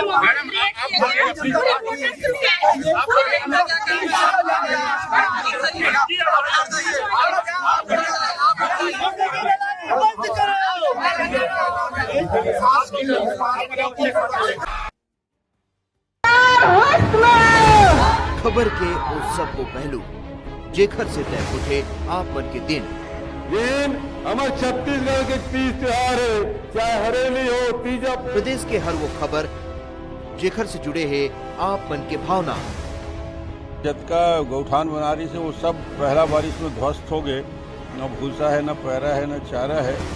हर वो खबर जेखर से जुड़े है आप मन के उम्मीद। में अगर काम अच्छा नहीं हो रहा है मैं शायद पीछे रहूं, मैं उस विभाग में ना रहूं तो बेहतर काम हो। खबर के वो जम्मो सच जेखर से जुड़े हैं आप मन के एहसास। तो पहले अपने आप को तो अपने घर को तो संभाल लो। जब किसान बैठे हैं तो उनसे मिलने की, उनसे बात करने की फुर्सत नहीं है। चुनी हुई सरकारों को हटाने के लिए षड्यंत्र रची जा रही है। खबर के आगाज ले अंजाम तक के सफर। मुझे लगता है भाजपा का नैतिक अधिकार नहीं है। क्या भाजपा रंग केवल भाजपा के ही है? देखो खबर 36 आपके अपन चैनल न्यूज 36 में।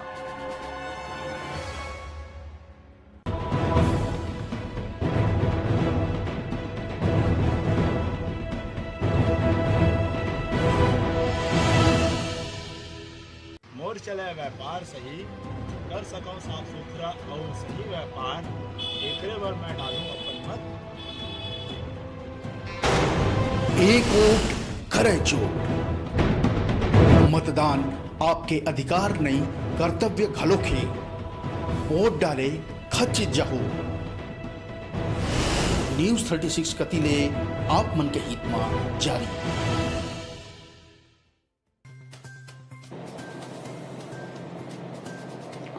जहां के रामगिरी पर्वत पर महाकवि कालिदास ने अपने महाकाव्य मेघदूतम की रचना की थी, जहां विश्व की प्राचीनतम शैल्य नाट्यशाला भी यहां स्थित है।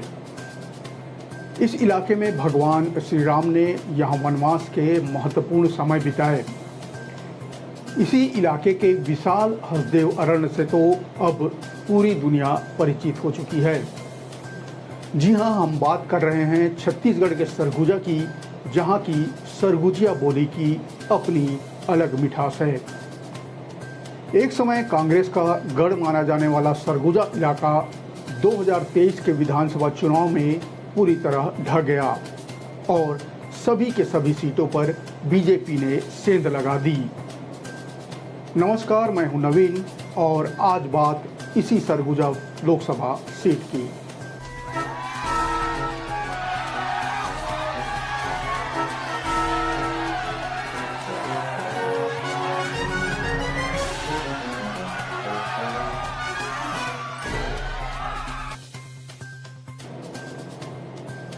सरगुजा छत्तीसगढ़ का सबसे ठंडा क्षेत्र माना जाता है। सैनानी मैनपाट जैसी जगहों में भरी गर्मी में इसी ठंडक का एहसास करने हजारों की संख्या में आते हैं। लेकिन इस बार की गर्मी थोड़ी अलग है। इस बार सियासत की गर्मी सामान्य गर्मी नहीं है। इसमें राजनीति सियासत का पारा भी चढ़ते उतरते देखा जा रहा है। सरगुजा लोकसभा का चुनावी इतिहास बताता है कि यह छत्तीसगढ़ राज्य बनने के पूर्व तक कांग्रेस का सबसे मजबूत गढ़ रहा है। लेकिन वर्तमान में सरगुजा भाजपा का गढ़ बन चुका है। सरगुजा में कमल लगातार खिलता जा रहा है और पंजे की पकड़ हर लोकसभा चुनाव में कमजोर होती चली गई है। सरगुजा की सियासत में राज परिवार का दखल और वर्चस्व पहले आम चुनाव से ही रहा है। वर्तमान में सरगुजा की सियासत में रियासत के महाराजा यानी THC देव ही हैं। हालांकि 2023 के विधानसभा चुनाव में खुद के संग समूचे क्षेत्र में कांग्रेस की करारी हार के बाद सियासी पिक्चर से एक तरफ सिंहदेव गायब से हैं। बावजूद इसके इलाके में कांग्रेस की राजनीति बाबा साहब के इर्द गिर्द ही घूमती है। वहीं भाजपा अब यहां पूर्व अध्यक्ष स्वर्गीय शिव प्रताप सिंह के बाद किसी एक चेहरे पर केंद्रित नहीं है। भाजपा के पास यहां मंत्री रामविचार नेताम, पूर्व केंद्रीय मंत्री रेणुका सिंह, पूर्व प्रदेश अध्यक्ष राम सेवक पैकरा जैसे कई आदिवासी चेहरे हैं। भाजपा ने इस सीट से संत गहिरा गुरु के बेटे चिंतामणि महाराज को टिकट दिया है। चिंतामणि महाराज का कुछ दिनों पहले ही कांग्रेस से मोह भंग हो गया था और उन्होंने बीजेपी का दामन थाम लिया था। चिंतामणि महाराज कंवर जाति से हैं। गुरु परिवार से होने के नाते सामाजिक रूप से क्षेत्र में मजबूत पकड़ रखते हैं। राजनीतिक रूप से भी अपनी पैठ अंचल में बना चुके हैं। राजनीति जीवन की शुरुआत उन्होंने भी भाजपा से ही की थी, लेकिन 2013 विधानसभा चुनाव से पहले भाजपा छोड़ कांग्रेस में शामिल हो गए थे। कांग्रेस के टिकट पर 2 बार अलग अलग विधानसभा क्षेत्रों से विधायक भी रहे हैं। बात करें 2013 में तो लुंडरा से और 2018 में सामरी से विधायक रहे हैं। लेकिन 2023 के चुनाव में टिकट कटने के बाद भाजपा में वापस चले गए और नतीजा ये रहा कि सरगुजा की सभी सीटें कांग्रेस बुरी तरीके से हार गई। माना जाता है कि कांग्रेस की हार और भाजपा की जीत में चिंतामणि महाराज का भी बहुत बड़ा योगदान रहा है। सरगुजा की ऐतिहासिक जीत के नायक भले ही कई रहे हों, लेकिन इसका प्रतिफल चिंतामणि महाराज को भाजपा की लोकसभा टिकट के साथ मिला है। पार्टी ने उन्हें जातिगत समीकरणों से इतर नए प्रयोग के साथ टिकट दी है। दूसरी ओर कांग्रेस ने भी इस बार प्रयोग किया है। कांग्रेस ने वरिष्ठ नेता की जगह से युवा चेहरे पर दांव लगाया। कांग्रेस ने युवा कांग्रेस की राष्ट्रीय पदाधिकारी शशि सिंह को प्रत्याशी बनाया। शशि सिंह मजबूत राजनीतिक परिवार से आती हैं। शशि सिंह पूर्व मंत्री स्वर्गीय तुलेश्वर सिंह की बेटी हैं। शशि सिंह को राजनीति विरासत में मिली हुई है। सूरजपुर जिले में वे जिला पंचायत सदस्य हैं। उनके पिता स्वर्गीय तुलेश्वर सिंह जोगी सरकार में मंत्री रह चुके हैं। जातिगत समीकरण और महिला आरक्षण का भी कांग्रेस ने बखूबी ध्यान रखा है। कांग्रेस शशि सिंह गोंड जाति से है। इसके साथ राहुल गांधी के युवा सदस्यों की जो टीम है उसमें शशि सिंह शामिल हैं। सरगुजा महाराजा और पूर्व उप मुख्यमंत्री TS सिंहदेव का समर्थन भी शशि सिंह के साथ दिखता है। माना जाता है कि छत्तीसगढ़ की सत्ता की चाबी सरगुजा और बस्तर संभाग के विधानसभा सीटों से ही आती है। विधानसभा में यहाँ सभी सीटों पर फिलहाल कमल खिला हुआ है।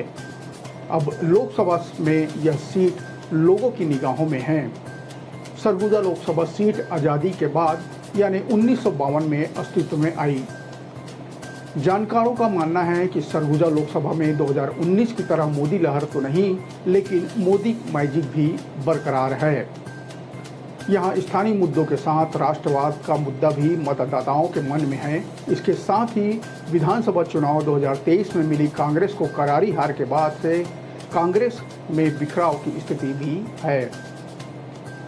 दूसरी ओर भाजपा में 23 की ऐतिहासिक जीत और आदिवासी मुख्यमंत्री बनने के साथ उत्साह भी दिखता है। हालांकि जनता, युवा और वरिष्ठ के बीच चुनाव का आंकलन कर नफा और नुकसान भी टटोल रहे हैं। प्रचार अभियान में अगर देखा जाए सरगुजा लोकसभा क्षेत्र में, तो प्रचार अभियान में भाजपा बहुत आगे रही है। मुख्यमंत्री साय सहित भाजपा के राष्ट्रीय नेताओं ने कई सभाएं कर जनता को रिझाने में कोई कमी नहीं छोड़ी है। बात करें महतारी वंदन योजना और महालक्ष्मी जैसी योजनाओं की चर्चा इस इलाके में है, जिसका असर वोटिंग में जरूर देखने को मिल सकता है। क्षेत्रवार समीकरण के आधार पर फिलहाल तो भाजपा का पलड़ा इस लोकसभा में ज्यादा दिख रहा है।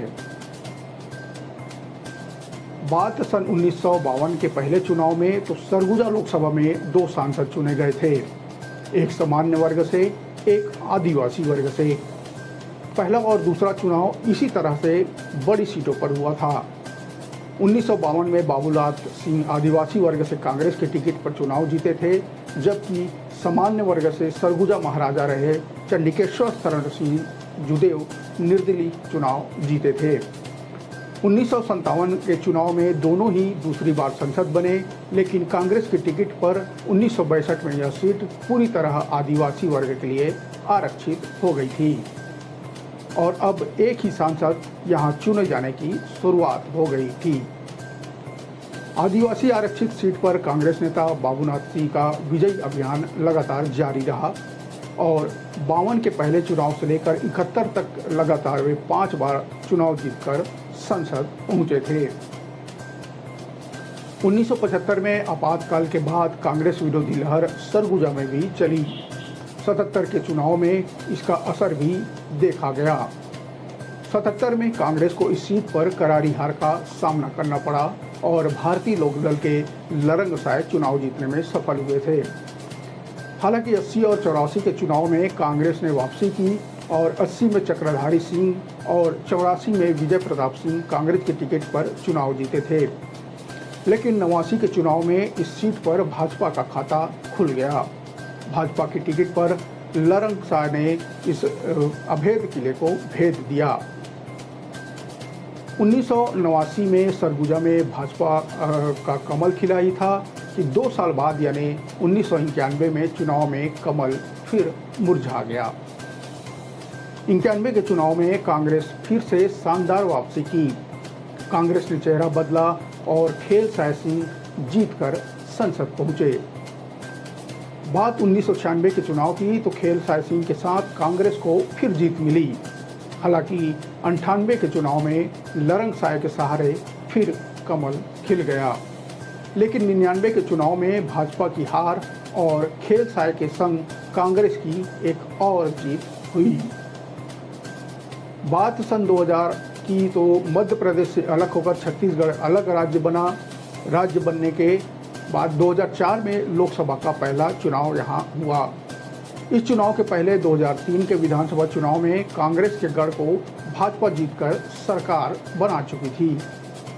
2004 के चुनाव के दौरान राज्य और केंद्र में दोनों में भाजपा की सरकार थी। इस तरह भाजपा हर दृष्टि से मजबूत स्थिति में थी। इसी का फायदा भाजपा को मिला और सरगुजा में अब की बार कमल ऐसा खिला कि वह मुरझा नहीं पाया। 2004 में सरगुजा से भाजपा के टिकट पर नंद कुमार साय चुनाव जीते और संसद पहुंचे। हालांकि 2004 में देश में कांग्रेस गठबंधन की सरकार बनी थी, लेकिन इसका असर 2009 के चुनाव में सरगुजा पर नहीं पड़ा और कमल खिलना जारी रहा। 2009 के चुनाव में भाजपा ने चेहरा बदला, लेकिन सरगुजा वासियों ने मन नहीं बदला। 2009 के चुनाव में भाजपा ने मुरारीलाल सिंह को टिकट दिया और वे भी जीतकर संसद पहुंचे। सन 2009 के बाद 2014 और 2019 में भाजपा प्रयोग करती चली रही और चेहरे में बदलाव भी जारी रहा। 2014 के चुनाव में कमल भान सिंह जीते तो 19 के चुनाव में पहली बार इस सीट से महिला सांसद के रूप में रेणुका सिंह जीती और संसद पहुंची। 1952 के पहले चुनाव से लेकर 2019 के चुनाव तक सरगुजा सीट में गोंड जाति का ही वर्चस्व रहा है, क्योंकि भाजपा और कांग्रेस दोनों ही पार्टी की ओर से इस जाति से टिकट दिया जाता रहा है। लेकिन 2004 के चुनाव से लगातार नए चेहरे को चुनाव में उतारने वाली भाजपा ने इस बार कंवर जाति से टिकट देकर सबको चौंका दिया है, क्योंकि आबादी के हिसाब से इस सीट पर गोंड जाति की बहुमत है। सरगुजा संसदीय क्षेत्र में विधानसभा की 8 सीटें आती हैं। 2023 के चुनाव में बीजेपी ने इन सभी सीटों पर जीत दर्ज की, जबकि 2018 के चुनाव में सभी 8 सीट कांग्रेस के पास थी। छत्तीसगढ़ राज्य बनने के बाद से अब तक कांग्रेस यह सीट नहीं जीत पाई है। 2018 में इस संसदीय क्षेत्र की सभी 8 सीटों पर जीत के बावजूद कांग्रेस 2019 का लोकसभा चुनाव हार गई थी। सरगुजा में कांग्रेस के वर्चस्व को लरंग साय ने खत्म किया था। बाबूलाल सिंह सरगुजा सीट से लगातार 5 बार सांसद चुने गए। वे 1952 से 1971 तक लगातार जीतते रहे। 1977 में उन्हें पहली बार हार का सामना करना पड़ा और लरंग साय और खेल साय सिंह ने इस सीट से 3 बार सांसद चुने गए हैं। खेल साय सिंह लगातार 2 चुनाव जीते थे, जबकि लरंग साय लगातार वो भी 2 चुनाव नहीं जीते थे। सरगुजा सीट पर शुरू से ही कांग्रेस का वर्चस्व रहा है। बाबूलाल सिंह कांग्रेस की टिकट पर लगातार जीत रहे थे। 1977 में पहली बार लरंग साय ने उन्हें चुनौती दी। साय 1977 में भारतीय लोकदल की टिकट पर चुनाव लड़े और बाबूनाथ सिंह को पटकनी दे दी। इसके बाद 1980 में लरंग साय हार गए। लरंग साय 1989 और 1998 में बीजेपी के टिकट पर सांसद चुने गए थे। कांग्रेस के खेल साय सिंह ने 1991, 96 और 98 में इस सीट का प्रतिनिधित्व किया था। बाद 2019 में तो भाजपा प्रत्याशी रही रेणुका सिंह जीती थी। रेणुका सिंह ने कांग्रेस प्रत्याशी और 3 बार सांसद रहे वरिष्ठ कांग्रेस नेता खेल साय सिंह को 1.5 लाख से अधिक मतों से हराया था। रेणुका सिंह को जहां 6,63,711 वोट मिले थे, जबकि खेल साय सिंह को 5,05,338 वोट, वहीं तीसरे नंबर पर नोटा रहा था, जिसके हिसाब से 29,000 वोट आए थे। गोंडवाना गणतंत्र प्रत्याशी आशा देवी 24,000 मतों के साथ चौथे नंबर पर रही थी। इसके साथ ही बसपा प्रत्याशी को 18,000 मत प्राप्त हुए थे। जातिगत समीकरण से इतर अगर वर्तमान में क्षेत्रीय भौगोलिक और राजनीतिक समीकरण को देखें तो भाजपा का पलड़ा यहाँ भारी दिखता है, क्योंकि सरगुजा लोकसभा में शामिल सभी 8 विधानसभा सीटों पर भाजपा फिलहाल काबिज है। अंबिकापुर, सीतापुर, लुंड्रा, सामरी, रामानुजगंज, प्रेमनगर, प्रतापपुर और भटगांव, इन सीटों में 23 के विधानसभा चुनाव में भाजपा ने भारी मतों से जीत हासिल की थी। इस लिहाज से कांग्रेस के सामने एक बड़ी चुनौती क्षेत्रीय भौगोलिक समीकरण को साधना भी है। 2019 के चुनाव में मत प्रतिशत के हिसाब से देखें तो भाजपा को 53.4 और कांग्रेस को 40.42% मत प्राप्त हुए थे। 2019 के इस चुनाव में 75% से अधिक मतदान हुआ था। अनुमान है कि इस बार भी यह रिकॉर्ड बना रहेगा। सरगुजा में रेल और हवाई सेवा बड़ा मुद्दा है। इसके साथ ही साथ धर्मांतरण और हिंदू मुस्लिम का मुद्दा भी यहाँ हावी है। धार्मिक मुद्दों के अलावा कोयला खनन, विस्थापन और हस्देवर्ण का मुद्दा भी यहाँ पर है। तो साथ ही साथ बेरोजगारी, पलायन के साथ ही साथ शिक्षा और स्वास्थ्य सुविधाओं का भी अभाव यहाँ मुद्दा बना हुआ है। सरगुजा की वर्तमान हालातों पर गौर करें तो दोनों पार्टियों के लिए फिलहाल राह आसान नहीं है। कांग्रेस में रहने के बाद भी चिंतामणि महाराज को भाजपा से बड़ी उम्मीदों के साथ प्रत्याशी बनाया है।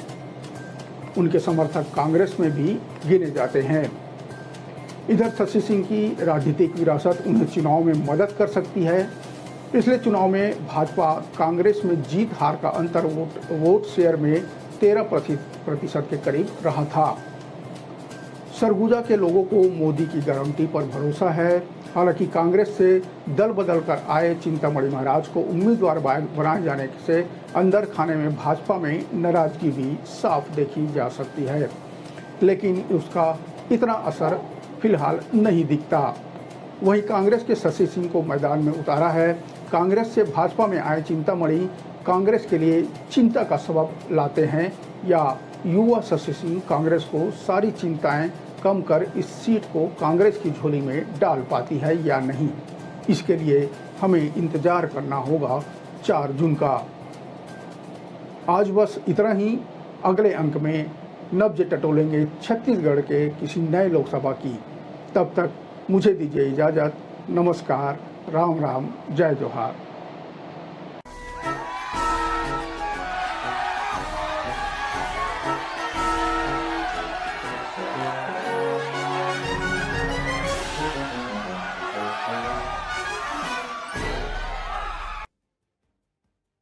मोला चाहिए मोर सुघर भविष्य, मोला चाहिए रोजगार, एकर बर डालूं अपन मत, अपन वोट। एक वोट करे चोट। मतदान आपके अधिकार नहीं, कर्तव्य घलोखे। वोट डाले खचित जहो। न्यूज 36 कतिले आप मन के हित में जारी।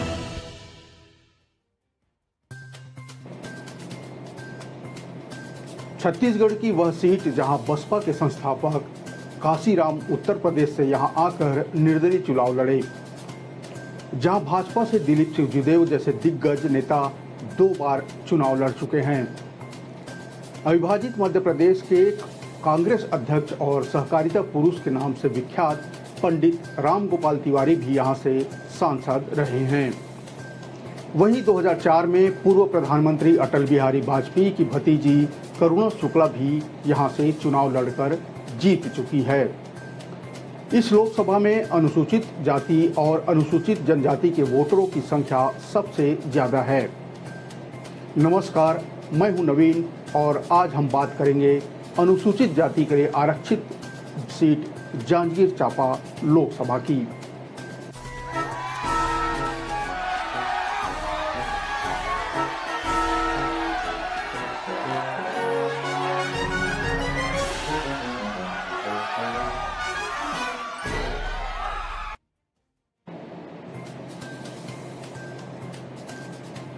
छत्तीसगढ़ की सबसे महत्वपूर्ण सीटों में से एक मानी जाने वाली जांजगीर चांपा अनुसूचित जाति के लिए आरक्षित सीट है। अनुसूचित जाति वर्ग के 25% और अनुसूचित जनजाति वर्ग के मतदाताओं की संख्या लगभग 11.6% के करीब इस लोकसभा सीट में है। ये हर चुनाव में निर्णायक भूमिका में रहते हैं। इसका कारण ये भी है कि ये मतदाता हैं। यहाँ पर ओबीसी वोटरों की भी 42% संख्या है। यहाँ की सभी 8 विधानसभा सीटों पर इस समय कांग्रेस के विधायक काबिज हैं। इस लिहाज से कांग्रेस यहाँ बीजेपी के मुकाबले थोड़ा ज़्यादा मजबूत दिखती है। लेकिन एक सच ये भी है कि जांजगीर लोकसभा सीट पिछले 20 सालों से बीजेपी के कब्जे में है। इस बार कांग्रेस ने पूर्व मंत्री शिव कुमार डहरिया को अपना प्रत्याशी बनाया है, तो वहीं बीजेपी ने यहां नई महिला प्रत्याशी कमलेश जांगड़े को मैदान में उतारा है। जांजगीर लोकसभा सीट में 1984 में पहली बार भाजपा ने इस पर अपना पैर जमाना शुरू किया। इससे पहले भारतीय जनसंघ के रूप में पार्टी 5 बार दूसरे स्थान पर रही। भाजपा के कद्दावर नेता दिलीप सिंह ने पहली बार 1989 में पार्टी का यहां से खाता खोला और कांग्रेस के प्रभात मिश्रा को हरा दिया। अगली बार यानी 1991 में कांग्रेस पार्टी के भवानी लाल वर्मा ने दिलीप सिंह जूदेव को पटकनी दे दी। हालांकि 1996 में मनहर लाल पांडे और 2004 में करुणा शुक्ला ने पार्टी को जीत दिलाई। तब से लेकर अब तक लगातार यह सीट भाजपा के खाते में ही है। इस सीट में अब तक बीजेपी के ही सांसद रहे हैं, इसलिए स्थानीय मुद्दों की जगह राष्ट्रीय मुद्दों को लेकर ही बीजेपी मतदाताओं के पास फिलहाल जा रही है। आमजन की माने तो पूर्व सांसदों का कोई उल्लेखनीय कार्य भी यहां बताने के लिए नहीं है, ऐसा आम लोगों की प्रतिक्रिया है। हालांकि कांग्रेस की महालक्ष्मी योजना के वादों का पोस्टर देखने को इलाके में जरूर मिलता है, लेकिन पार्टी के वादों को घर घर तक बताने के लिए कार्यकर्ता दिखाई कहीं नहीं दे रहे हैं। जांजगीर लोकसभा क्षेत्र के कई बड़े कांग्रेसी नेता हाल फिलहाल बीजेपी में शामिल हो गए हैं। इनमें कांग्रेस के ही प्रदेश संयुक्त महासचिव इंजीनियर रवि पांडे की बात करें या कांग्रेस के पूर्व विधायक चुन्नीलाल साहू समेत कई नेता हैं जो बीजेपी में आकर अब बीजेपी के चुनाव प्रचार भी इलाके में कर रहे हैं। इसके अलावा राष्ट्रवाद, मोदी की गारंटी और वादों को लेकर बीजेपी यहां मजबूत नजर आ रही है। जांजगीर चांपा लोकसभा क्षेत्र से 1984 में बसपा के संस्थापक कांसीराम उत्तर प्रदेश से आकर यहां निर्दलीय चुनाव लड़े थे। हालांकि इस चुनाव में उन्हें महज 32,135 वोट मिले और उनका वोट प्रतिशत 8.81 ही रहा। बसपा की स्थापना इसी दौर में हुई थी, मगर पार्टी को चुनाव आयोग से मान्यता नहीं मिली थी, इसलिए कांसीराम को निर्दलीय चुनाव लड़ना पड़ा था। कांसीराम अपना चुनाव प्रचार करने साइकिल रैली से लेकर छोटी छोटी सभाओं को संबोधित करते थे। इस दौरान उनके साथ बसपा की मायावती भी हमेशा रहती थी। इस चुनाव के बाद से जिले में बहुजन आंदोलन की जड़ें मजबूत हुई। वोट हमारा, राज तुम्हारा नहीं चलेगा और अब न 85 धोखा खाओ, देश में अपना शासन लाओ, एक वोट और एक नोट जैसे नारे उस समय खूब चले थे। इससे आने वाले समय में पामगढ़ व जयजयपुर विधानसभा में बसपा के उम्मीदवार जीतते रहे। हालांकि इस बार के विधानसभा चुनाव में बसपा को एक भी सीट नहीं मिली है और उसके वोट कांग्रेस की तरफ डाइवर्ट हो गए। जांजगीर चांपा लोकसभा से अब तक 5 बार महिला उम्मीदवार जीतकर संसद पहुंच चुकी है।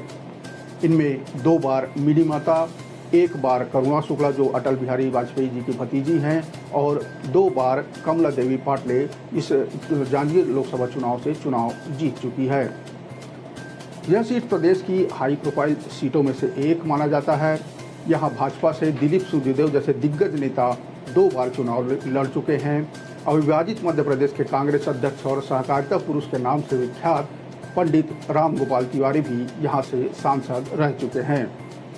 वहीं 2004 में पूर्व प्रधानमंत्री अटल बिहारी वाजपेयी की भतीजी करुणा शुक्ला भी यहां से चुनाव लड़कर जीत चुकी है और संसद पहुंच चुकी है।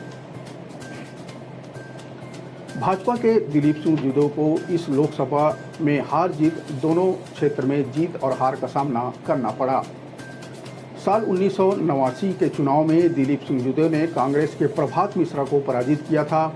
जूदेव ने कांग्रेस उम्मीदवार को 98,893 वोटों से पराजित किया था।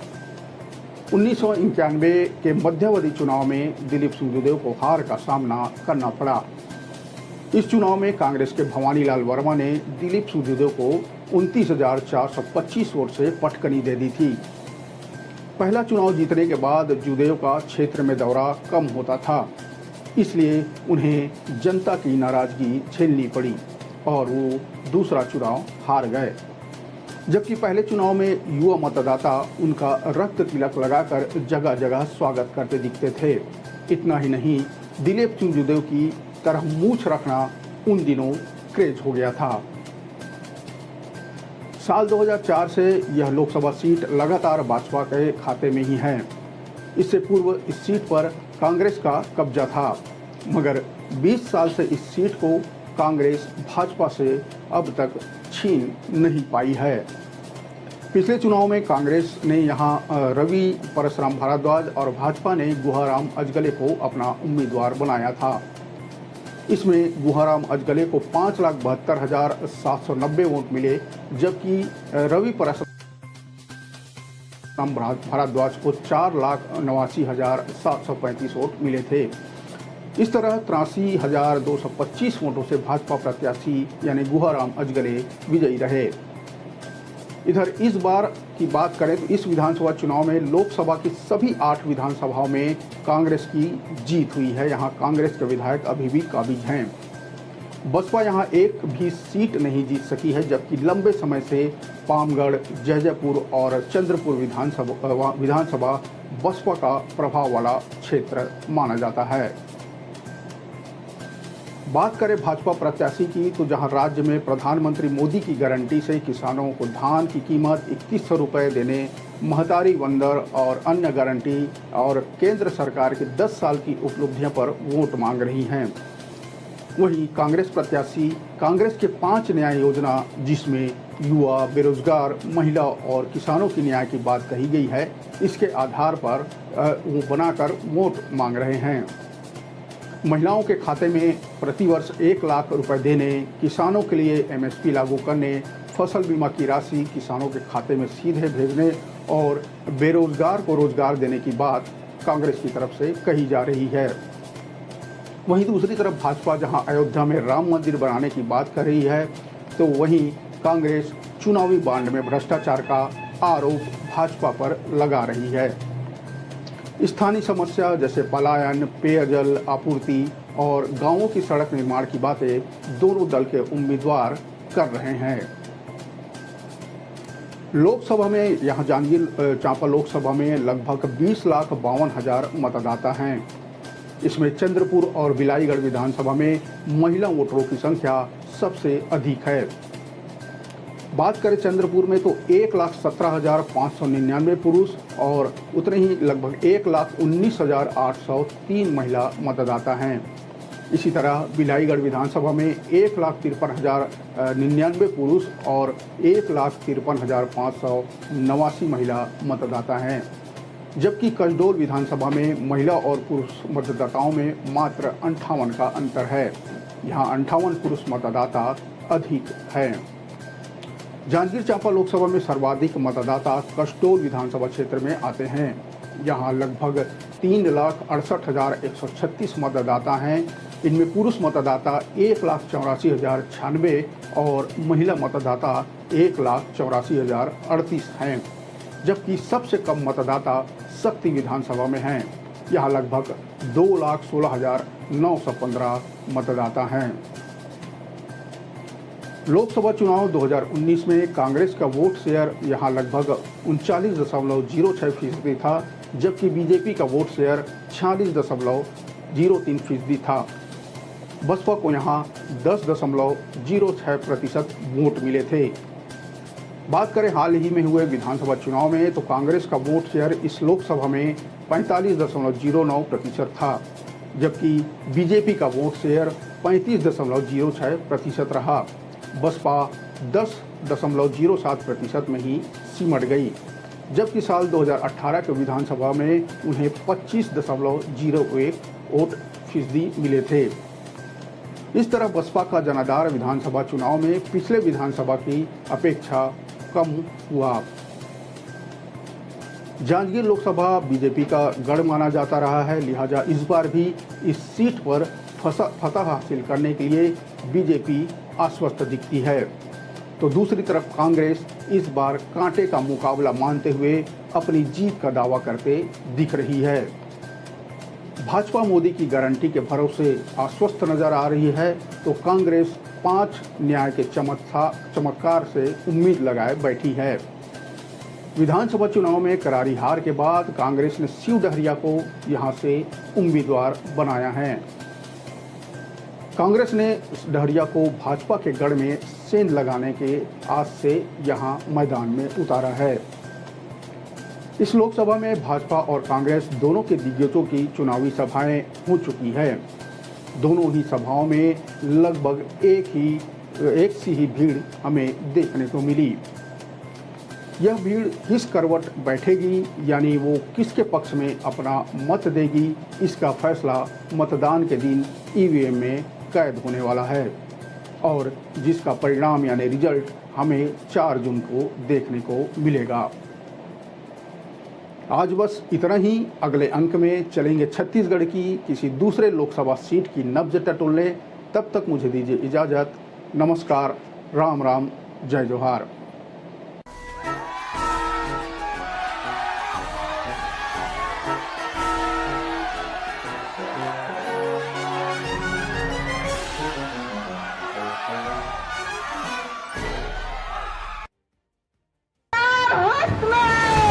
खबर के उस सब को पहलू जेखर से तय उठे आप मन के दिन हमारे छत्तीसगढ़ के तीज त्योहार है, चाहे हरेली हो तीजा। प्रदेश के हर वो खबर जेखर से जुड़े हैं आप मन के भावना। जतका गौठान बनारी से वो सब पहला बारिश में ध्वस्त हो गए। न भूसा है, न पैरा है, न चारा है। हर वो खबर जेखर से जुड़े हैं आप मन के उम्मीद। में अगर काम अच्छा नहीं हो रहा है, मैं शायद पीछे रहूं, मैं उस विभाग में ना रहूं तो बेहतर काम हो। खबर के वो जम्मो सच जेखर से जुड़े हैं आप मन के एहसास। तो पहले अपने आप को तो अपने घर को तो संभाल लो। जब किसान बैठे हैं तो उनसे मिलने की, उनसे बात करने की फुर्सत नहीं है। चुनी हुई सरकारों को हटाने के लिए षड्यंत्र रची जा रही है। खबर के आगाज ले अंजाम तक के सफर। मुझे लगता है भाजपा का नैतिक अधिकार नहीं है। क्या भाजपा राम केवल भाजपा के ही है? देखो खबर 36 आपके अपन चैनल न्यूज 36 में।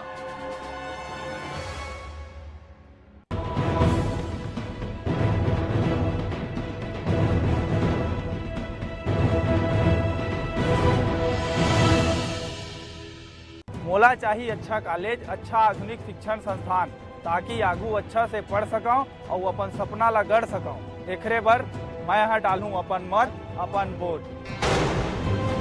एक वोट करे चोट।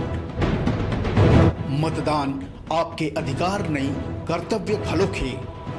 वोट डाले खचित जहो।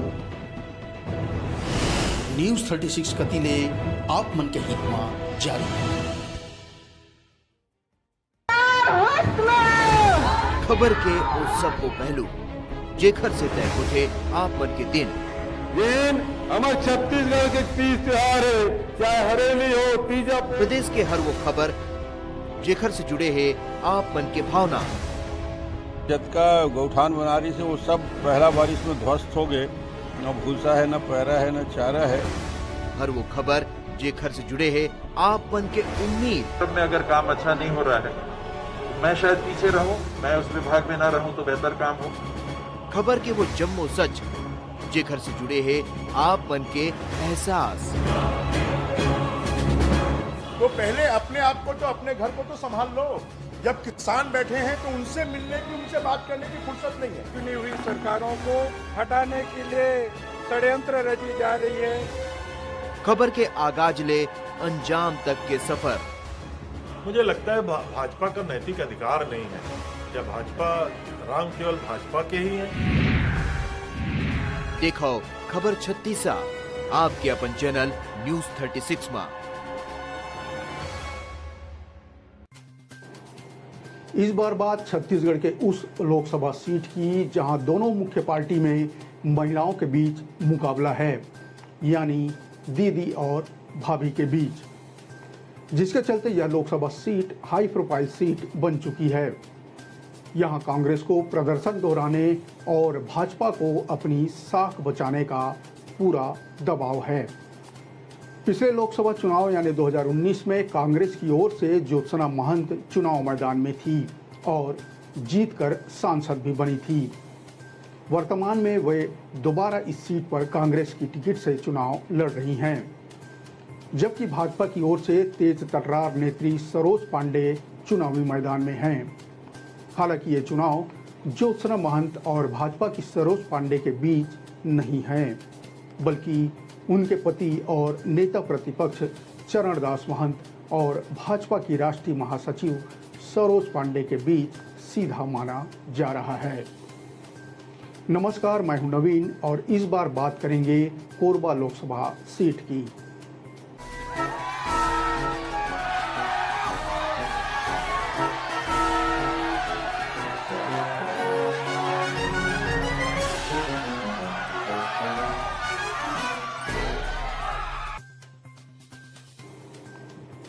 नए परिसीमन के साथ अस्तित्व में आया कोरबा लोकसभा क्षेत्र में पहला चुनाव सन 2009 में संपन्न हुआ।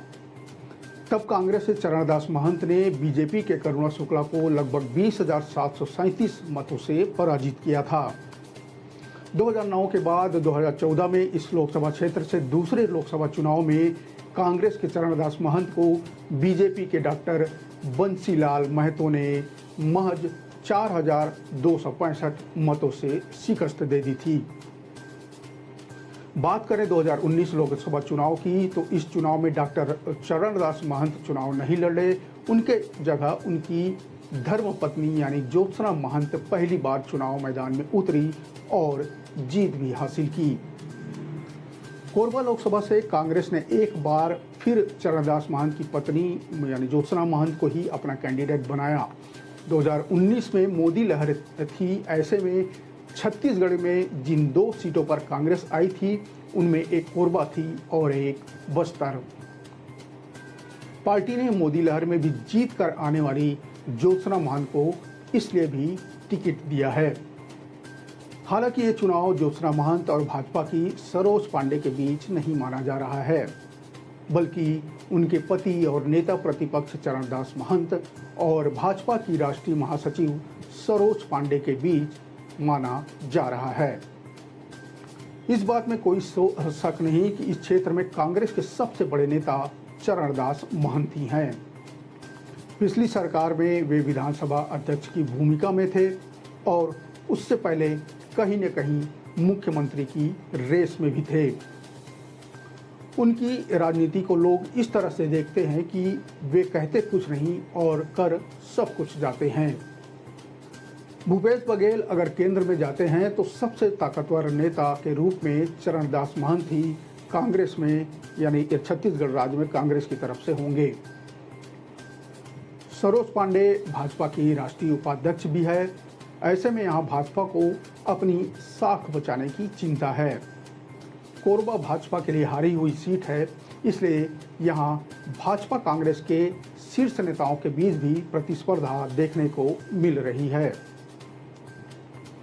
भाजपा की ओर से सरोज पांडे तीसरी बार लोकसभा चुनाव मैदान में हैं। इससे पहले सरोज पांडे दुर्ग नगर निगम की महापौर, विधायक और सांसद भी रही है।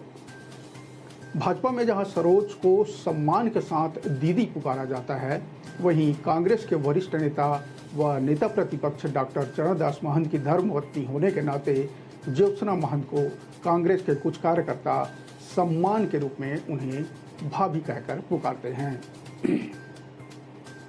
कोरबा लोकसभा क्षेत्र में कुल 4 जिलों के 8 विधानसभा क्षेत्र आते हैं, जिनमें कोरिया, एमसीबी जिले में बैकुंठपुर, मनेन्द्रगढ़ और भरतपुर सोरहत विधानसभा क्षेत्र के अलावा पेंड्रा जिले के मारवाही विधानसभा, जबकि कोरबा जिले के पाली, तानाखार, कटघोरा, रामपुर और कोरबा विधानसभा क्षेत्र शामिल हैं।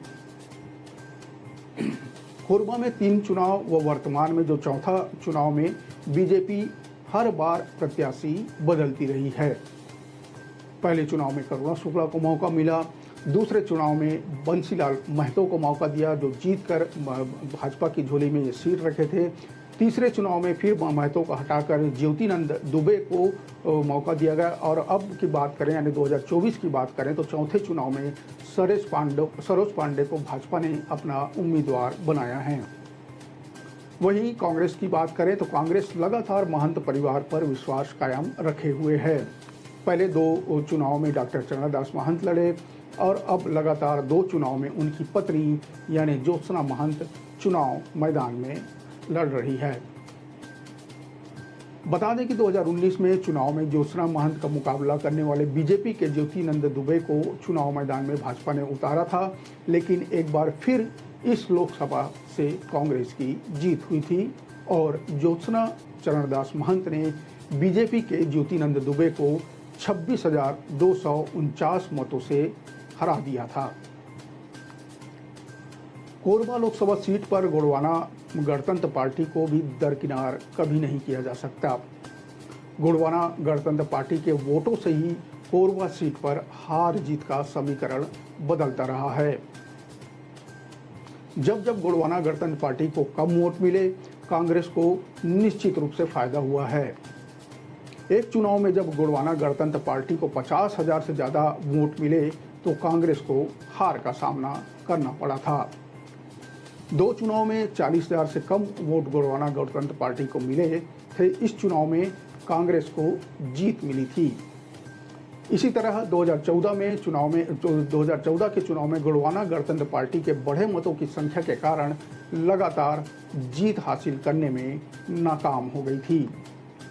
इस चुनाव में कांग्रेस ने मौजूदा सांसद डॉक्टर चरणदास महंत को रिपीट किया था, जबकि बीजेपी ने डॉक्टर बंसीलाल महतो को टिकट दी थी। डॉक्टर बंसीलाल महतो को 4,49,002 और डॉक्टर चरणदास महंत को 4,34,737 वोट मिले थे। इस तरह बीजेपी प्रत्याशी डॉक्टर महतो ने नजदीकी मुकाबले में डॉक्टर चरणदास महंत को यानी 4,265 वोटों के मामूली अंतर से पराजित कर दिया था। खास बात रही थी कि गोंडवाना गणतंत्र पार्टी ने इस चुनाव में 52,753 वोट हासिल किए थे और जो प्राप्त मत का आंकड़ा है मतलब पिछले चुनाव से बढ़कर 3.71% हो गया था गोंडवाना गणतंत्र पार्टी के लिए, लिहाजा जिसका नुकसान कांग्रेस को हुआ। 2009 और 2014 के चुनाव में गोंडवाना गणतंत्र पार्टी के वोट में लगभग 20,000 की बढ़ोतरी हुई और कांग्रेस की गत चुनाव में 20,000 से अधिक वोटों की जीत 4,000 से ज़्यादा वोटों की हार में तब्दील हो गई।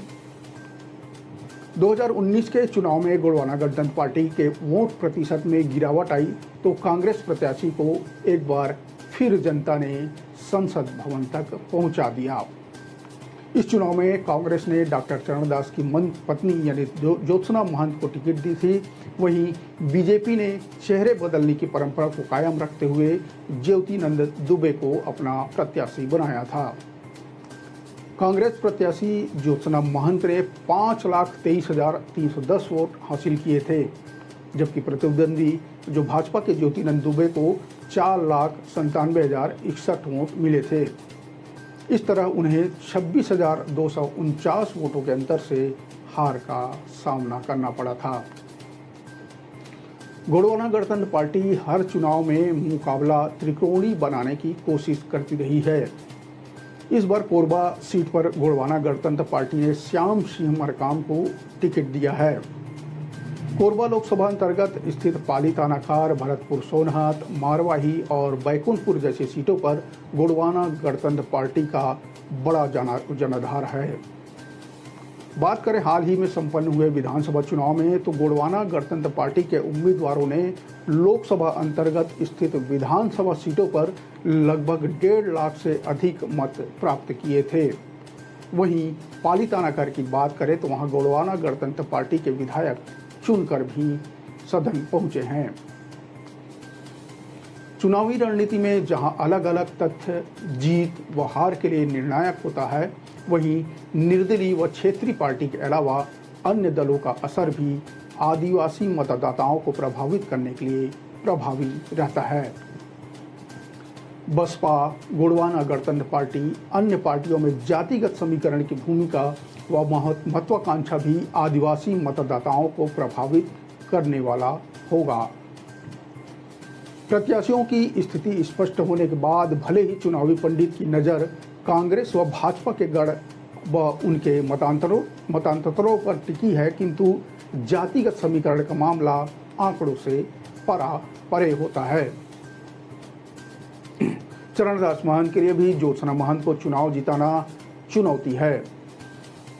बात करें पिछले 5 सालों में तो कोरबा क्षेत्र में कांग्रेस से लोगों में कांग्रेस के प्रति काफ़ी नाराजगी दिखाई दे रही है और इसका असर विधानसभा चुनाव में भी हमें देखने को मिल चुका है।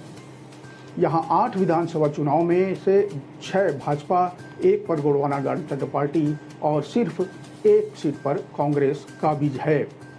सिर्फ रामपुर की सीट कांग्रेस के पास है, यानी साफ माना जा सकता है कि जनता इलाके में कांग्रेस के काम से नाराज दिख रही है। इधर सरोज पांडे के लिए कोरबा की राह इतनी आसान नहीं है। वहाँ अभी से भी नारा लग रहा है कि बिहारी और बाहरी का। सरोज पांडे दुर्ग से जाकर कोरबा में चुनाव लड़ रही हैं। ऐसा फैलाया जा रहा है कि वे बिहारी ब्राह्मण हैं, जबकि ज्योत्सना महंत को स्थानीय बताया जा रहा है। अगर सरोज पांडे सिर्फ मोदी के चेहरे और राम के भरोसे रही तो उनके सामने मुश्किलें खड़ी हो सकती है।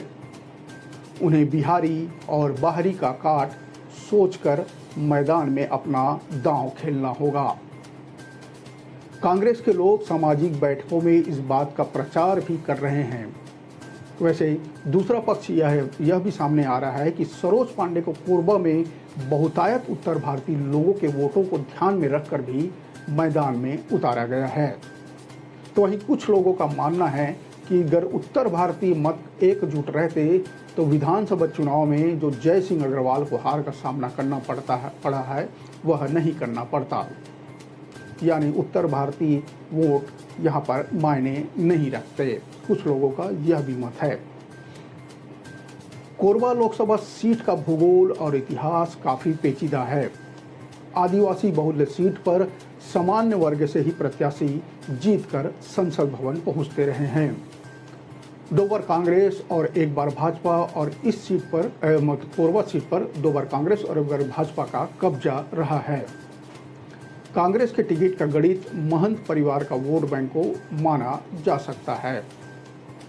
दूसरी ओर भाजपा के स्थानीय प्रत्याशियों के पूर्व के चुनाव के प्रदर्शन और राष्ट्रीय स्तर के चेहरे को माना जा रहा है।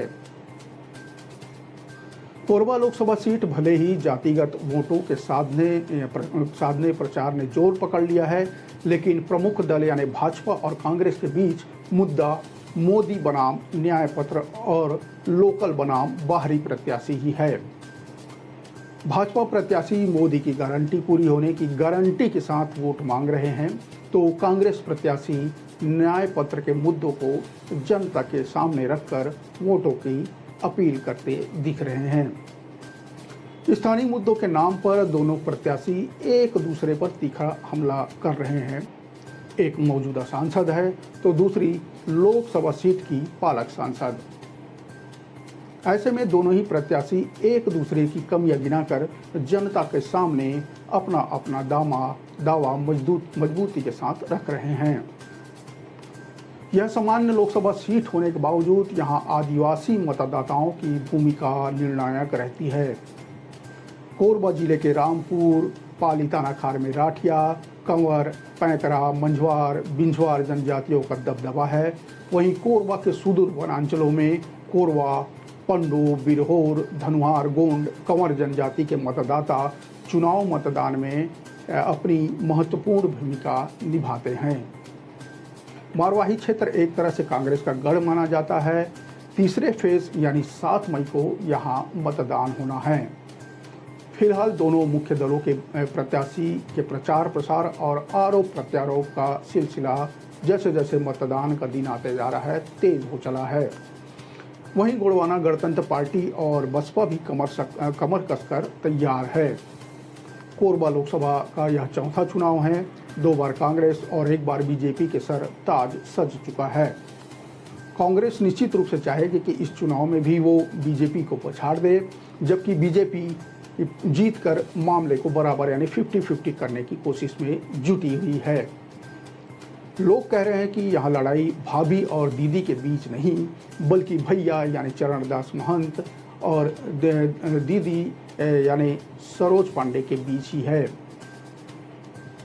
बिहारी और बाहरी का तमगा लगने का फायदा सरोज पांडे को मिलता है या भाभी ज्योत्सना महंत को इस मुद्दे पर, या भाभी ज्योत्सना महंत इस मुद्दे पर बाजी मार जाएंगी। इसके लिए हमें इंतजार करना होगा 4 जून का यानी मतगणना के दिन का। आज बस इतना ही। अगले कड़ी में बात होगी छत्तीसगढ़ के किसी दूसरे लोकसभा क्षेत्र की। तब तक मुझे दीजिए इजाजत। नमस्कार, राम राम, जय जोहार।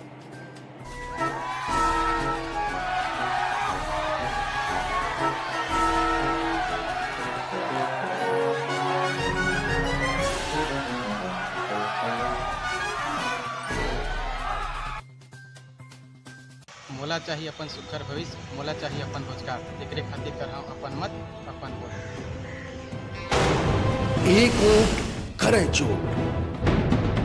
मतदान आपके अधिकार नहीं कर्तव्य घलोखे। वोट डाले खचित जाहू। न्यूज 36 कतिले आप मन के हित में जारी।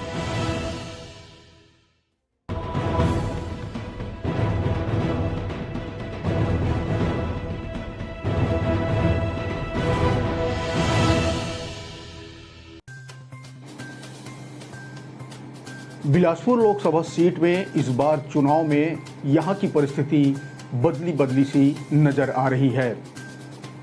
यहां से भाजपा ने एक बार फिर से साहू समाज का कार्ड खेला है।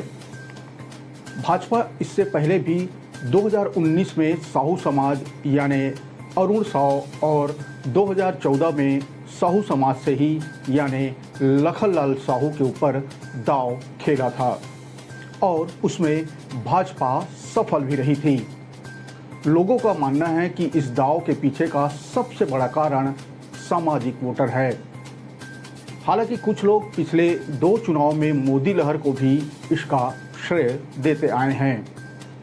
बीजेपी इस बार फिर साहू समाज से ही उम्मीदवार को मैदान में उतारा है, तो दूसरी तरफ कांग्रेस ने भी करारा जवाब देते हुए यादव कार्ड खेल दिया है। कांग्रेस ने यहां भिलाई के विधायक एवं युवा नेता देवेंद्र यादव को मैदान में उतारा है। हालांकि दोनों उम्मीदवार के ऊपर बाहरी प्रत्याशी का तमगा लगा हुआ है। वो चुनाव में कितना असर डालेगा इस पर भी हम आगे बात करेंगे। बिलासपुर लोकसभा में जातिगत समीकरणों को ध्यान में रखकर भले ही कांग्रेस और भाजपा अपना संपर्क अभियान चला रहे हैं, भाजपा प्रत्याशी मोदी की गारंटी दे रहे हैं, तो कांग्रेस मोदी की विफलताओं और न्याय पत्र को लेकर जनता के बीच जा रहे हैं। मतलब यहां भी मुद्दा मोदी बनाम मोदी ही देखा जा रहा है। नमस्कार, मैं हूं नवीन और चुनावी चालीसा में इस बार नब्ज टटोलेंगे छत्तीसगढ़ के एक और प्रमुख सीट यानी बिलासपुर लोकसभा सीट की।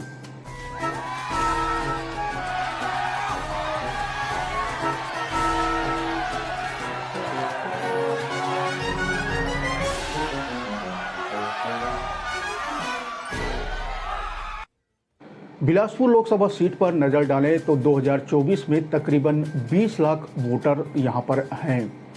विभिन्न राजनीतिक दलों के अपने स्तर पर जो जातिगत आंकड़े प्रस्तुत किए गए हैं, अगर उसे माने तो इस लोकसभा सीट में आदिवासी वोटरों की संख्या सबसे ज्यादा है। 2,65,000 के आंकड़े के साथ ही आदिवासी वोटर पहले नंबर पर हैं। इसके बाद 2 लाख तकरीबन 2,25,000 साहू समाज के वोटरों की संख्या बिलासपुर लोकसभा सीट पे है। वहीं 1,65,000 वोटरों के साथ यादव वोटर यहां तीसरे नंबर पर और कुर्मी समाज के वोटरों की संख्या 1,35,000 के आसपास है। इसके साथ ही साथ मरार समाज, पटेल, ब्राह्मण, सूर्यवंशी, सतनामी और अन्य वोटरों की संख्या है। हालांकि यहाँ समाजों के बीच यह खींचातान बने ही रहता है कि उनके समाज से ही इस लोकसभा क्षेत्र में सबसे ज़्यादा वोटर्स आते हैं। फिलहाल बिलासपुर लोकसभा सीट ओबीसी बाहुल्य सीट है, इसलिए भाजपा और कांग्रेस की नज़र ओबीसी वोटरों पर टिकी रहेगी। बात करते हैं बिलासपुर की, तो बिलासपुर लोकसभा से लगातार तीसरी बार प्रत्याशी का चेहरा भाजपा ने बदला है, लेकिन सामाजिक ताना बाना वही पुराना देखा जा रहा है। अब बात करें 2014 चुनाव की या 2019 या अब की यानी 2024 की, तो बीजेपी ने साहू समाज पर ही भरोसा जताया है और पिछले 2 चुनाव में भी यह भरोसा 16 आने बीजेपी के लिए सच साबित हुआ। दोनों ही प्रत्याशी यानी लखनलाल साहू और अरुण साहू ने अच्छे खासे वोट से ये सीट जीती थी, यहाँ फतह हासिल की थी। लेकिन बावजूद इसके इनमें से रिपीट किसी को भाजपा ने नहीं किया। हालांकि अरुण साव छत्तीसगढ़ बीजेपी की कमान संभालने के बाद विधानसभा में कांग्रेस को पटखनी देने में सफल रहे। वे इस विधानसभा चुनाव में तोखन साहू, जो फिलहाल बिलासपुर से लोकसभा सीट के उम्मीदवार हैं, उनकी चित परिचित सीट यानी लोरवी से चुनाव लड़े और जीत हासिल कर फिलहाल छत्तीसगढ़ में डिप्टी सीएम के पद पर काबिज हैं। कहा यह भी जा रहा है कि अरुण साव ने विधानसभा में उनकी सीट उनसे ले ली थी, लिहाजा पूरा जोर लगाकर वे इसका एहसान चुकाते हुए आला कमान से बिलासपुर के लिए तोखन साहू का टिकट ले ही आए।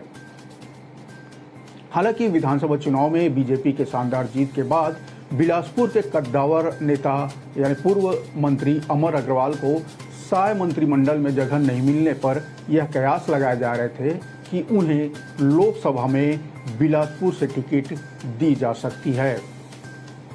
पर इन सब कयासों पर विराम उस समय लग गया जब तोखन साहू के नाम पे मुहर लगी। पार्टी के ही कुछ लोग दबी जुबान में इसे अरुण साव की अंदरूनी रणनीति का जीत बताते आ रहे हैं। बहरहाल इस बार फिर साहू समाज से यानी पूर्व विधायक तोखन साहू को मैदान में उतारने से अंदरूनी तौर पर बीजेपी के लिए कुछ न कुछ संकट पैदा करने वाला जरूर साबित होगा। लगातार तीसरी बार साहू समाज को तवज्जो देने से यहाँ के कुछ समाज प्रमुख खासे नाराज भी चल रहे हैं। खासकर सबसे ज्यादा वोटरों यानी चौथे पायदान पर काबिज कुर्मी समाज के बीच जो बातें निकलकर सामने आ रही है वह बीजेपी के फेवर में कतई नहीं दिखती। हालांकि कहीं न कहीं बीजेपी से नाराज कुर्मी समाज ने यह पत्ता अभी तक नहीं खोला है कि इस चुनाव में वह किसे वोट करेंगे। बहरहाल कुर्मी समाज की इस्लामबंदी से बीजेपी के सामने संकट के बादल जरूर मंडरा सकते हैं। अब देखना यह है कि बीजेपी कुर्मी समाज को कितना समझा और संतुष्ट कर पाती है।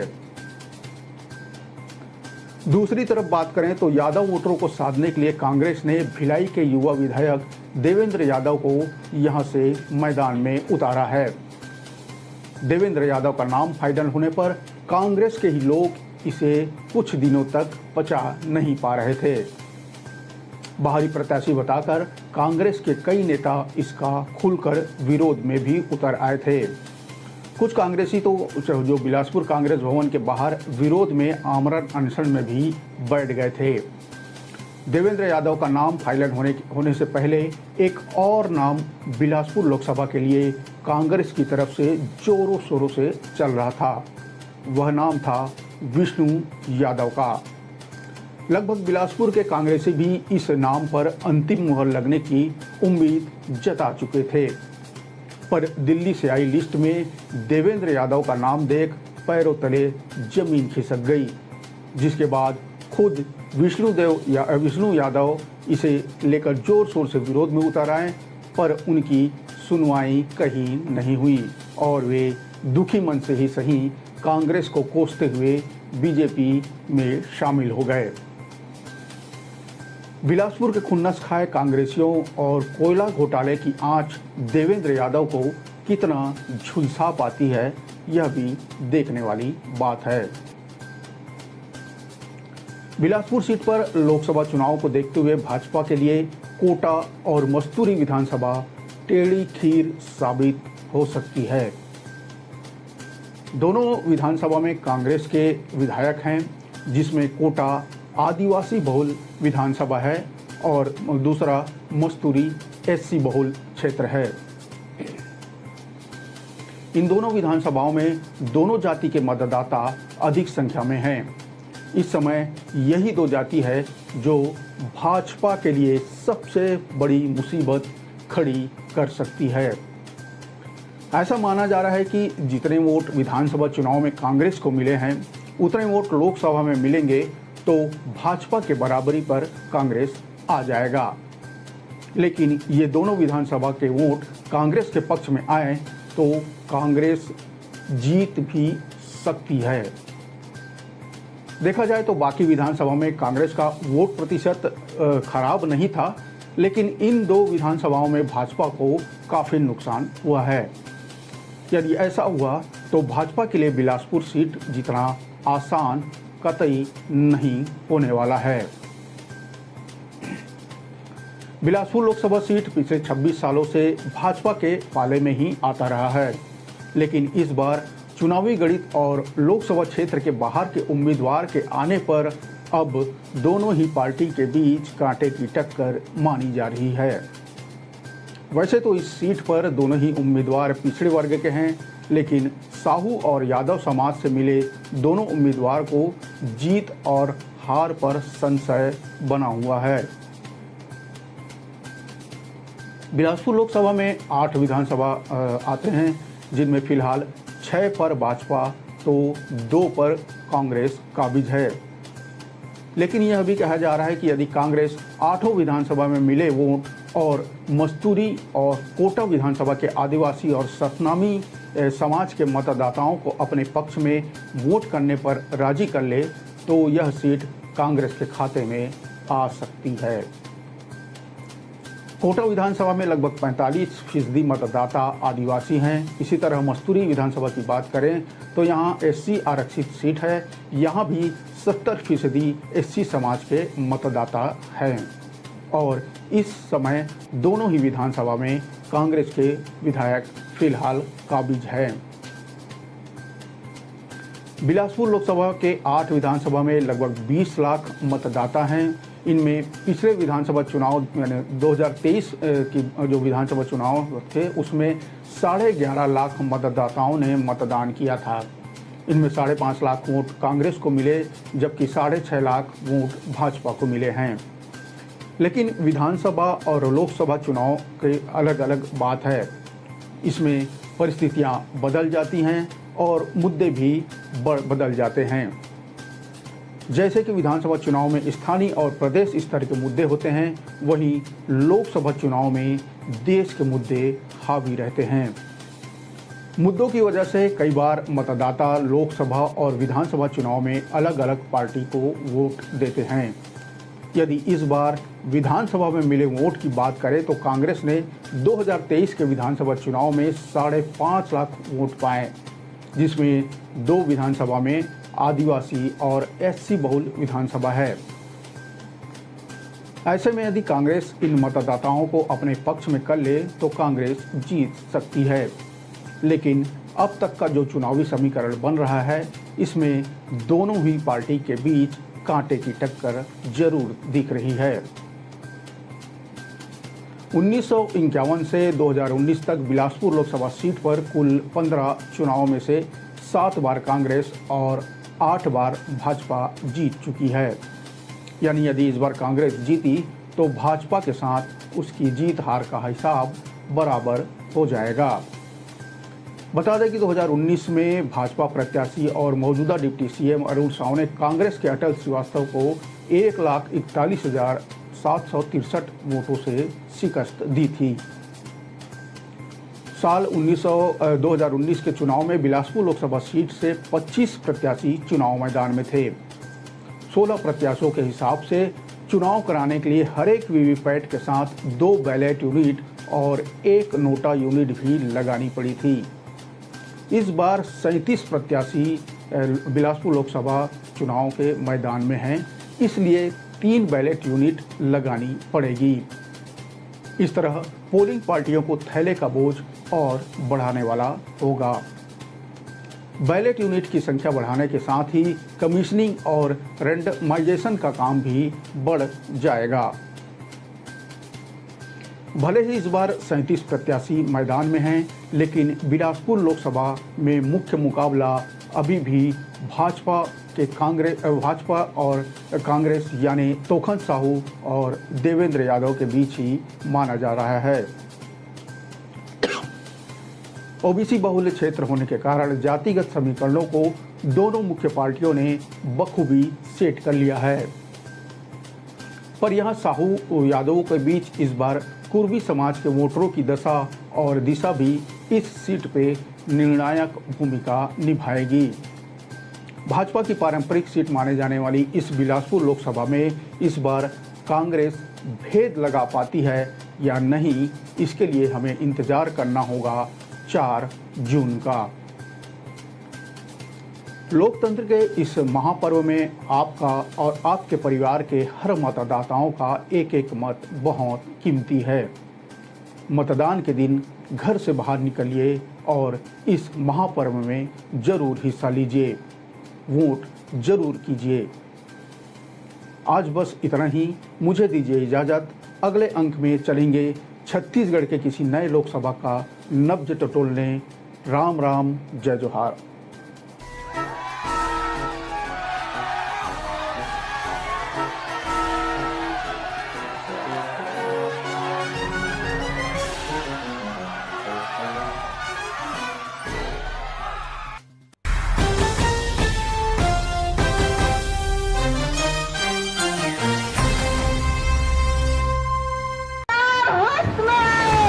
खबर के उस सब को पहलू जेखर से तय उठे आप मन के दिन हमारे छत्तीसगढ़ के तीज त्योहार है, चाहे हरेली हो तीजा। प्रदेश के हर वो खबर जेखर से जुड़े है आप मन के भावना।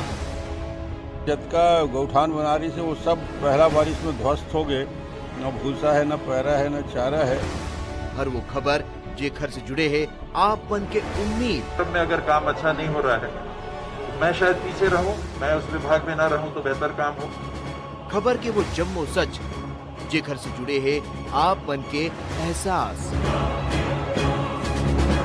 तो पहले अपने आप को तो अपने घर को तो संभाल लो। जब किसान बैठे हैं तो उनसे मिलने की, उनसे बात करने की फुर्सत नहीं है। चुनी हुई सरकारों को हटाने के लिए षड्यंत्र रची जा रही है। खबर के आगाज ले अंजाम तक के सफर। मुझे लगता है भाजपा का नैतिक अधिकार नहीं है। क्या भाजपा राम केवल भाजपा के ही है? देखो खबर 36 आपके अपन चैनल न्यूज 36 में। रोड में चलत बेरा ऑफिस बाजार में रहना चाहत हूँ, हवा सुरक्षित छूना चाहत हूँ आसमान, एकर पर डालूं अपन मत अपन वोट। एक वोट करे चोट। मतदान आपके अधिकार नहीं, कर्तव्य घलोखे। वोट डाले खचित जहो। न्यूज 36 कतिले आप मन के हित में जारी। मोर चले व्यापार सही कर सकूं साफ सुथरा और सही व्यापार, एकरे बर मैं डालूं अपन मत अपन वोट। एक वोट करे चोट। मतदान आपके अधिकार नहीं, कर्तव्य घलोखे। वोट डाले खचित जहो। न्यूज 36 कतिले आप मन के हित में जारी।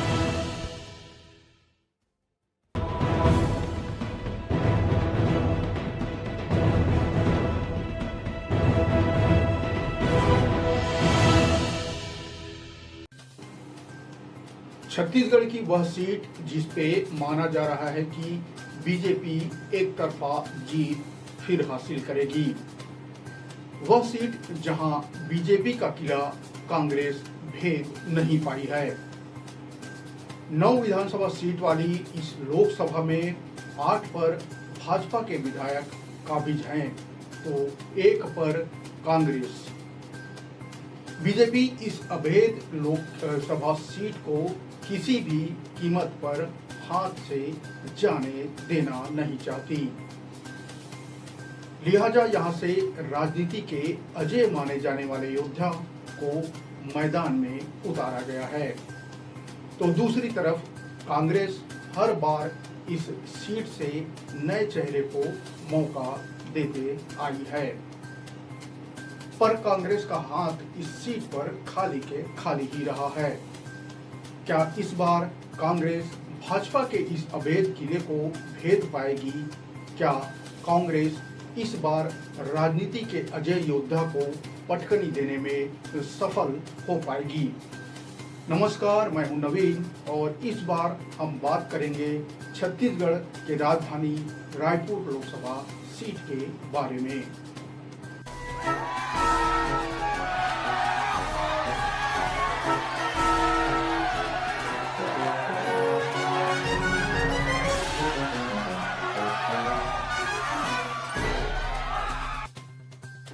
रायपुर लोकसभा सीट की नब्ज टटोलने से पहले इसके इतिहास के बारे में मोटा मोटी जान लेना जरूरी है। रायपुर का इतिहास हजारों साल पुराना है।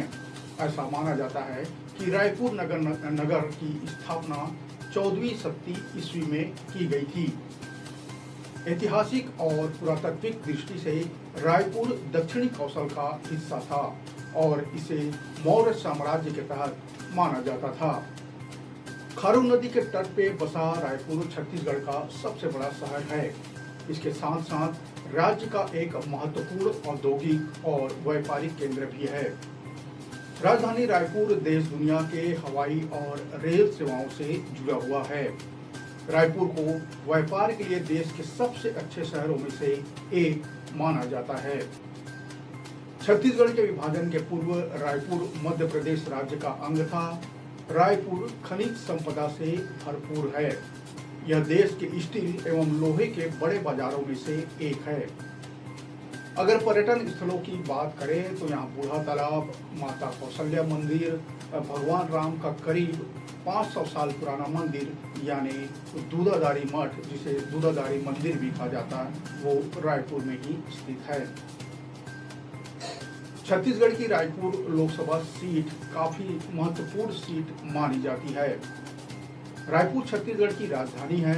खारू नदी के तट पर बसा रायपुर छत्तीसगढ़ का सबसे बड़ा शहर है। रायपुर लोकसभा सीट 1952 में पहली बार अस्तित्व में आई थी। यहाँ से मौजूदा सांसद भारतीय जनता पार्टी के सुनील कुमार सोनी हैं। वहीं इस बार भी बीजेपी ने बृजमोहन अग्रवाल को यहाँ से प्रत्याशी बनाया है। उधर कांग्रेस ने इस सीट पर विकास उपाध्याय को टिकट दिया है। करीब 3 दशक से इस सीट पर बीजेपी का कब्जा है। बता दें कि 1952 से 1971 तक इस सीट पर कांग्रेस का कब्जा रहा था। इसके बाद बाकी के कुछ साल को छोड़कर फिर यह बीजेपी की गढ़ माने जाने लगी। 1996 से लेकर 2019 तक इस सीट पर लगातार बीजेपी का कब्जा रहा। रमेश बैस लगातार जीतते रहे। रमेश बैस 1996 से 2014 तक लगातार सांसद रहे। 2019 के लोकसभा चुनाव में सुनील कुमार सोनी ने जीत दर्ज की। सुनील सोनी ने कांग्रेस के प्रमोद दुबे को हराया था। रायपुर लोकसभा के अंतर्गत यानी जो विधानसभा की कुल 8 सीटें आती हैं। इन सीटों में बलौदाबाजार, भाटापारा, धरसींवा, रायपुर शहर, रायपुर ग्रामीण, रायपुर शहर पश्चिम और रायपुर शहर उत्तर, रायपुर शहर दक्षिण, आरंग और अभनपुर विधानसभा शामिल हैं। छत्तीसगढ़ का रायपुर लोकसभा सीट कई मायनों में खास रहा है। छत्तीसगढ़ की राजधानी बनने के बाद रायपुर लोकसभा सीट और भी खास बन गई। राज्य की पहली महिला सांसद मिनी माता रायपुर सीट से ही जीती थी। उन्होंने सामाजिक न्याय और समानता के लिए महत्वपूर्ण कार्य किए थे। वह महिला और बच्चों के अधिकारों की प्रबल समर्थक थी। वे गरीबी और अशिक्षा के खिलाफ लड़ने के लिए प्रतिबद्ध थी। लोकसभा चुनाव के चुनावी रण में रायपुर सीट का इतिहास बेहद रोचक भरा है। ये वही सीट है जिस पर कुछ साल तक एक ही नेता का सिक्का चलता था। वह है भाजपा के कद्दावर नेता रमेश बैस। रमेश बैस अभी महाराष्ट्र के राज्यपाल हैं। उन्होंने रायपुर लोकसभा सीट पर 7 बार सांसद बनकर इतिहास रच दिया। इस सीट पर भाजपा ने इस बार शिक्षा मंत्री बृजमोहन अग्रवाल को मैदान में उतारा है। बृजमोहन अग्रवाल राजनीति के अजय योद्धा और संकट मोचन माने जाते हैं। रायपुर दक्षिण विधानसभा सीट से वह लगातार 8 बार के विधायक हैं। उनके सामने में चुनाव जीतने से ज्यादा लीड को लेकर जीत की चुनौती है। साथ ही रमेश बैस जैसे ही अब सांसदी में भी रिकॉर्ड बनाने की चुनौती होगी। रायपुर के जनता के बीच कुछ इसी तरह की चर्चा गर्म है कि बृजमोहन इस सीट को जीतने और बड़ी लीड पाने की मशक्कत कर रहे हैं। कांग्रेस ने इस सीट पर युवा नेता व पूर्व विधायक विकास उपाध्याय पर दांव खेला है। वहीं कांग्रेस की सीट पर चुनाव लड़ रहे विकास उपाध्याय पहली बार रायपुर लोकसभा सीट से कांग्रेस प्रत्याशी के रूप में अपनी किस्मत आजमा रहे हैं। वे कांग्रेस के 5 न्याय और 25 गारंटी को लेकर जनता के बीच पहुंच रहे हैं। साल 2018 में विकास पहली बार रायपुर पश्चिम से विधायक बने। 3 बार के बीजेपी विधायक रहे राजेश मूणत को करारी शिकस्त दी थी। विधानसभा चुनाव 2023 में राजेश मूणत ने उन्हें हराकर इस सीट पर अपना कब्जा वापस ले लिया। राजनीतिक अनुभव के मुकाबले बृजमोहन का अनुभव विकास के तुलना में कहीं अधिक है, मगर राजनीतिक विशेषज्ञों का मानना है कि रण चाहे जो भी हो, कहीं भी हो, अपने सामने लड़ रहे व्यक्ति को कमजोर नहीं माना जाना चाहिए। शायद इसी फार्मूले को मानते हुए भाजपा के बृजमोहन अग्रवाल और उनकी टीम ने रायपुर सीट पर पूरी ताकत झोंक दी है। न सिर्फ रायपुर में बल्कि संपूर्ण छत्तीसगढ़ में भाजपा विकास की लहर से चुनाव लड़ रही है। प्रधानमंत्री नरेंद्र मोदी की विकास पर छवि, अयोध्या में भगवान श्री राम मंदिर का निर्माण, हर घर में शौचालय, नल से जल जैसी विकास की उपलब्धियों को बटोरे हुए भाजपा के नेता लोगों के घर तक दस्तक दे रहे हैं। रायपुर के लोगों का मत है कि रायपुर में बृजमोहन अग्रवाल को परास्त करना कांग्रेस के लिए बहुत बड़ी चुनौती है। यह बीजेपी का गढ़ रहा है। हर बार के लोकसभा चुनाव में कांग्रेस नए चेहरे को मौका देती आई है, पर उसके हाथ खाली के खाली रह जाते हैं। रायपुर से बीजेपी प्रत्याशी बृजमोहन की लोगों में पकड़ है। उन्होंने हर बिरादरी को बखूबी साध रखा है। यहाँ उन्हें कोई नहीं हरा सकता, ऐसा लोगों का मत है। हर जगह गली मोहल्ले, चौक चौराहों, गुमटी, ठेलों पर कांग्रेस छोड़ बृजमोहन के ही नाम की चर्चा देखी और सुनी गई है। ऐसे में कांग्रेस प्रत्याशी विकास उपाध्याय चुनावी मैदान में खाली खाली से नजर आ रहे हैं। राजधानी में कांग्रेस के बैनर पोस्टर नहीं दिख रहे हैं। कांग्रेसी प्रचार प्रसार से लगभग गायब ही हैं। सभी चौक चौराहों पर बीजेपी का ही प्रचार प्रसार ज्यादा नजर आ रहा है। वहीं कांग्रेस के कुछ कार्यकर्ता दबी जुबान में कहते दिखे हैं कि प्रत्याशियों के पास पैसे नहीं हैं चुनाव लड़ने के लिए, इसलिए वो तन से तो लड़ रहे हैं पर मन से हार मान चुके हैं, क्योंकि कांग्रेस के अकाउंट फ्रीज हो चुके हैं। इतिहासकार बताते हैं कि 1967 से के लोकसभा चुनाव में रायपुर की सीट से कांग्रेस के राष्ट्रीय अध्यक्ष रहे आचार्य जे.बी. कृपलानी भी चुनाव हार चुके हैं। 1947 में जब भारत को आज़ादी मिली, उस समय कांग्रेस के राष्ट्रीय अध्यक्ष आचार्य कृपलानी ही थे। उन्होंने पंडित जवाहरलाल नेहरू से अपने मतभेद के चलते कांग्रेस छोड़ दी थी। रायपुर से 1967 का लोकसभा चुनाव भी उन्होंने कांग्रेस के अधिकृत प्रत्याशी के.एन. गुप्ता से लड़ा और हार गए। रायपुर सीट पर 1952 से अब तक 17 लोकसभा चुनाव हो चुके हैं। इसमें 8 बार कांग्रेस और 8 बार भाजपा ने जीत दर्ज की है। एक बार भारतीय लोक दल के प्रत्याशी पुरुषोत्तम लाल कौशिक ने यहां से जीत हासिल की थी। राज्य निर्माण से पहले यह सीट कांग्रेस का गढ़ रही है, मगर राज्य निर्माण के बाद यह भाजपा मजबूत हुई।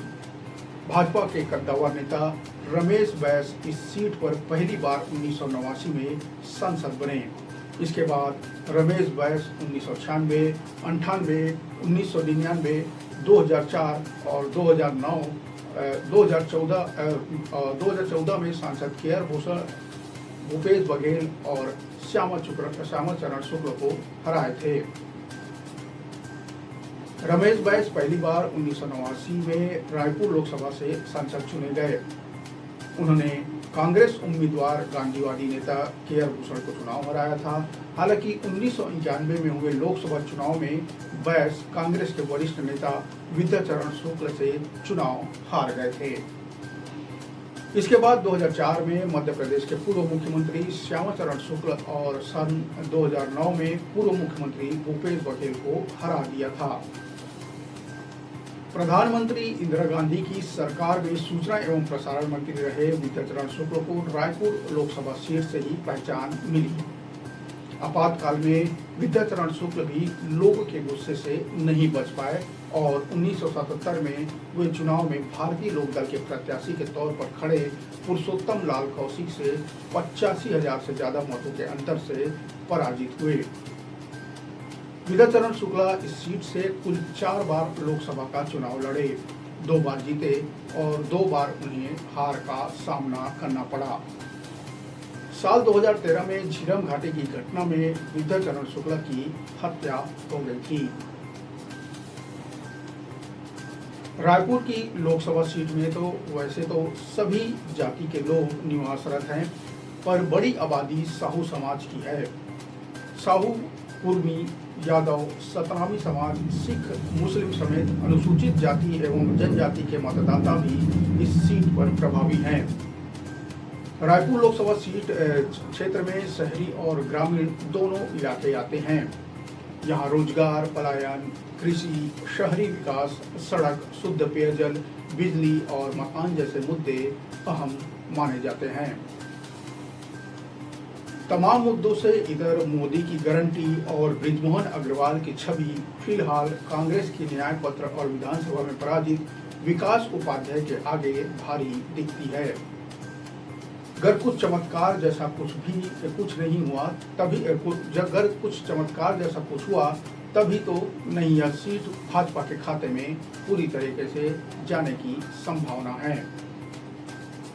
खैर, राजनीति में कुछ कहा नहीं जा सकता, यहाँ ऊंट कब किस करवट बैठ जाए। मतदाताओं के मन में क्या चल रहा है इसका पता मतगणना यानी काउंटिंग के दिन ही चल पाता है। रायपुर लोकसभा में वोटरों के इसी फैसले के लिए भी हमें इंतजार करना होगा 4 जून यानी मतगणना के दिन का। आज बस इतना ही, मुझे दीजिए इजाजत। अगले अंक में छत्तीसगढ़ की 11 लोकसभा सीटों में से फिर किसी एक सीट की नब्ज टटोलने की कोशिश करेंगे। तब तक के लिए नमस्कार, राम राम, जय जोहार।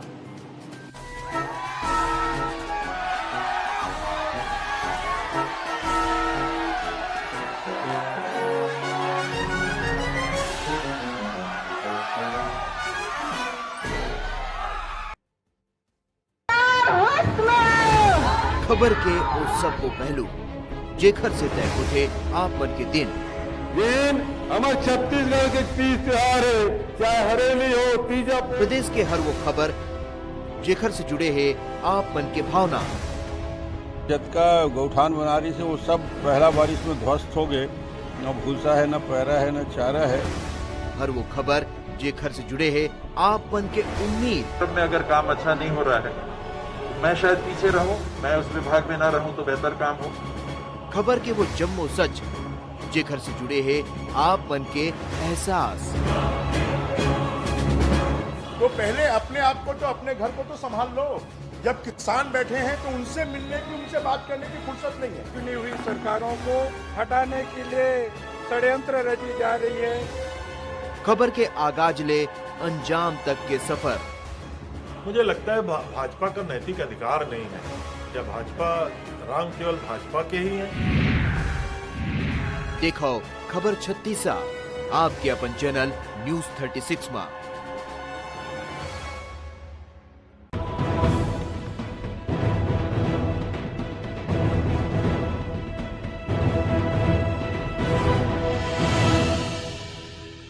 मोर चले व्यापार सही कर सकूं साफ सुथरा और सही व्यापार, एकरे बर मैं डालूं अपन मत। एक वोट करे चोट। मतदान आपके अधिकार नहीं कर्तव्य घलोखे। वोट डाले खच जहो। न्यूज 36 कतिले आप मन के हित में जारी।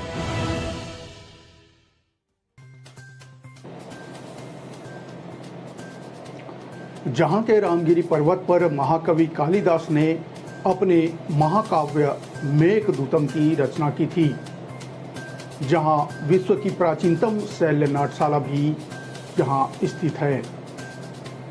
इस इलाके में भगवान श्री राम ने यहाँ वनवास के महत्वपूर्ण समय बिताए। इसी इलाके के विशाल हसदेव अरण्य से तो अब पूरी दुनिया परिचित हो चुकी है। जी हाँ, हम बात कर रहे हैं छत्तीसगढ़ के सरगुजा की, जहाँ की सरगुजिया बोली की अपनी अलग मिठास है। एक समय कांग्रेस का गढ़ माना जाने वाला सरगुजा इलाका 2023 के विधानसभा चुनाव में पूरी तरह ढह गया और सभी के सभी सीटों पर बीजेपी ने सेंध लगा दी। नमस्कार, मैं हूं नवीन और आज बात इसी सरगुजा लोकसभा सीट की।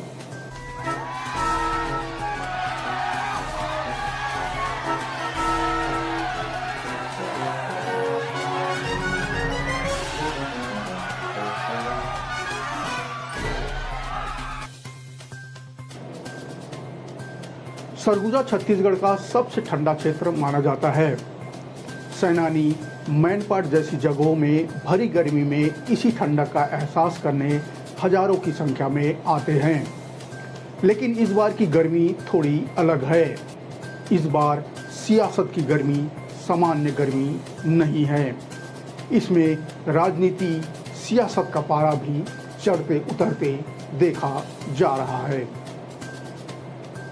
सरगुजा लोकसभा का चुनावी इतिहास बताता है कि यह छत्तीसगढ़ राज्य बनने के पूर्व तक कांग्रेस का सबसे मजबूत गढ़ रहा है। लेकिन वर्तमान में सरगुजा भाजपा का गढ़ बन चुका है। सरगुजा में कमल लगातार खिलता जा रहा है और पंजे की पकड़ हर लोकसभा चुनाव में कमजोर होती चली गई है। सरगुजा की सियासत में राज परिवार का दखल और वर्चस्व पहले आम चुनाव से ही रहा है। वर्तमान में सरगुजा की सियासत में रियासत के महाराजा यानी TH सिंहदेव ही हैं। हालांकि 2023 के विधानसभा चुनाव में खुद के संग समूचे क्षेत्र में कांग्रेस की करारी हार के बाद सियासी पिक्चर से एक तरफ सिंहदेव गायब से हैं। बावजूद इसके इलाके में कांग्रेस की राजनीति बाबा साहब के इर्द गिर्द ही घूमती है। वहीं भाजपा अब यहां पूर्व अध्यक्ष स्वर्गीय शिव प्रताप सिंह के बाद किसी एक चेहरे पर केंद्रित नहीं है। भाजपा के पास यहां मंत्री रामविचार नेताम, पूर्व केंद्रीय मंत्री रेणुका सिंह, पूर्व प्रदेश अध्यक्ष राम सेवक पैकरा जैसे कई आदिवासी चेहरे हैं। भाजपा ने इस सीट से संत गहिरा गुरु के बेटे चिंतामणि महाराज को टिकट दिया है। चिंतामणि महाराज का कुछ दिनों पहले ही कांग्रेस से मोह भंग हो गया था और उन्होंने बीजेपी का दामन थाम लिया था। चिंतामणि महाराज कंवर जाति से हैं। गुरु परिवार से होने के नाते सामाजिक रूप से क्षेत्र में मजबूत पकड़ रखते हैं। राजनीतिक रूप से भी अपनी पैठ अंचल में बना चुके हैं। राजनीति जीवन की शुरुआत उन्होंने भी भाजपा से ही की थी, लेकिन 2013 विधानसभा चुनाव से पहले भाजपा छोड़ कांग्रेस में शामिल हो गए थे। कांग्रेस के टिकट पर 2 बार अलग अलग विधानसभा क्षेत्रों से विधायक भी रहे हैं। बात करें 2013 में तो लुंडरा से और 2018 में सामरी से विधायक रहे हैं। लेकिन 2023 के चुनाव में टिकट कटने के बाद भाजपा में वापस चले गए और नतीजा ये रहा कि सरगुजा की सभी सीटें कांग्रेस बुरी तरीके से हार गई। माना जाता है कि कांग्रेस की हार और भाजपा की जीत में चिंतामणि महाराज का भी बहुत बड़ा योगदान रहा है। सरगुजा की ऐतिहासिक जीत के नायक भले ही कई रहे हों, लेकिन इसका प्रतिफल चिंतामणि महाराज को भाजपा की लोकसभा टिकट के साथ मिला है। पार्टी ने उन्हें जातिगत समीकरणों से इतर नए प्रयोग के साथ टिकट दी है। दूसरी ओर कांग्रेस ने भी इस बार प्रयोग किया है। कांग्रेस ने वरिष्ठ नेता की जगह से युवा चेहरे पर दांव लगाया। कांग्रेस ने युवा कांग्रेस की राष्ट्रीय पदाधिकारी शशि सिंह को प्रत्याशी बनाया। शशि सिंह मजबूत राजनीतिक परिवार से आती हैं। शशि सिंह पूर्व मंत्री स्वर्गीय तुलेश्वर सिंह की बेटी हैं। शशि सिंह को राजनीति विरासत में मिली हुई है। सूरजपुर जिले में वे जिला पंचायत सदस्य हैं उनके पिता स्वर्गीय तुलेश्वर सिंह जोगी सरकार में मंत्री रह चुके हैं। जातिगत समीकरण और महिला आरक्षण का भी कांग्रेस ने बखूबी ध्यान रखा है। कांग्रेस शशि सिंह गोंड जाति से है। इसके साथ राहुल गांधी के युवा सदस्यों की जो टीम है उसमें शशि सिंह शामिल हैं। सरगुजा महाराजा और पूर्व उप मुख्यमंत्री टी.एस. सिंहदेव का समर्थन भी शशि सिंह के साथ दिखता है। माना जाता है कि छत्तीसगढ़ की सत्ता की चाबी सरगुजा और बस्तर संभाग के विधानसभा सीटों से ही आती है। विधानसभा में यहाँ सभी सीटों पर फिलहाल कमल खिला हुआ है। अब लोकसभा में यह सीट लोगों की निगाहों में है। सरगुजा लोकसभा सीट आज़ादी के बाद यानी 1952 में अस्तित्व में आई। जानकारों का मानना है कि सरगुजा लोकसभा में 2019 की तरह मोदी लहर तो नहीं, लेकिन मोदी मैजिक भी बरकरार है। यहाँ स्थानीय मुद्दों के साथ राष्ट्रवाद का मुद्दा भी मतदाताओं के मन में है। इसके साथ ही विधानसभा चुनाव 2023 में मिली कांग्रेस को करारी हार के बाद से कांग्रेस में बिखराव की स्थिति भी है। दूसरी ओर भाजपा में 23 की ऐतिहासिक जीत और आदिवासी मुख्यमंत्री बनने के साथ उत्साह भी दिखता है। हालांकि जनता युवा और वरिष्ठ के बीच चुनाव का आंकलन कर नफा और नुकसान भी टटोल रहे हैं। प्रचार अभियान में अगर देखा जाए सरगुजा लोकसभा क्षेत्र में, तो प्रचार अभियान में भाजपा बहुत आगे रही है। मुख्यमंत्री शाह सहित भाजपा के राष्ट्रीय नेताओं ने कई सभाएं कर जनता को रिझाने में कोई कमी नहीं छोड़ी है। बात करें महतारी वंदन योजना और महालक्ष्मी जैसी योजनाओं की चर्चा इस इलाके में है, जिसका असर वोटिंग में जरूर देखने को मिल सकता है। क्षेत्रवार समीकरण के आधार पर फिलहाल तो भाजपा का पलड़ा इस लोकसभा में ज़्यादा दिख रहा है। बात सन 1952 के पहले चुनाव में तो सरगुजा लोकसभा में 2 सांसद चुने गए थे, एक सामान्य वर्ग से, एक आदिवासी वर्ग से। पहला और दूसरा चुनाव इसी तरह से बड़ी सीटों पर हुआ था। 1952 में बाबूलाल सिंह आदिवासी वर्ग से कांग्रेस के टिकट पर चुनाव जीते थे, जबकि सामान्य वर्ग से सरगुजा महाराजा रहे चंडिकेश्वर शरण सिंह जुदेव निर्दलीय चुनाव जीते थे। 1957 के चुनाव में दोनों ही दूसरी बार संसद बने, लेकिन कांग्रेस के टिकट पर 1962 में यह सीट पूरी तरह आदिवासी वर्ग के लिए आरक्षित हो गई थी और अब एक ही सांसद यहां चुने जाने की शुरुआत हो गई थी।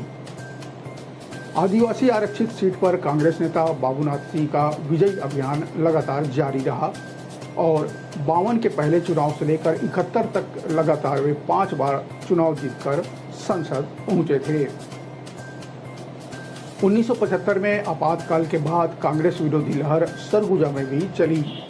77 के चुनाव में इसका असर भी देखा गया। 77 में कांग्रेस को इस सीट पर करारी हार का सामना करना पड़ा और भारतीय लोकदल के लरंगसाय चुनाव जीतने में सफल हुए थे। हालांकि 80 और 84 के चुनाव में कांग्रेस ने वापसी की और 80 में चक्रधारी सिंह और 84 में विजय प्रताप सिंह कांग्रेस के टिकट पर चुनाव जीते थे। लेकिन 89 के चुनाव में इस सीट पर भाजपा का खाता खुल गया। भाजपा की टिकट पर लरंगसाय ने इस अभेद किले को भेद दिया। 1989 में सरगुजा में भाजपा का कमल खिला ही था कि 2 साल बाद यानी 1991 में चुनाव में कमल फिर मुरझा गया। 91 के चुनाव में कांग्रेस फिर से शानदार वापसी की। कांग्रेस ने चेहरा बदला और खेल साय सिंह जीतकर संसद पहुंचे। बात 1996 के चुनाव की तो खेल साय सिंह के साथ कांग्रेस को फिर जीत मिली। हालांकि 98 के चुनाव में लरंगसाय के सहारे फिर कमल खिल गया, लेकिन 99 के चुनाव में भाजपा की हार और खेल साय के संग कांग्रेस की एक और जीत हुई। बात सन 2000 की तो मध्य प्रदेश से अलग होकर छत्तीसगढ़ अलग राज्य बना।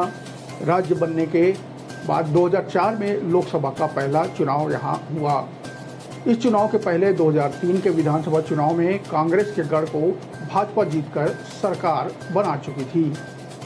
2004 के चुनाव के दौरान राज्य और केंद्र में दोनों में भाजपा की सरकार थी। इस तरह भाजपा हर दृष्टि से मजबूत स्थिति में थी। इसी का फायदा भाजपा को मिला और सरगुजा में अब की बार कमल ऐसा खिला कि वह मुरझा नहीं पाया। 2004 में सरगुजा से भाजपा के टिकट पर नंद कुमार साय चुनाव जीते और संसद पहुंचे। हालांकि 2004 में देश में कांग्रेस गठबंधन की सरकार बनी थी, लेकिन इसका असर 2009 के चुनाव में सरगुजा पर नहीं पड़ा और कमल खिलना जारी रहा। 2009 के चुनाव में भाजपा ने चेहरा बदला, लेकिन सरगुजा वासियों ने मन नहीं बदला। 2009 के चुनाव में भाजपा ने मुरारीलाल सिंह को टिकट दिया और वे भी जीतकर संसद पहुंचे। सन 2009 के बाद 2014 और 2019 में भाजपा प्रयोग करती चली रही और चेहरे में बदलाव भी जारी रहा। 2014 के चुनाव में कमल भान सिंह जीते तो 19 के चुनाव में पहली बार इस सीट से महिला सांसद के रूप में रेणुका सिंह जीती और संसद पहुंची। 1952 के पहले चुनाव से लेकर 2019 के चुनाव तक सरगुजा सीट में गोंड जाति का ही वर्चस्व रहा है, क्योंकि भाजपा और कांग्रेस दोनों ही पार्टी की ओर से इस जाति से टिकट दिया जाता रहा है।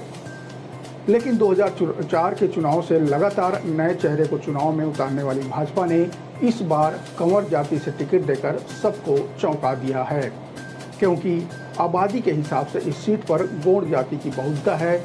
सरगुजा संसदीय क्षेत्र में विधानसभा की 8 सीटें आती हैं।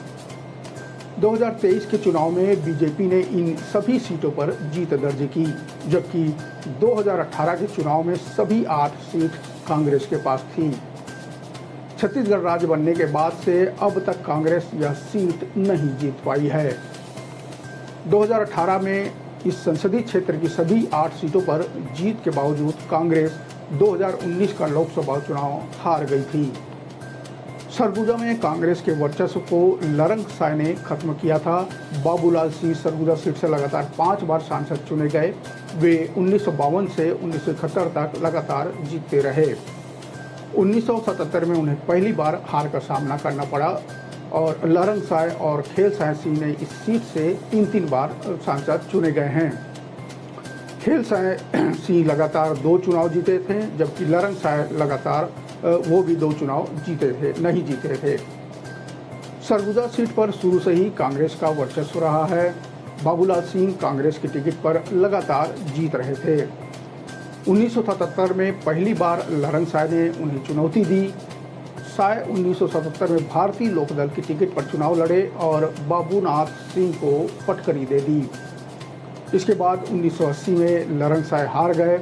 लरंग साय 1989 और 1998 में बीजेपी के टिकट पर सांसद चुने गए थे। कांग्रेस के खेल साय सिंह ने 1991, 96 और 98 में इस सीट का प्रतिनिधित्व किया था। बाद 2019 में तो भाजपा प्रत्याशी रही रेणुका सिंह जीती थी। रेणुका सिंह ने कांग्रेस प्रत्याशी और 3 बार सांसद रहे वरिष्ठ कांग्रेस नेता खेल साय सिंह को 1.5 लाख से अधिक मतों से हराया था। रेणुका सिंह को जहां 6,63,711 वोट मिले थे, जबकि खेल साय सिंह को 5,05,338 वोट वहीं तीसरे नंबर पर नोटा रहा था, जिसके हिसाब से 29,000 वोट आए थे। गोंडवाना गणतंत्र प्रत्याशी आशा देवी 24,000 मतों के साथ चौथे नंबर पर रही थी। इसके साथ ही बसपा प्रत्याशी को 18,000 मत प्राप्त हुए थे। जातिगत समीकरण से इतर अगर वर्तमान में क्षेत्रीय भौगोलिक और राजनीतिक समीकरण को देखें तो भाजपा का पलड़ा यहाँ भारी दिखता है, क्योंकि सरगुजा लोकसभा में शामिल सभी 8 विधानसभा सीटों पर भाजपा फिलहाल काबिज है। अंबिकापुर, सीतापुर, लुंड्रा, सामरी, रामानुजगंज, प्रेमनगर, प्रतापपुर और भटगांव, इन सीटों में 23 के विधानसभा चुनाव में भाजपा ने भारी मतों से जीत हासिल की थी। इस लिहाज से कांग्रेस के सामने एक बड़ी चुनौती क्षेत्रीय भौगोलिक समीकरण को साधना भी है। 2019 के चुनाव में मत प्रतिशत के हिसाब से देखें तो भाजपा को 53.4 और कांग्रेस को 40.42% मत प्राप्त हुए थे। 2019 के इस चुनाव में 75% से अधिक मतदान हुआ था। अनुमान है कि इस बार भी यह रिकॉर्ड बना रहेगा। सरगुजा में रेल और हवाई सेवा बड़ा मुद्दा है। इसके साथ ही साथ धर्मांतरण और हिंदू मुस्लिम का मुद्दा भी यहाँ हावी है। धार्मिक मुद्दों के अलावा कोयला खनन, विस्थापन और हस्देवर्ण का मुद्दा भी यहाँ पर है। तो साथ ही साथ बेरोजगारी, पलायन के साथ ही साथ शिक्षा और स्वास्थ्य सुविधाओं का भी अभाव यहाँ मुद्दा बना हुआ है। सरगुजा की वर्तमान हालातों पर गौर करें तो दोनों पार्टियों के लिए फिलहाल राह आसान नहीं है। कांग्रेस में रहने के बाद भी चिंतामणि महाराज को भाजपा से बड़ी उम्मीदों के साथ प्रत्याशी बनाया है। उनके समर्थक कांग्रेस में भी गिने जाते हैं। इधर शशि सिंह की राजनीतिक विरासत उन्हें चुनाव में मदद कर सकती है। पिछले चुनाव में भाजपा कांग्रेस में जीत हार का अंतर वोट शेयर में 13% के करीब रहा था। सरगुजा के लोगों को मोदी की गारंटी पर भरोसा है। हालांकि कांग्रेस से दल बदल कर आए चिंतामणि महाराज को उम्मीदवार बनाए जाने से अंदर खाने में भाजपा में नाराजगी भी साफ देखी जा सकती है, लेकिन उसका इतना असर फिलहाल नहीं दिखता। वहीं कांग्रेस के शशि सिंह को मैदान में उतारा है। कांग्रेस से भाजपा में आए चिंतामणि कांग्रेस के लिए चिंता का सबब लाते हैं या युवा शशि सिंह कांग्रेस को सारी चिंताएं कम कर इस सीट को कांग्रेस की झोली में डाल पाती है या नहीं, इसके लिए हमें इंतजार करना होगा 4 जून का। आज बस इतना ही। अगले अंक में नब्ज टटोलेंगे छत्तीसगढ़ के किसी नए लोकसभा की। तब तक मुझे दीजिए इजाज़त। नमस्कार, राम राम, जय जोहार।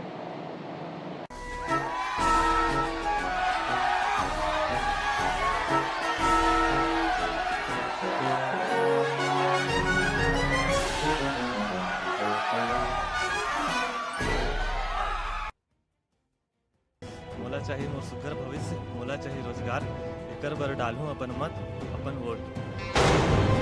एक वोट करे चोट। मतदान आपके अधिकार नहीं, कर्तव्य घलोखे। वोट डाले खचित जाहो। न्यूज 36 कतिले आप मन के हित में जारी।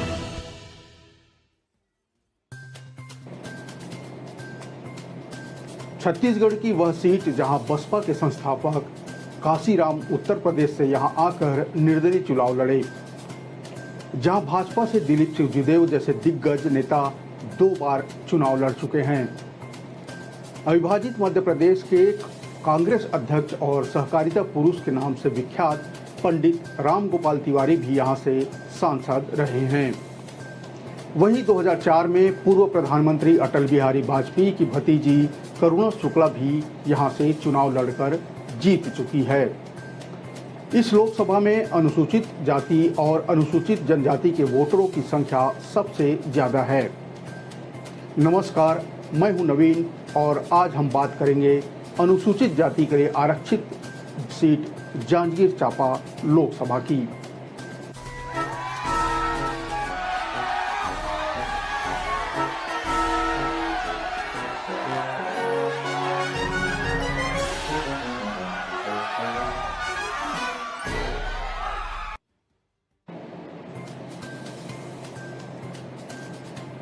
छत्तीसगढ़ की सबसे महत्वपूर्ण सीटों में से एक मानी जाने वाली जांजगीर चांपा अनुसूचित जाति के लिए आरक्षित सीट है। अनुसूचित जाति वर्ग के 25% और अनुसूचित जनजाति वर्ग के मतदाताओं की संख्या लगभग 11.6% के करीब इस लोकसभा सीट में है। ये हर चुनाव में निर्णायक भूमिका में रहते हैं। इसका कारण ये भी है कि ये मतदाता एक तरफा वोट करते आए हैं। यहाँ पर ओबीसी वोटरों की भी 42% संख्या है। यहाँ की सभी 8 विधानसभा सीटों पर इस समय कांग्रेस के विधायक काबिज हैं। इस लिहाज से कांग्रेस यहाँ बीजेपी के मुकाबले थोड़ा ज़्यादा मजबूत दिखती है। लेकिन एक सच ये भी है कि जांजगीर लोकसभा सीट पिछले 20 सालों से बीजेपी के कब्जे में है। इस बार कांग्रेस ने पूर्व मंत्री शिव कुमार डहरिया को अपना प्रत्याशी बनाया है, तो वहीं बीजेपी ने यहां नई महिला प्रत्याशी कमलेश जांगड़े को मैदान में उतारा है। जांजगीर लोकसभा सीट में 1984 में पहली बार भाजपा ने इस पर अपना पैर जमाना शुरू किया। इससे पहले भारतीय जनसंघ के रूप में पार्टी 5 बार दूसरे स्थान पर रही। भाजपा के कद्दावर नेता दिलीप सिंह ने पहली बार 1989 में पार्टी का यहां से खाता खोला और कांग्रेस के प्रभात मिश्रा को हरा दिया। अगली बार यानी 1991 में कांग्रेस पार्टी के भवानी लाल वर्मा ने दिलीप सिंह जूदेव को पटकनी दे दी। हालांकि 1996 में मनहर लाल पांडे और 2004 में करुणा शुक्ला ने पार्टी को जीत दिलाई। तब से लेकर अब तक लगातार यह सीट भाजपा के खाते में ही है। इस सीट में अब तक बीजेपी के ही सांसद रहे हैं, इसलिए स्थानीय मुद्दों की जगह राष्ट्रीय मुद्दों को लेकर ही बीजेपी मतदाताओं के पास फिलहाल जा रही है। आमजन की माने तो पूर्व सांसदों का कोई उल्लेखनीय कार्य भी यहां बताने के लिए नहीं है, ऐसा आम लोगों की प्रतिक्रिया है। हालांकि कांग्रेस की महालक्ष्मी योजना के वादों का पोस्टर देखने को इलाके में जरूर मिलता है, लेकिन पार्टी के वादों को घर घर तक बताने के लिए कार्यकर्ता दिखाई कहीं नहीं दे रहे हैं। जांजगीर लोकसभा क्षेत्र के कई बड़े कांग्रेसी नेता हाल फिलहाल बीजेपी में शामिल हो गए हैं। इनमें कांग्रेस के ही प्रदेश संयुक्त महासचिव इंजीनियर रवि पांडे की बात करें या कांग्रेस के पूर्व विधायक चुन्नीलाल साहू समेत कई नेता हैं जो बीजेपी में आकर अब बीजेपी के चुनाव प्रचार भी इलाके में कर रहे हैं। इसके अलावा राष्ट्रवाद, मोदी की गारंटी और वादों को लेकर बीजेपी यहां मजबूत नजर आ रही है। जांजगीर चांपा लोकसभा क्षेत्र से 1984 में बसपा के संस्थापक काशीराम उत्तर प्रदेश से आकर यहां निर्दलीय चुनाव लड़े थे। हालांकि इस चुनाव में उन्हें महज 32,135 वोट मिले और उनका वोट प्रतिशत 8.81 ही रहा। बसपा की स्थापना इसी दौर में हुई थी, मगर पार्टी को चुनाव आयोग से मान्यता नहीं मिली थी, इसलिए काशीराम को निर्दलीय चुनाव लड़ना पड़ा था।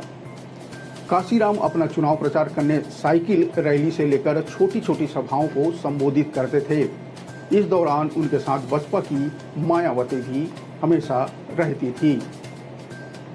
इस चुनाव के बाद से जिले में बहुजन आंदोलन की जड़ें मजबूत हुई। वोट हमारा, राज तुम्हारा नहीं चलेगा और अब न 85 धोखा खाओ, देश में अपना शासन लाओ, एक ऊंट और एक नोट जैसे नारे उस समय खूब चले थे। इससे आने वाले समय में पामगढ़ व जयजयपुर विधानसभा में बसपा के उम्मीदवार जीतते रहे। हालांकि इस बार के विधानसभा चुनाव में बसपा को एक भी सीट नहीं मिली है और उसके वोट कांग्रेस की तरफ डाइवर्ट हो गए। जांजगीर चांपा लोकसभा से अब तक 5 बार महिला उम्मीदवार जीतकर संसद पहुंच चुकी है। इनमें 2 बार मिनी माता, 1 बार करुणा शुक्ला जो अटल बिहारी वाजपेयी जी की भतीजी हैं और 2 बार कमला देवी पाटले इस जांजगीर लोकसभा चुनाव से चुनाव जीत चुकी है।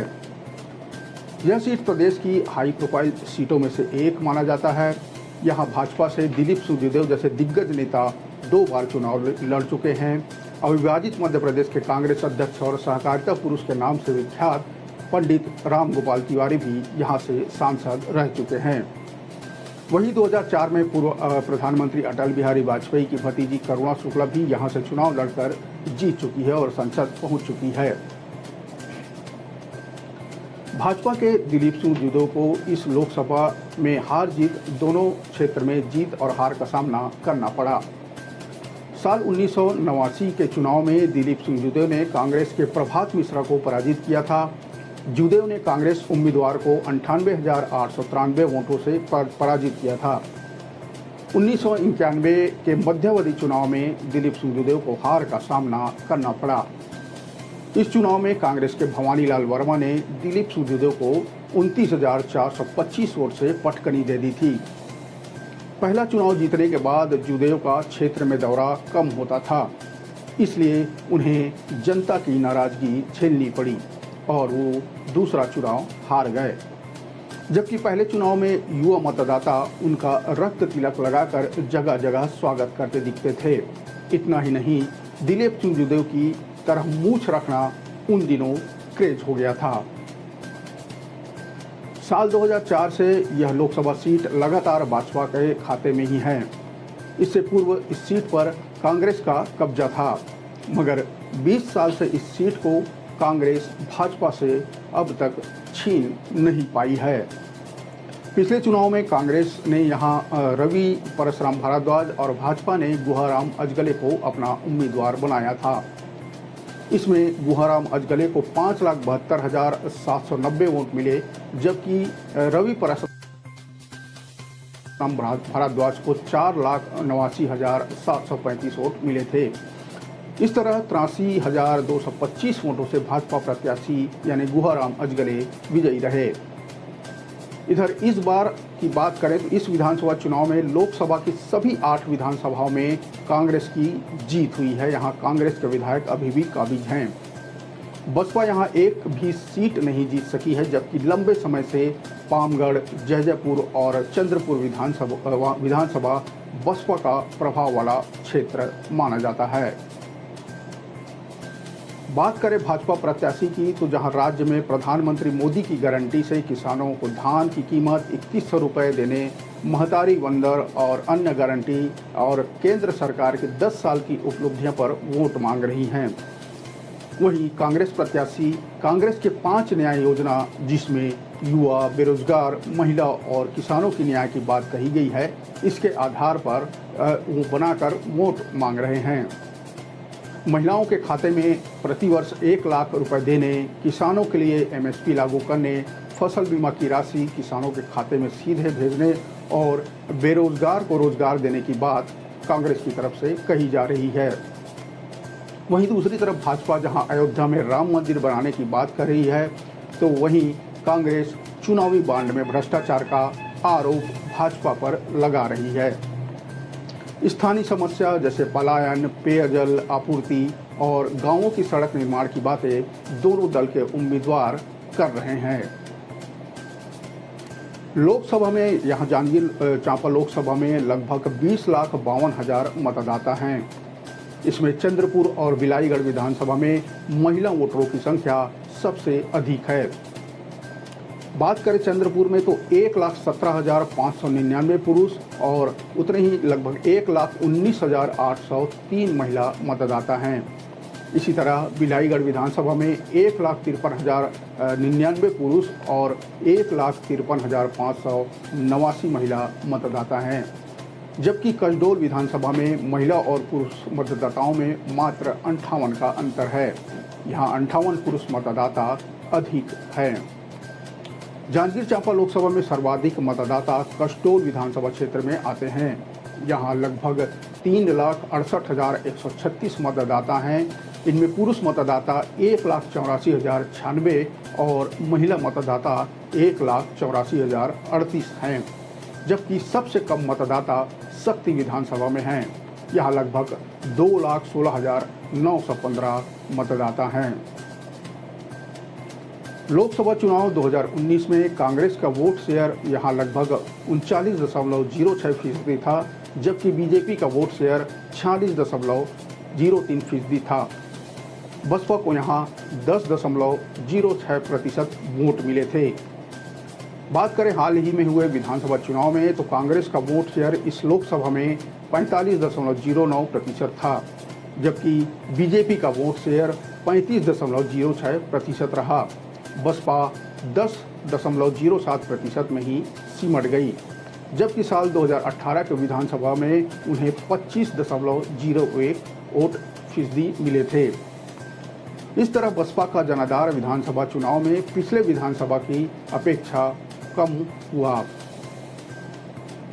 जांजगीर लोकसभा बीजेपी का गढ़ माना जाता रहा है, लिहाजा इस बार भी इस सीट पर फतह हासिल करने के लिए बीजेपी आश्वस्त दिखती है, तो दूसरी तरफ कांग्रेस इस बार कांटे का मुकाबला मानते हुए अपनी जीत का दावा करते दिख रही है।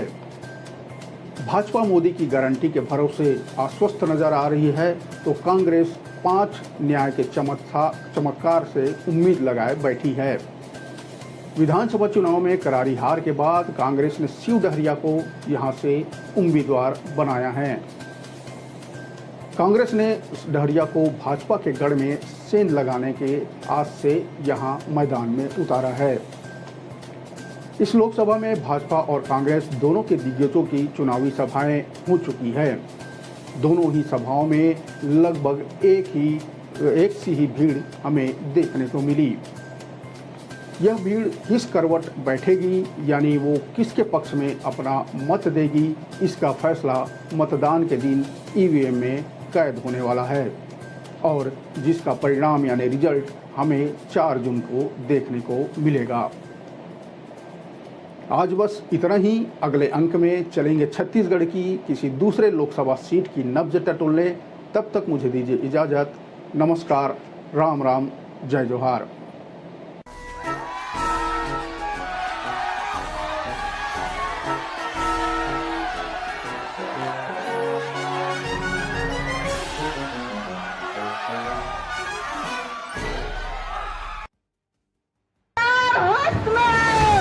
खबर के उस सब को पहलू जेखर से तय उठे आप मन के दिन हमारे छत्तीसगढ़ के तीज त्योहार है, चाहे हरेली हो तीजा। प्रदेश के हर वो खबर जेखर से जुड़े है आप मन के भावना।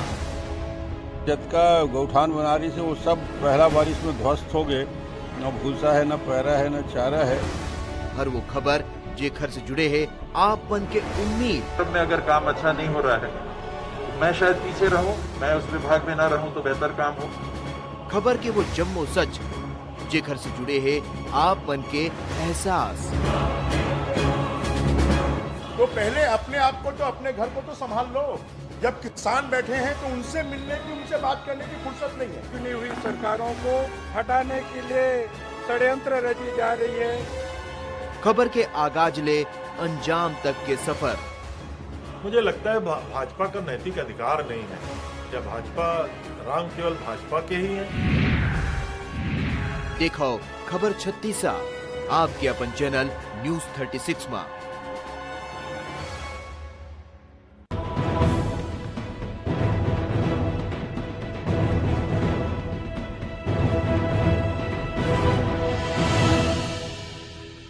मोला चाहिए अच्छा कॉलेज, अच्छा आधुनिक शिक्षण संस्थान, ताकि आगू अच्छा से पढ़ सकूं और अपन सपना ला गढ़ सकूं। एकरे बर मैं यहाँ डालूं अपन मत, अपन वोट। एक वोट करे चोट। मतदान आपके अधिकार नहीं, कर्तव्य घलो खे। वोट डाले खचित जहो। न्यूज 36 कतिले आप मन के हित में जारी। खबर के उस सब को पहलू जेखर से तय उठे आप मन के दिन हमारे छत्तीसगढ़ के तीज त्योहार है, चाहे हरेली हो तीजा। प्रदेश के हर वो खबर जेखर से जुड़े हैं आप मन के भावना। जतका गौठान बनारी से वो सब पहला बारिश में ध्वस्त हो गए, न भूसा है, न पैरा है, न चारा है। हर वो खबर जेखर से जुड़े हैं आप मन के उम्मीद। में अगर काम अच्छा नहीं हो रहा है, मैं शायद पीछे रहूं, मैं उस विभाग में ना रहूं तो बेहतर काम हो। खबर के वो जम्मो सच जेखर से जुड़े हैं आप मन के एहसास। तो पहले अपने आप को तो अपने घर को तो संभाल लो। जब किसान बैठे हैं तो उनसे मिलने की, उनसे बात करने की फुर्सत नहीं है। चुनी हुई सरकारों को हटाने के लिए षड्यंत्र रची जा रही है। खबर के आगाज ले अंजाम तक के सफर। मुझे लगता है भाजपा का नैतिक अधिकार नहीं है। क्या भाजपा रंग केवल भाजपा के ही है? देखो खबर 36 आपके अपन चैनल न्यूज 36 में। इस बार बात छत्तीसगढ़ के उस लोकसभा सीट की जहां दोनों मुख्य पार्टी में महिलाओं के बीच मुकाबला है, यानी दीदी और भाभी के बीच। जिसके चलते यह Lok Sabha seat high profile seat बन चुकी है। यहां कांग्रेस को प्रदर्शन दोहराने और भाजपा को अपनी साख बचाने का पूरा दबाव है। पिछले लोकसभा चुनाव यानी 2019 में कांग्रेस की ओर से ज्योत्सना महंत चुनाव मैदान में थी और जीतकर सांसद भी बनी थी। वर्तमान में वे दोबारा इस सीट पर कांग्रेस की टिकट से चुनाव लड़ रही हैं, जबकि भाजपा की ओर से तेज तर्रार नेत्री सरोज पांडे चुनावी मैदान में हैं। हालांकि ये चुनाव ज्योत्सना महंत और भाजपा की सरोज पांडे के बीच नहीं है, बल्कि उनके पति और नेता प्रतिपक्ष चरणदास महंत और भाजपा की राष्ट्रीय महासचिव सरोज पांडे के बीच सीधा माना जा रहा है। नमस्कार, मैं हूं नवीन और इस बार बात करेंगे कोरबा लोकसभा सीट की।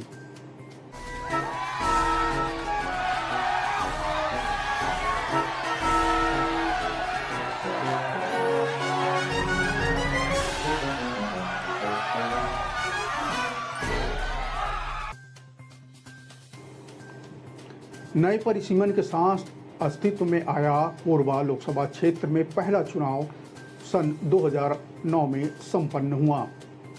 तब कांग्रेस से चरणदास महंत ने बीजेपी के करुणा शुक्ला को लगभग 20,737 मतों से पराजित किया था। 2009 के बाद 2014 में इस लोकसभा क्षेत्र से दूसरे लोकसभा चुनाव में कांग्रेस के चरणदास महंत को बीजेपी के डॉक्टर बंसीलाल महतो ने महज 4,265 मतों से शिकस्त दे दी थी। बात करें 2019 लोकसभा, उनके जगह उनकी धर्मपत्नी यानी ज्योत्सना महंत पहली बार चुनाव मैदान में उतरी। उसने एक बार फिर चरणदास महंत की पत्नी यानी ज्योत्सना महंत को ही अपना कैंडिडेट बनाया।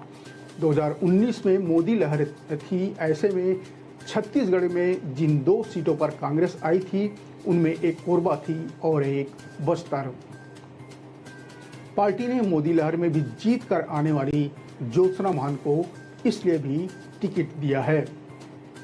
हालांकि ये चुनाव ज्योत्सना महंत और भाजपा की सरोज पांडे के बीच नहीं माना जा रहा है, बल्कि उनके पति और नेता प्रतिपक्ष चरणदास महंत और भाजपा की राष्ट्रीय महासचिव सरोज पांडे के बीच माना जा रहा है। इस बात में कोई शक नहीं कि इस क्षेत्र में कांग्रेस के सबसे बड़े नेता चरणदास अध्यक्ष की भूमिका में थे और उससे पहले कहीं न कहीं मुख्यमंत्री की रेस में भी थे। उनकी राजनीति को लोग इस तरह से देखते हैं कि वे कहते कुछ नहीं और कर सब कुछ जाते हैं। भूपेश बघेल अगर केंद्र में जाते हैं तो सबसे ताकतवर नेता के रूप में चरणदास महंत ही कांग्रेस में यानी कि छत्तीसगढ़ राज्य में कांग्रेस की तरफ से होंगे। सरोज पांडे भाजपा की राष्ट्रीय उपाध्यक्ष भी है। ऐसे में यहाँ भाजपा को अपनी साख बचाने की चिंता है। कोरबा भाजपा के लिए हारी हुई सीट है, इसलिए यहाँ भाजपा कांग्रेस के शीर्ष नेताओं के बीच भी प्रतिस्पर्धा देखने को मिल रही है। भाजपा की ओर से सरोज पांडे तीसरी बार लोकसभा चुनाव मैदान में हैं। इससे पहले सरोज पांडे दुर्ग नगर निगम की महापौर, विधायक और सांसद भी रही है। भाजपा में जहां सरोज को सम्मान के साथ दीदी पुकारा जाता है, वहीं कांग्रेस के वरिष्ठ नेता व नेता प्रतिपक्ष डॉक्टर चरणदास महंत की धर्मपत्नी होने के नाते ज्योत्सना महंत को कांग्रेस के कुछ कार्यकर्ता सम्मान के रूप में उन्हें भाभी कहकर पुकारते हैं। कोरबा लोकसभा क्षेत्र में कुल 4 जिलों के 8 विधानसभा क्षेत्र आते हैं, जिनमें कोरिया, एमसीबी जिले में बैकुंठपुर, मनेन्द्रगढ़ और भरतपुर सोरहत विधानसभा क्षेत्र के अलावा पेंड्रा जिले के मारवाही विधानसभा, जबकि कोरबा जिले के पाली, तानाखार, कटघोरा, रामपुर और कोरबा विधानसभा क्षेत्र शामिल हैं। कोरबा में 3 चुनाव व वर्तमान में जो चौथा चुनाव में बीजेपी हर बार प्रत्याशी बदलती रही है। पहले चुनाव में करुणा शुक्ला को मौका मिला, दूसरे चुनाव में बंसीलाल महतो को मौका दिया जो जीतकर भाजपा की झोली में ये सीट रखे थे। तीसरे चुनाव में फिर महतो को हटाकर ज्योतिनंद दुबे को मौका दिया गया और अब की बात करें यानी 2024 की बात करें तो चौथे चुनाव में सरोज पांडे को भाजपा ने अपना उम्मीदवार बनाया है। वहीं कांग्रेस की बात करें तो कांग्रेस लगातार महंत परिवार पर विश्वास कायम रखे हुए है। पहले 2 चुनाव में डॉक्टर चरणदास महंत लड़े और अब लगातार 2 चुनाव में उनकी पत्नी यानी ज्योत्सना महंत चुनाव मैदान में लड़ रही है। बता दें कि 2019 में चुनाव में ज्योत्सना महंत का मुकाबला करने वाले बीजेपी के ज्योतिनंद दुबे को चुनाव मैदान में भाजपा ने उतारा था, लेकिन एक बार फिर इस लोकसभा से कांग्रेस की जीत हुई थी और ज्योत्सना चरणदास महंत ने बीजेपी के ज्योतिनंद दुबे को 26,249 मतों से हरा दिया था। कोरबा लोकसभा सीट पर गोंडवाना गणतंत्र पार्टी को भी दरकिनार कभी नहीं किया जा सकता। गोंडवाना गणतंत्र पार्टी के वोटों से ही कोरबा सीट पर हार जीत का समीकरण बदलता रहा है। जब जब गोंडवाना गणतंत्र पार्टी को कम वोट मिले, कांग्रेस को निश्चित रूप से फायदा हुआ है। एक चुनाव में जब गोंडवाना गणतंत्र पार्टी को 50,000 से ज्यादा वोट मिले तो कांग्रेस को हार का सामना करना पड़ा था। 2 चुनाव में 40,000 से कम वोट गोंडवाना गणतंत्र पार्टी को मिले थे। इस चुनाव में कांग्रेस को जीत मिली थी। इसी तरह 2014 के चुनाव में गोंडवाना गणतंत्र पार्टी के बढ़े मतों की संख्या के कारण लगातार जीत हासिल करने में नाकाम हो गई थी। इस चुनाव में कांग्रेस ने मौजूदा सांसद डॉक्टर चरणदास महंत को रिपीट किया था, जबकि बीजेपी ने डॉक्टर बंसीलाल महतो को टिकट दी थी। डॉक्टर बंसीलाल महतो को 4,49,002 और डॉक्टर चरणदास महंत को 4,34,737 वोट मिले थे। इस तरह बीजेपी प्रत्याशी डॉक्टर महतो ने नजदीकी मुकाबले में डॉक्टर चरणदास महंत को यानी 4,265 वोटों के मामूली अंतर से पराजित कर दिया था। खास बात रही थी कि गोंडवाना गणतंत्र पार्टी ने इस चुनाव में 52,753 वोट हासिल किए थे और जो प्राप्त मत का आंकड़ा है मतलब पिछले चुनाव से बढ़कर 3.71% हो गया था गोंडवाना गणतंत्र पार्टी के लिए, लिहाजा जिसका नुकसान कांग्रेस को हुआ। 2009 और 2014 के चुनाव में गोंडवाना गणतंत्र पार्टी के वोट में लगभग 20,000 की बढ़ोतरी हुई और कांग्रेस की गत चुनाव में 20,000 से अधिक वोटों की जीत 4,000 से ज्यादा वोटों की हार में तब्दील हो गई। 2019 के चुनाव में गोंडवाना गणतंत्र पार्टी के वोट प्रतिशत में गिरावट आई तो कांग्रेस प्रत्याशी को एक बार फिर जनता ने संसद भवन तक पहुंचा दिया। इस चुनाव में कांग्रेस ने डॉक्टर चरणदास की पत्नी यानी ज्योत्सना महंत को टिकट दी थी। वहीं बीजेपी ने चेहरे बदलने की परंपरा को कायम रखते हुए ज्योतिनंद दुबे को अपना प्रत्याशी बनाया था। कांग्रेस प्रत्याशी ज्योत्सना महंत ने 5,23,310 वोट हासिल किए थे, जबकि प्रतिद्वंदी जो भाजपा के ज्योतिनंद दुबे को 4,97,061 वोट मिले थे। इस तरह उन्हें 26,249 वोटों के अंतर से हार का सामना करना पड़ा था। गोंडवाना गणतंत्र पार्टी हर चुनाव में मुकाबला त्रिकोणीय बनाने की कोशिश करती रही है। इस बार कोरबा सीट पर गोंडवाना गणतंत्र पार्टी ने श्याम सिंह मरकाम को टिकट दिया है। कोरबा लोकसभा अंतर्गत स्थित पाली तानाखार, भरतपुर सोनहत, मारवाही और बैकुंठपुर जैसी सीटों पर गोंडवाना गणतंत्र पार्टी का बड़ा जनाधार है। बात करें हाल ही में संपन्न हुए विधानसभा चुनाव में तो गोंडवाना गणतंत्र पार्टी के उम्मीदवारों ने लोकसभा अंतर्गत स्थित विधानसभा सीटों पर लगभग 1.5 लाख से अधिक मत प्राप्त किए थे। वहीं पाली तानाखार की बात करें तो वहां गोंडवाना गणतंत्र पार्टी के विधायक चुनकर भी सदन पहुंचे हैं। चुनावी रणनीति में जहां अलग अलग तथ्य जीत व हार के लिए निर्णायक होता है, वहीं निर्दलीय व क्षेत्रीय पार्टी के अलावा अन्य दलों का असर भी आदिवासी मतदाताओं को प्रभावित करने के लिए प्रभावी रहता है। बसपा, गोंडवाना गणतंत्र पार्टी अन्य पार्टियों में जातिगत समीकरण की भूमिका वह महत्वाकांक्षा भी आदिवासी मतदाताओं को प्रभावित करने वाला होगा। प्रत्याशियों की स्थिति स्पष्ट होने के बाद भले ही चुनावी पंडित की नज़र कांग्रेस व भाजपा के गढ़ व उनके मतांतरों पर टिकी है, किंतु जातिगत समीकरण का मामला आंकड़ों से परे होता है। चरणदास महंत के लिए भी ज्योत्सना महंत को चुनाव जिताना चुनौती है। बात करें पिछले 5 सालों में तो कोरबा क्षेत्र में कांग्रेस से लोगों में कांग्रेस के प्रति काफ़ी नाराजगी दिखाई दे रही है और इसका असर विधानसभा चुनाव में भी हमें देखने को मिल चुका है। यहाँ 8 विधानसभा चुनाव में से 6 भाजपा, 1 पर गोंडवाना गणतंत्र पार्टी और सिर्फ 1 सीट पर कांग्रेस काबिज है। सिर्फ रामपुर की सीट कांग्रेस के पास है, यानी साफ माना जा सकता है कि जनता इलाके में कांग्रेस के काम से नाराज दिख रही है। इधर सरोज पांडे के लिए कोरबा की राह इतनी आसान नहीं है। वहाँ अभी से भी नारा लग रहा है कि बिहारी और बाहरी का। सरोज पांडे दुर्ग से जाकर कोरबा में चुनाव लड़ रही हैं। ऐसा फैलाया जा रहा है कि वे बिहारी ब्राह्मण हैं, जबकि ज्योत्सना महंत को स्थानीय बताया जा रहा है। अगर सरोज पांडे सिर्फ मोदी के चेहरे और राम के भरोसे रही तो उनके सामने मुश्किलें खड़ी हो सकती है। उन्हें बिहारी और बाहरी का काट सोचकर मैदान में अपना दांव खेलना होगा। कांग्रेस के लोग सामाजिक बैठकों में इस बात का प्रचार भी कर रहे हैं। वैसे दूसरा पक्ष यह भी सामने आ रहा है कि सरोज पांडे को कोरबा में बहुतायत उत्तर भारतीय लोगों के वोटों को ध्यान में रखकर भी मैदान में उतारा गया है। तो वहीं कुछ लोगों का मानना है कि अगर उत्तर भारतीय मत एकजुट रहते तो विधानसभा चुनाव में जो जय सिंह अग्रवाल को हार का सामना करना पड़ा है वह नहीं करना पड़ता, यानी उत्तर भारतीय वोट यहाँ पर मायने नहीं रखते। कुछ लोगों का यह भी मत है। कोरबा लोकसभा सीट का भूगोल और इतिहास काफी पेचीदा है।